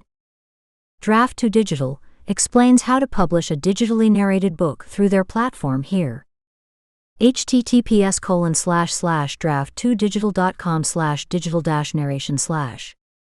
Ingram Core Source explains how to publish a digitally narrated book through their platform here. https://lp.ingramcontent.com/publisher/audiobooks. Takeaways. Apple Books does not have a direct upload for audiobooks, which means you cannot upload either human or AI narrated books to the platform directly. Instead, get your audiobook to Apple Books through ACX or Findaway Voices, which both distribute to Apple Books through iTunes. Please note that neither distributor accepts AI audiobooks at this time. Apple Books has a program for creating digitally narrated audiobooks that is currently open for some genres. Authors can access this program through Ingram Core Source or Draft to Digital. If your ebook meets eligibility requirements, you can submit them through Draft to Digital to get a digitally narrated audiobook created and added to the Apple Books Store. Google Play Books and Apple Books both offer auto-narrated audiobooks, but there are huge differences in the two programs at this time. Please note that these are completely separate products, using different underlying technologies and requiring different SKUs or ISBNs. There is no way to post one book to the other storefront either. Google and Apple have built the case and paved the way for a long-standing question in the publishing industry: can audiobooks have multiple versions? Without question, the answer is now yes. If there can be different AI versions, there can also be different human-narrated versions. This is a good thing because it punches a hole in audiobook exclusivity clauses in contracts as we move forward as an industry. There is currently no conflict between these two AI products, and you don't need to choose. If you meet eligibility requirements at Apple Books, you can have both versions. You just need to communicate to your readers what the differences are between the two audiobooks. Generative AI is infiltrating every aspect of publishing. Most of us are blown away by how good AI-generated audiobook narration has gotten in a short time, but I suspect we will see the same in synthetic art and writing. The best way to keep up with my evolving thoughts on the subject is to follow my Substack, authoranalyst.substack.com. Amazon may enter the market with auto-narration, but right now it is focused on enterprise tools for teams of software developers. There are no rumors of this happening on the horizon. Use the previous chapters on product page optimization and search optimization to help your audiobook get more visibility on the storefront. Use previous chapters about carousels to better understand the audiobook carousels available to you, and use previous chapters on merchandising to attempt to bring more visibility to your books through carousels. Task checklist. If you have a book that may meet Apple Books requirements for digital narration, you can check through Draft2 Digital's website. Remember, all of the BISACs associated with your book must be eligible to make the book eligible. If you are not seeing your book as eligible, then you may need to adjust your categories. To keep up with how AI is affecting the publishing industry, follow my Substack, authoranalyst.substack.com. Use the previous chapters on product page optimization and search optimization to help your audiobook get more visibility on the storefront. Use previous chapters about carousels to better understand the audiobook carousels available to you, and use previous chapters on merchandising to attempt to bring more visibility to your books through carousels. Chapter 15. Translations. This chapter is a short one that will give a little more information on how to specifically sell translations at Apple Books. The first thing to note is that most of the work is the same as selling English language books. It can all apply to both translated ebooks and translated audiobooks. There are a handful of tidbits specific to translations that may be useful, so that is what we will cover here. Takeaway: use the previous chapters to increase your sales for both translated ebooks and translated audiobooks. The biggest challenge with selling translations on Apple Books. The biggest challenge with selling translations on Apple Books is that you likely can't access the storefront in the language that you are selling in. Apple only lets you see your current region and language. If you live in a country that supports multiple languages, like Canada, which would have English and French, then you might see both in the storefront. Still, you would not be able to get to Apple Books France. I have searched far and wide for workarounds for this, but Apple Books makes it impossible. There is no web-accessible storefront at all for Apple Books. Though you can find product listings on the web, that is not the same thing as a storefront. Apple Books only allows you to see one region, your own. While Apple Books does allow you to change your region, it is a convoluted process and requires a payment method for that specific region. This is either a hassle or impossible to set up without living in the country. If you wish to look into this further, you may find the instructions give here useful. https://support.apple.com/n-us/ht2013-89.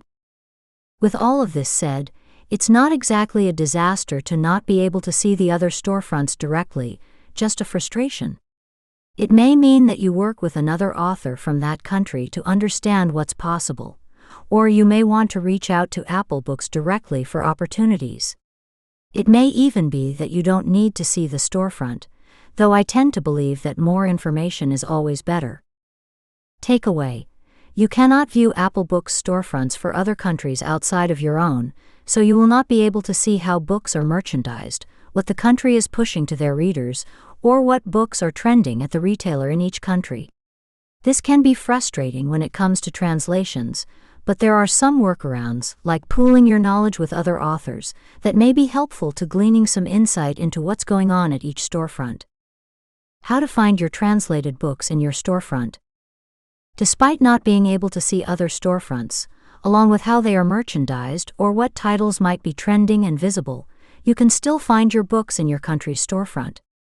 There is usually a marker next to the book to indicate a different language, e.g. DE for German, FR for French, and so on. You can search for a direct link to include on your website or in your newsletter by searching your favorite web browser for the name of the book plus the language plus the author name plus Apple Books. This should take you to the product page on the web.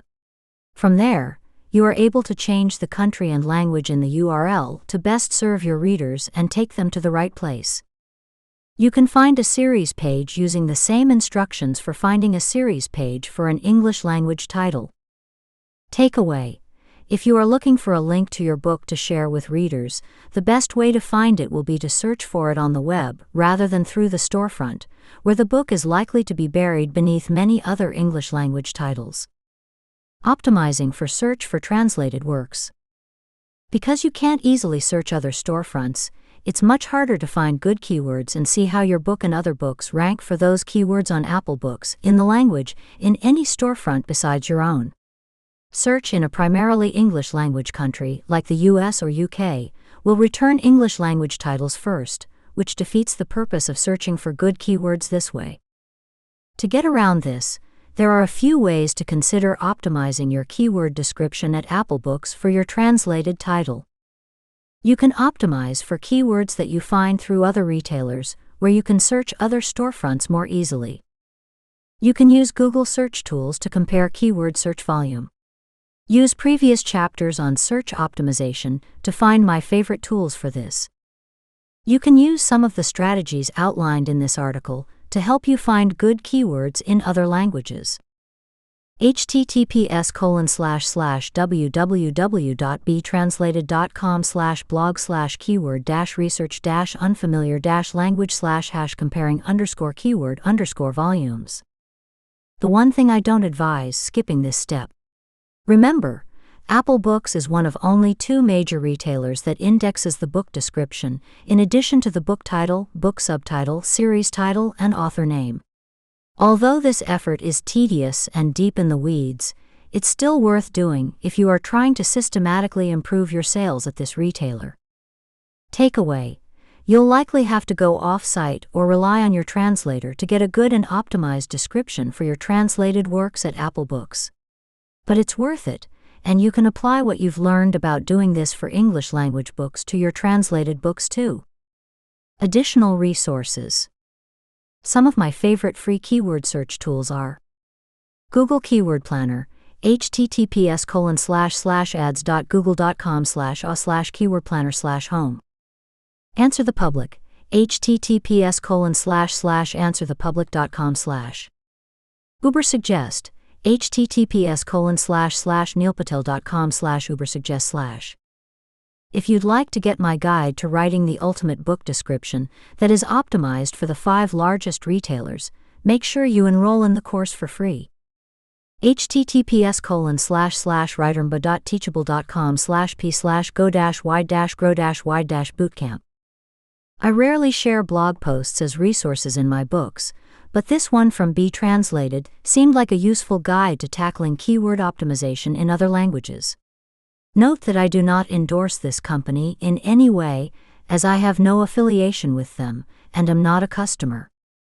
https://www.btranslated.com/blog/keyword-research-unfamiliar-language/comparing_keyword_volumes. The top 100 charts for Apple Books are tracked with a free tool called iTopChart. You can even look by country. This won't give you the full picture of the various storefronts, but it will likely help you understand general trends. https://itopchart.com/a/n/ebook/. Takeaways. Use the previous chapters to increase your sales for both translated ebooks and translated audiobooks.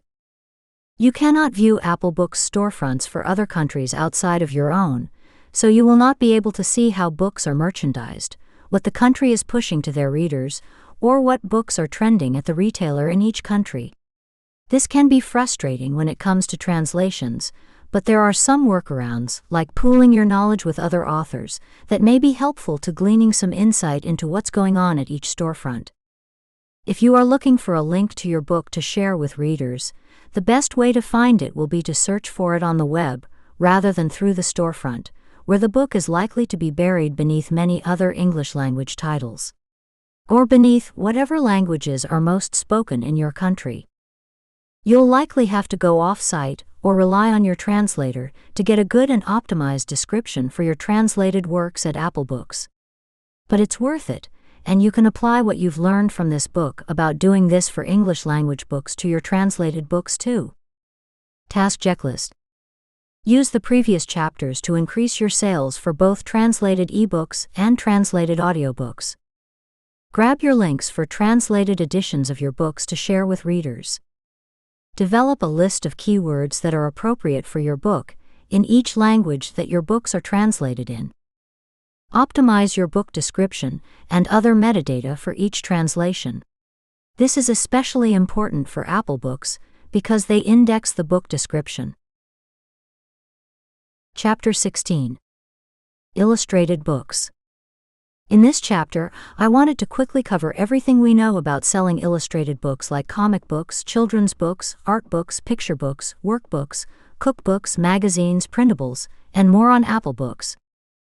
Unfortunately, there's not much to say about this at the moment, so this chapter will in some ways be a collection of all the information available, and in other ways be a placeholder for future editions of this book.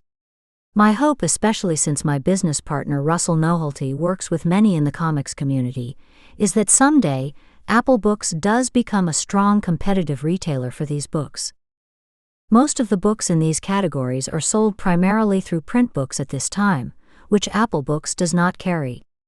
It is a retailer for ebooks and audiobooks only. Still, many creators who make books in these categories are interested in how to sell more in the ebook format, so this chapter will provide as much information as possible about that. Takeaway: Russell Nohelty is our writer MBA expert on comics and tends to be at the forefront of it. If there are any new developments, you'll hear it from us first. Carousels. Apple Books has several carousels that may be of interest to creators of illustrated books. They have a carousel that specifically shows comics and graphic novels, as well as a carousel for children's books. There are sections for comics and graphic novels, cookbooks, food and wine, children's books, kids, education, computers and internet, professional and technical, reference. These categories are for ebooks only, but do indicate that there is some market opportunity for illustrated books at Apple Books. That said, many of these carousels are currently filled with books from traditionally published authors. Takeaway: there are not a ton of merchandising opportunities for illustrated books at Apple Books. Still, it couldn't hurt to reach out if you have something that fits these categories. The reading experience. One of the challenges of illustrated books is creating a good reading experience that follows the natural flow of a print book. For comics and graphic novels, for example, it is difficult to read a 2-page layout on a device like an iPad because readers will need to zoom in and zoom out. The same challenges can be found for books with images and text dispersed throughout, as image-heavy books are difficult to create a default ordering from, which is required in the EPUB format. Additionally, because of the size of these books, creators may not be able to upload to Apple Books. The maximum upload size is 2 GB. Because of these challenges, creators are probably better off selling their books directly to readers or through a retailer that distributes PDFs, like Kickstarter or Etsy, that someone can then read on the iPad easily. Takeaway: if your illustrated book is in EPUB format and under 2 GB, you can upload it to Apple Books. If not, it may be easier to sell it directly to your readers as a PDF. The interactive experience. Likewise, the Apple Books reader misses an opportunity around interactivity in their Reader app. Even on iPad, there is no way to use the stylus to make notes or even highlight something, making it difficult to put a workbook on this platform. Creators will be better off selling their books directly to readers or through a retailer that distributes PDFs, like Kickstarter or Etsy, that someone can then import into an app like GoodNotes or Notability, where they can easily use a stylus to fill in the workbook or otherwise make notes and highlights. Takeaway: if your book requires interactivity, it is easier to sell it directly to your readers as a PDF, with instructions to download an appropriate app like GoodNotes or Notability, so they can use the PDF as an interactive book. Comics and graphic novels. I came across a few tools that may be worth looking into specifically for comics and graphic novels. I do not currently use or endorse any of these tools, but I thought they might be worth mentioning, especially because more ebook retailers are trying to find ways to grow their storefronts, and comics and graphic novels seem to be one area of publishing with a dearth of solutions. Retailers see opportunity here. Comic Life. This product helps you turn comics and graphic novels into EPUB files, which are then accepted at every retailer, as long as the file meets size limits. http://comiclife.com/ Omnibus. This is a new app that launched in 2023 and is only available on iOS devices. It purports to be a Comixology competitor, though it doesn't yet have the same functionality that the previous storefront and reader had. Still, it's worth watching this development, especially as Apple is known for acquisitions of companies like these to fill a gap in their iPhone offerings. https://omnibus.app/. Kanaz. In May 2023, Apple Books signed a 3-year deal with South Korean webtoon startup Kanaz. The companies estimate that about 30% of content will be published to Apple Books first. Note: the website is published in Korean. https://kanaz-re.com/. Takeaway: there is a huge gap in the marketplace with the recent changes to Comixology. Other ebook retailers are looking for ways to capture that readership and market, especially since it makes up about 10% of the publishing industry. At the same time, progress is slow and there are not enough resources and opportunities now for comics creators. Hopefully, this changes in the future. Additional resources. Apple Books has recently created a website for authors that offers up-to-date advice, platform tips, and links. If a question is unanswered or a link is broken throughout this book, you may be able to find the answer there. And if you can't find the answer there, I still recommend joining the course, as we can get the answer to your question through my connections. https://authors.apple.com/. Both Russell and I take great interest in this topic and are monitoring progress, both for ourselves and for the larger independent author community. When there are developments, we'll be writing about them. You can follow us individually here. Russell, authorstack.substack.com. Monica, authoranalyst.substack.com. Takeaways. Russell Nohelty is our writer MBA expert on comics and tends to be at the forefront of it.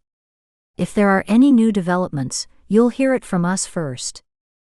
There are not a ton of merchandising opportunities for illustrated books at Apple Books.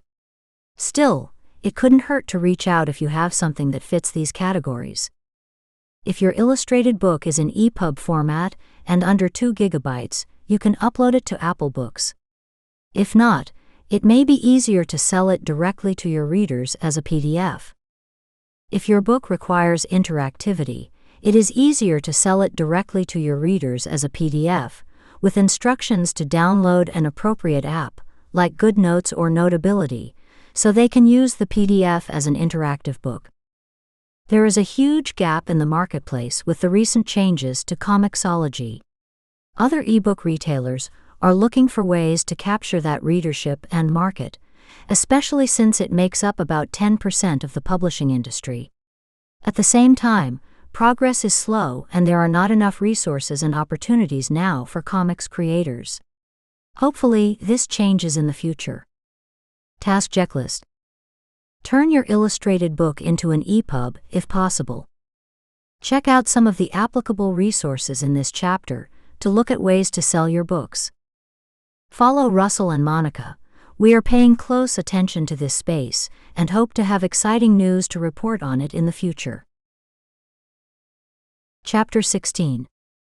Apple Books Marketing Recommendations. Now that I've given you all the information the author community has about this retailer, I wanted to make sure you had a clear marketing strategy to move forward with at Apple Books. Part of your strategy is going to be a general wide retailer strategy. I've included a generalized section on how wide authors promote their books in this chapter. The other part of your strategy will be to follow the task checklist items at the end of every chapter in this book. This chapter is meant to serve as both a marketing plan and marketing checklist for Apple Books. My hope is that you use it to take action and improve your sales at Apple Books. Not everything on this checklist will apply to your catalog, but do what you can and make more money.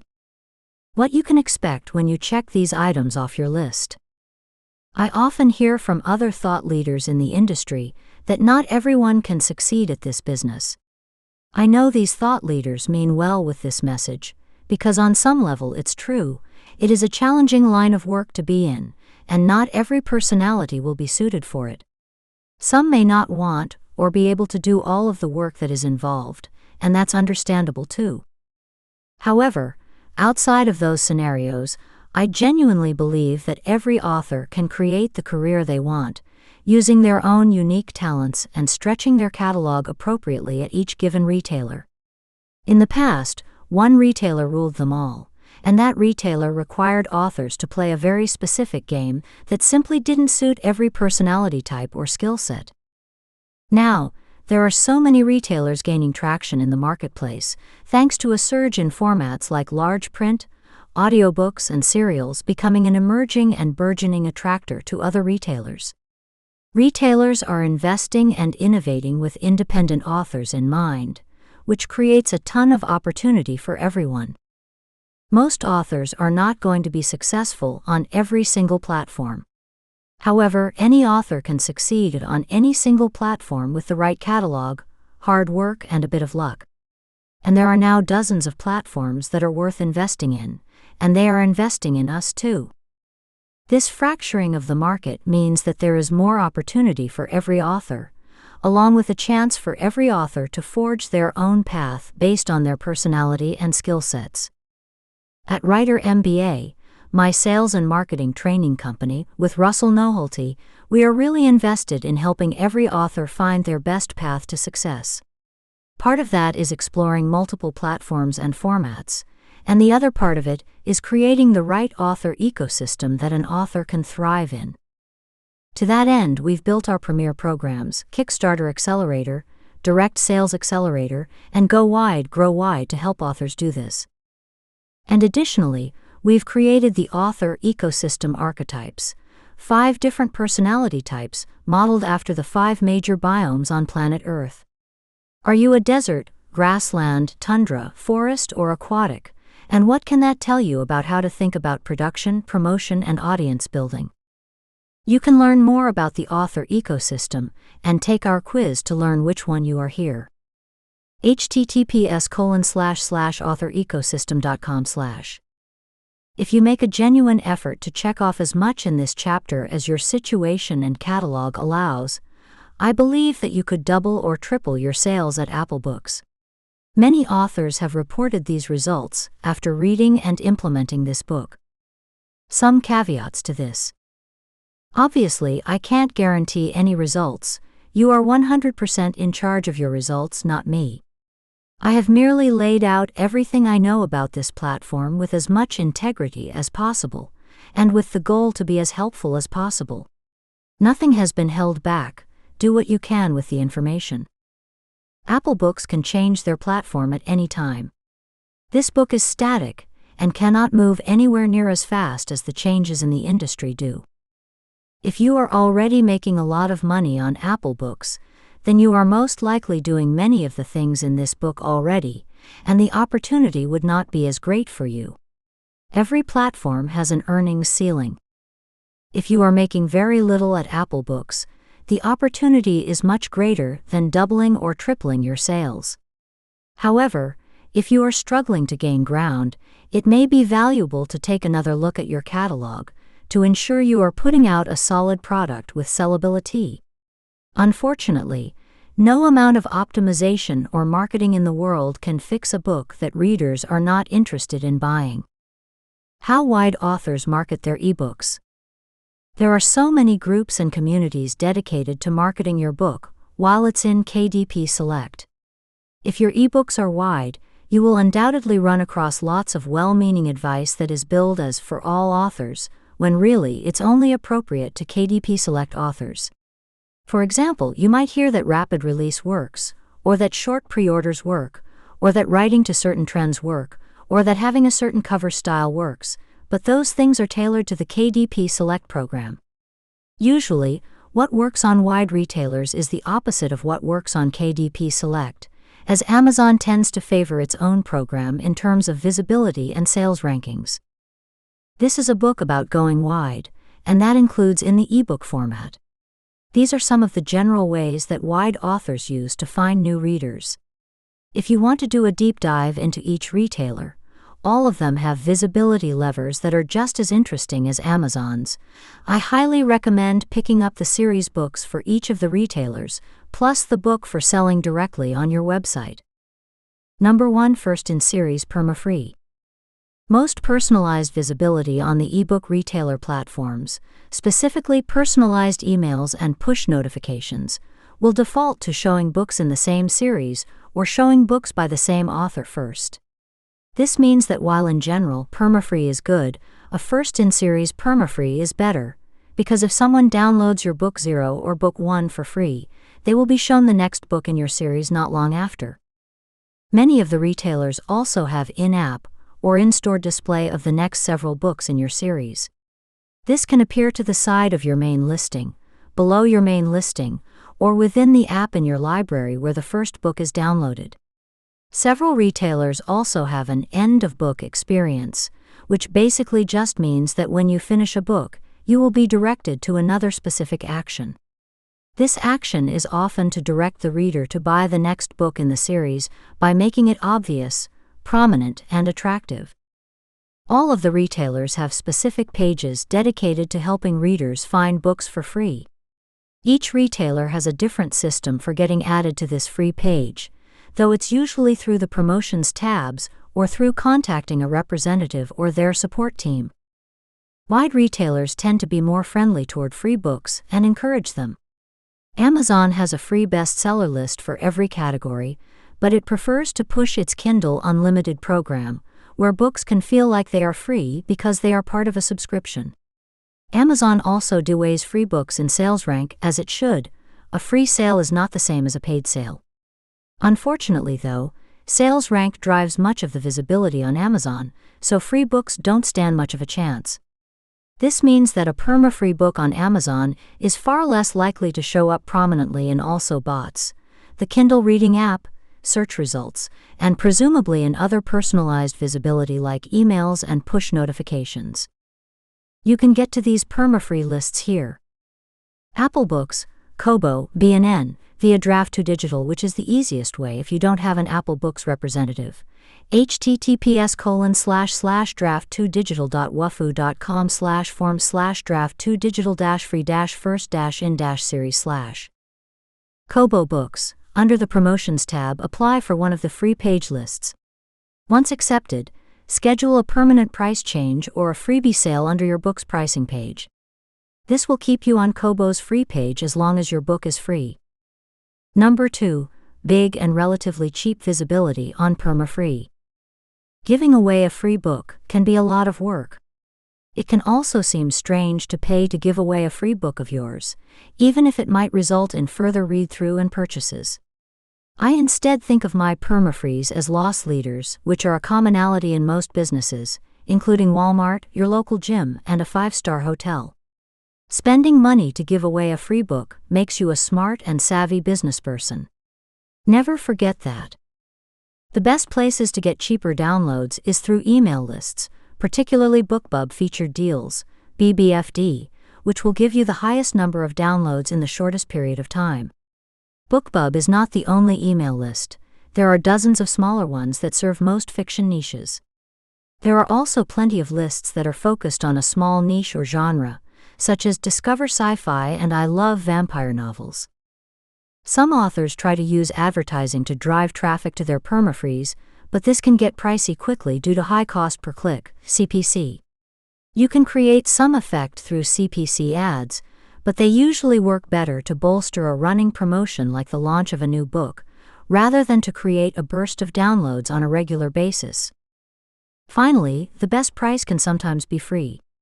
Authors also do newsletter swaps where they each post about the other's freebie in their newsletter, which can be another good way to promote your freebie.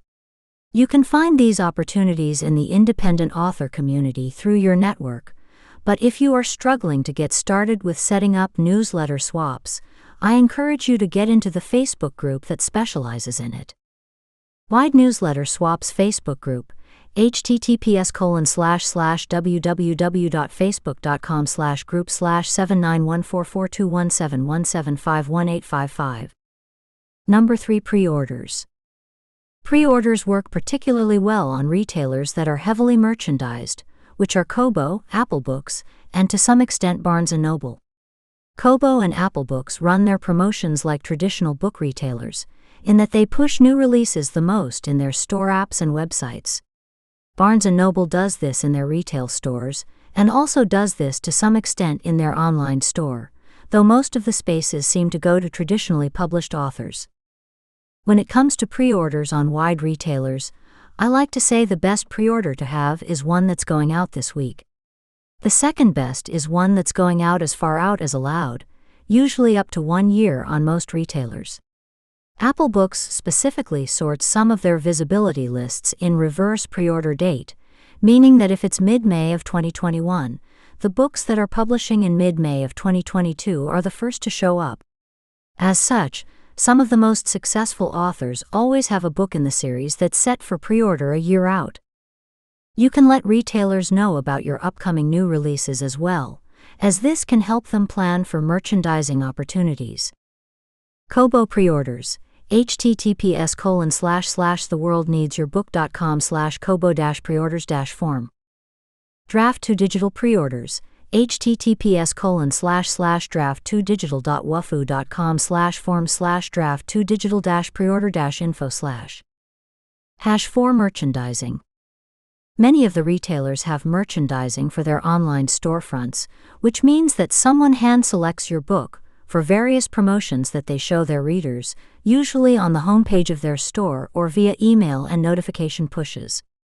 Kobo and Barnes & Noble handle this through a promotions tab that you request via email, just their basic support emails listed on their respective websites, while Apple Books handles it through forms and email or through third-party distributors like Draft2 Digital. Neither Google Play Books nor Amazon does much merchandising for independent authors. The merchandising options at the three that do it are all slightly different. Kobo has free lists for all the major genres and also does #own voices, holiday-themed promotions, box set promotions, VIP promotions to their loyalty program, and special promotions by territory, for example, a promotion that only goes out to their Australia-New Zealand readers. They also have daily and double daily deals, which are featured books in their newsletter. Barnes & Noble has fewer promotions, and they tend to be for free or discounted books. There's also a separate promotion for discounted romance books that you can apply for. Apple Books does a lot of promotions that are focused on holiday themes. They value having a diverse spread of books across multiple genres that all fit the theme. I highly recommend going through Draft2 Digital to reach Apple Books on at least one of your series. This will get you access to D2D's promo submissions forms, where you can submit your book for consideration without an Apple Books representative. #5 Metadata.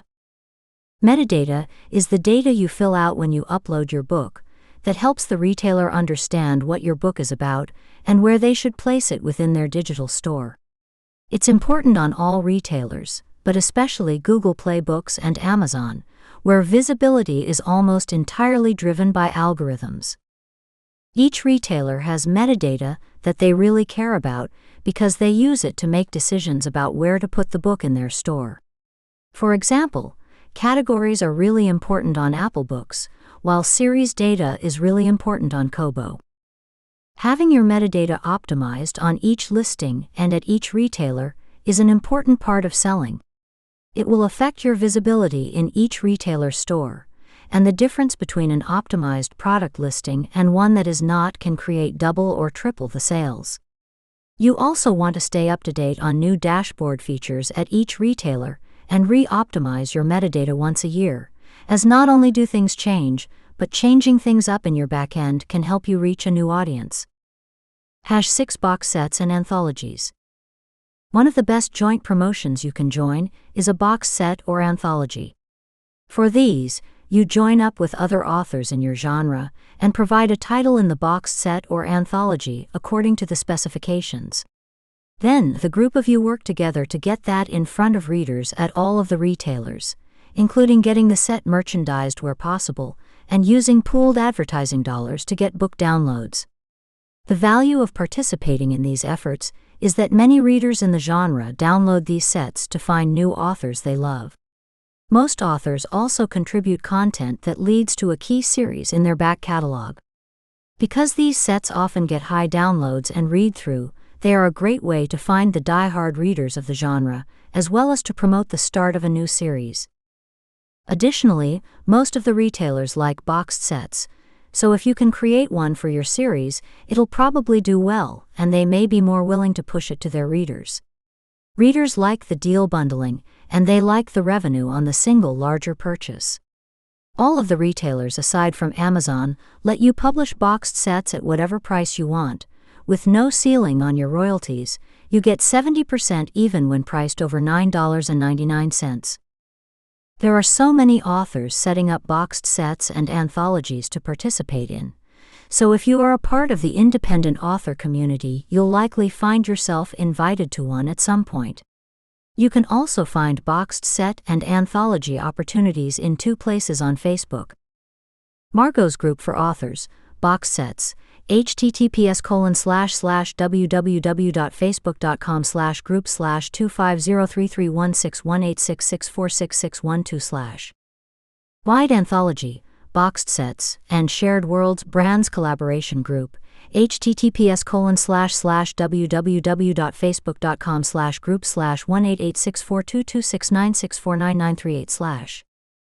#7 Group List Builders. Lots of authors use joint promos like BookFunnel or viral giveaways to pool resources in order to build an email list. These email lists are with permission distributed to all authors involved, helping each author find new readers. While some people think that list builders tend to attract freebie seekers or non-buyers, I tend to think of them in terms of the 10 stages of audience.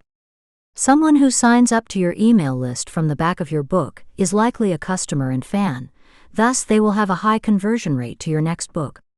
Someone who signs up to a list builder is really just a prospect or slightly warmed lead at best. It's my job to get that reader to follow through on reading my freebies, and then direct them to a paid book. When I participate in list builders, I receive the list and immediately run a Facebook ad to it just for additional visibility before I start sending emails. I also use the emails for lookalike audiences, as those readers are definitely in my genre, and if you give that information to Facebook, they can find many, many more of those readers for you. #8 Bestseller Runs. With a focus on long pre-orders and a readership building at each of the retailers, wide authors are well positioned for bestseller runs to try to hit the USA Today and Wall Street Journal lists. While you can do it on your own with a single title, many people start by joining a boxed set list run. In a boxed set list run, you work with about 20 other authors to get an omnibus or anthology to the USA Today bestseller list. Each author contributes a story and pools their readerships and ad money to get the level of sales needed for a list rank for launch week. Some authors argue that the bestseller status or earning your letters doesn't matter for sales. I disagree and have seen significant sales gains by being a USA Today bestseller. Plus, I learned a ton about large-scale marketing and advertising through the group that was innumerably helpful in my career going forward. There is sometimes debate about what counts as a USA Today bestseller, or whether single title ranking is more legitimate than a boxed set ranking, or whether a book on full pre-order price versus 99 cents is better, and so on. At the end of the day, the most respectful thing is to use the list's rules for how they determine who has earned their bestseller status. #9 being everywhere. Wide authors seem to be in more places in general. This is partially because they are allowed to be, and don't have a 10% limit on the work they can share, but I believe it's also partly a distribution mindset. Wide authors seem to believe they can find a new reader anywhere, on any platform, and are usually willing to give away a free book as a way of planting a seed for someone to discover their work. Successful wide authors tend to be on a lot of platforms, even experimental ones, be in lots of boxed sets, anthologies, and book funnel email list builders, and do a ton of cross-promotion with other wide authors. Wide authors are passionate about distribution specifically. They find particular joy in finding readers in many places through promotions and evergreen content marketing, which creates a long-term security on both the marketing side and the financial side. #10 being in every format. One of the major visibility factors on several retailers is the connection between ebook, print, and audiobook formats. You could have part of your catalog in Kindle Unlimited, but still be visible with those series in print or audiobook on other retailers, especially if you are also visible in ebook on those platforms. Readers do buy the same book in multiple formats, and they do buy different formats for different titles. Additionally, if you get promotion on one format like ebook, the overflow of traffic will create sales on your print and audiobook formats for that title, as the higher visibility brings more people in who prefer other formats. More recently, fiction apps have sprouted up everywhere, each with their own requirements. Many romance authors are currently making a chunk of their wide income from these apps. The interesting thing is that this is not a new format to exploit. If you sign a traditional publishing contract, they split out print, audiobook, ebook, and serialization excerpts as 4 separate formats. The latter was usually used for book excerpts reprinted in magazines or anthology works, but it covers a scenario like fiction apps also. Chapter 1 Task Checklist. Subscribe to the Substacks. Join our community. Follow me on social media channels and my podcast. Grab the books as a bundle and at a steep discount from my website. Keep on reading. Chapter 2 Task Checklist. Decide how you will upload to Apple Books, direct or distributor. Keep in mind that you can decide on a book level or series level as well. It's possible that you want to put your series that are most likely to get promotions into a distributor like Draft2 Digital that offers them. Sign up for the affiliate program at Apple Books and update links across your universal links, your website, your social, and your advertising. Create a spreadsheet of Apple Books links for your author page, series page, and book pages so that they are easy to access. Ask an Apple product-loving friend to help if you are not able to find these links on your own. Sign up for a universal links provider or create landing pages on your website for each book. Make sure to link to Apple Books as one of the retailers on your website. Apple Books prefers to be the first link and states that it is a factor for them in choosing your book for promotions and a consideration in acceptance OT its affiliate program. Brainstorm ways to use the promotional codes and plan 3 to 4 Apple Books specific promotions per year. Get these onto your promotions calendar. Regardless of the success of the promotions, Apple Books may notice you are using these codes regularly and may give your catalog greater consideration in the future. This effort is part of building a relationship with this retailer. Keep reading.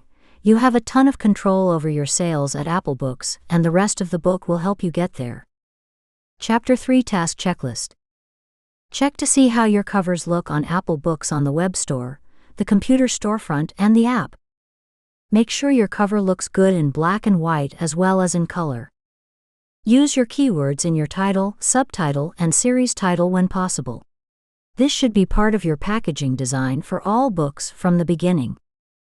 If you can't use important keywords in your title, subtitle, and series title, use them 5 times or more in your description. Blend this in tastefully so that it reads well for humans too. Reformat your description to the recommended guidelines in this chapter. Add other relevant book titles to the bottom of your description. This helps your search discoverability and can make it easier to embed more relevant keywords to your description in a natural way. Choose your category based on your keywords. Make a plan to get reviews on Apple Books from the beginning and aim for 5 at first, then 25 or more over the long term. Do this for every book. It will make a massive difference in the long term of your efforts on the platform. Add a sample to all of your books. Provide a sample for your pre-orders. Use screenshots to add exciting and engaging graphics to your product page, story maps, family trees, and more. Join the Go Wide, Grow Wide Bootcamp. It's free, and get the ultimate book description training that teaches you how to write a book description that is optimized for all of the big 5 retailers. Chapter 4 Task Checklist. Do an audit of your catalog at Apple Books and look specifically at the 7 criteria I mentioned. Is your catalog ready for merchandising at Apple Books? What can you do to make your catalog stronger before you start to present it and ask for merchandising? Get the email and form that is required to contact Apple Books. Start submitting your relevant books to Apple Book promotions. Chapter 5 Task Checklist. Figure out where your genre lies. Which of the 4 categories of genre does it belong to? Use this knowledge as a filter through which you run all well-meaning advice from other authors. What works for one category will bomb in a different one. Almost guaranteed. Chapter 6 Task Checklist. Familiarize yourself with the differences between the 4 types of artificial intelligence: rule-based programming, machine learning, deep learning, and generative AI. These terms come up explicitly in publishing contracts and terms of service agreements at many of the platforms. Education makes it far easier to ask smart questions and gain clarity on what these terms mean for you at each platform, so you can make better decisions for your author career. Read more about the 5 C's, including my essays on the topic, on my Substack. These essays untangle and bring clarity to much of the debate around artificial intelligence technology, especially as it applies to publishing. authoranalyst.substack.com. Chapter 7 Task Checklist. Check out iTopChart so you can explore various country marketplaces and what is popular on each. If visuals are helpful to you, bookmark this graphic so that you can refer back to it in subsequent chapters. Chapter 8 Task Checklist. Use iTopChart to study Apple Books by country. Land major promotions like BookBub feature deals whenever possible. If it's not possible, create a promotion stack to drive a lot of traffic to your series at once. Do this at least once a quarter, as Apple Books offers a lot of feast on the long tail of a promotion. Make efforts to make your new release launches bigger on this platform. Use pre-orders. They help accumulate sales, which then count a second time algorithmically once the book is released. Always have one pre-order set 12 months from now. Even if you have to push it back, there's no penalty for moving your pre-order date, so even if the book is planned for more than a year out, put it up now. Use discounts across your catalog frequently, ideally at least once per month, and notify Apple Books to try to get into their discount carousels for your genre. Make your first book in every series free for this platform, as long as you have no price matching constraints at other platforms. Chapter 9 Task Checklist. Use the keyword tools listed to find keywords and key phrases that are relevant to your books and larger catalog. Add words like a or the to the beginning of your titles where possible, as it gives you better search ranking. Consider phrases you want to rank for, and see if you can incorporate them into future titles, subtitles, or series titles. Use free multiple times in all of your perma-free book descriptions. Consider adding information about the perma-free book to all other book descriptions for books in the series. If you have a tightly targeted series or pen name, think about what relevant keywords and key phrases you want to be found under and massage all of your book descriptions to include those keywords. There is power in having similar keywords across the same series, and power in this at the author and pen name level too. Work on increasing your sales and downloads at Apple Books to get better placement in search results. Join the Go Wide, Grow Wide Bootcamp. It's free, and get the ultimate book description training that teaches you how to write a book description that is optimized for all of the big 5 retailers. Chapter 10 Task Checklist. Set a monthly calendar reminder to check the Apple Books app and see what promotions are happening right now. Make sure your series are clearly connected through metadata. Check on the back end that everything is consistent, and check on the front end that your series are appearing as you expect. Don't forget to get your audiobooks to Apple Books, as they can drastically increase your visibility in the storefront. You may also want to optimize them too. See the separate chapter on audiobooks for more information. Chapter 11 Task Checklist. Look for comparable authors that price their books similarly to how you price your books. Follow other comparable authors in your genre and notice when they are launching books on wide retailers. Where possible, try to time your release within a few weeks of theirs, as your pre-order sales are probably going to be at high velocity then. Likewise, watch when comparable authors in your genre get BookBubs and for which books. These authors have regular traffic coming to their pages, so targeting them more specifically in advertising could be helpful to your books. Don't give up on pushing your books through your email list, cross-promotion, or advertising. It takes time to accumulate sales history on any storefront. Chapter 12 Task Checklist. Add a recurring reminder to your calendar to open your Apple Books storefront and/or app if you don't shop and read on the storefront regularly. If you're able to spend 30 minutes every 3 months, that should keep you apprised of changes. If you have Apple Books readers segmented on your email list, add all of your series starters to BookFunnel and offer them exclusively to your Apple Books readers for download. If you don't have Apple Books readers segmented on your email list, offer your readers promo codes for free books on Apple Books, perhaps on Series Starter per month. Upload a larger catalog if possible. Apple Books loves pushing authors with more books. Email your readers a link to your most popular book's product page and ask them to click on Suggest More Like This, so they can essentially follow you as an author on Apple Books. This isn't exactly how it works, but it does increase your catalog's visibility to your readers, and that's a great thing. Ask your reader list to follow you on Apple Books, with instructions to click on the Alert Me Notifications link. Take a look at Apple Books reading goals, and brainstorm how you might incorporate it into your promotional calendar or social media strategy. Chapter 13 Task Checklist. If you have a book that may meet Apple Books requirements for digital narration, you can check through Draft2 Digital's website. Remember, all of the BISACs associated with your book must be eligible to make the book eligible. If you are not seeing your book as eligible, then you may need to adjust your categories. To keep up with how AI is affecting the publishing industry, follow my Substack, authoranalyst.substack.com.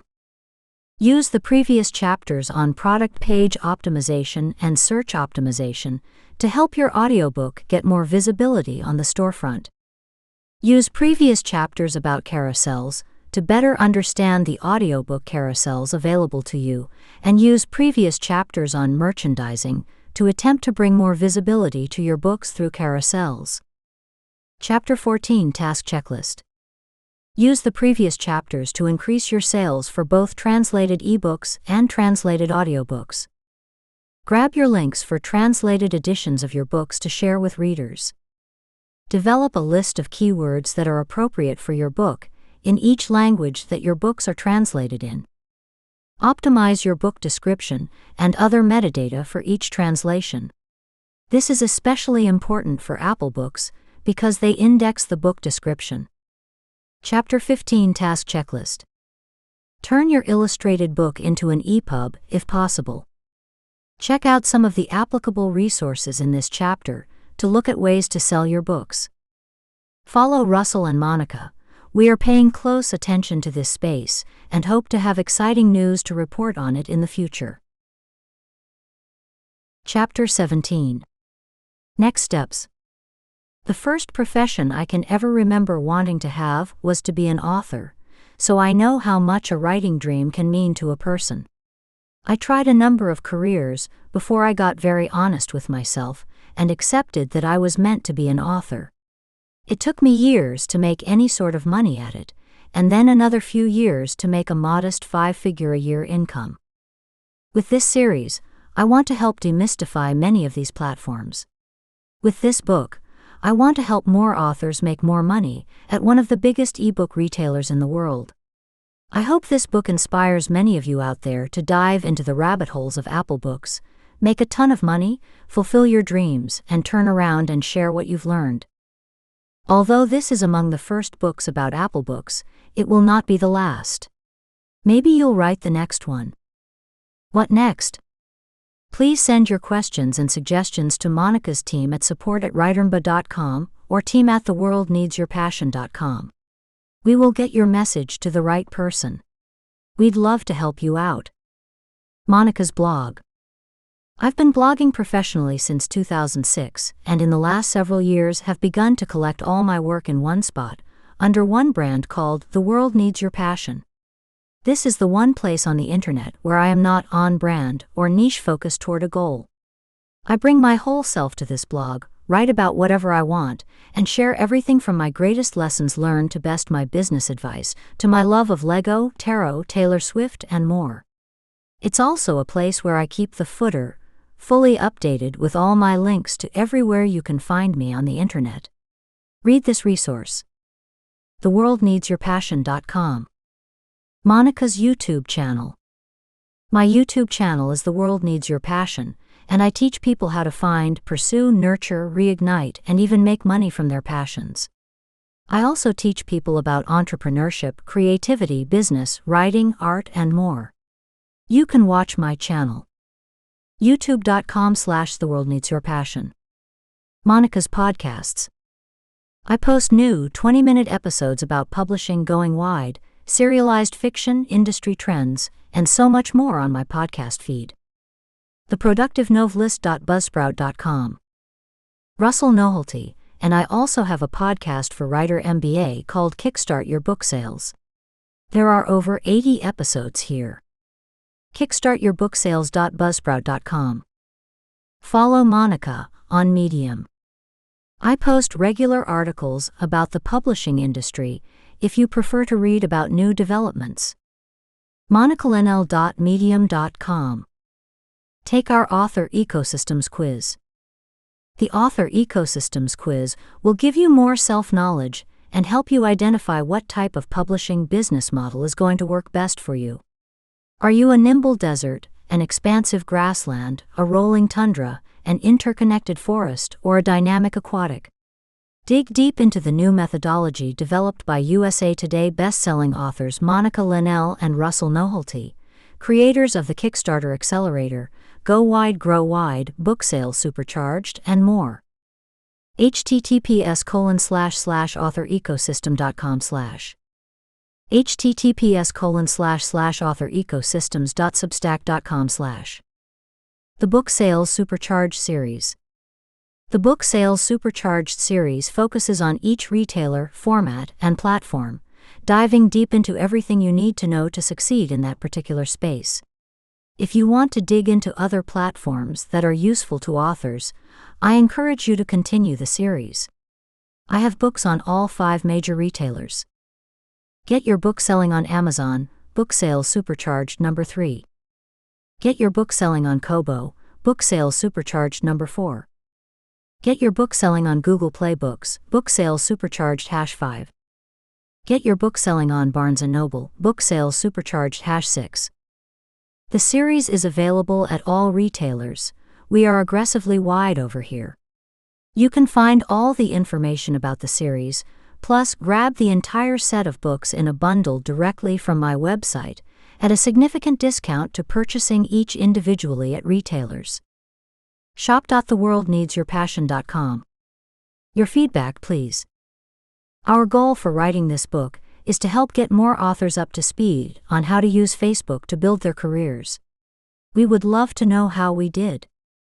There are 2 ways to leave feedback. Reviews. If you loved this book, we can always use an honest review on our public retailer pages, where other people looking for the books can see what real people think of them. Choose your retailer and leave a review here. theworldneedsyourpassion.com/reviewbus2. Feedback form. If you have anything you'd like to share privately, please feel free to fill out our feedback form here. theworldneedsyourpassion.com/feedback. All answers are private, unless you say we can use the responses publicly in our marketing materials. Spread the word. Can you think of 2 people who could use this book in their lives?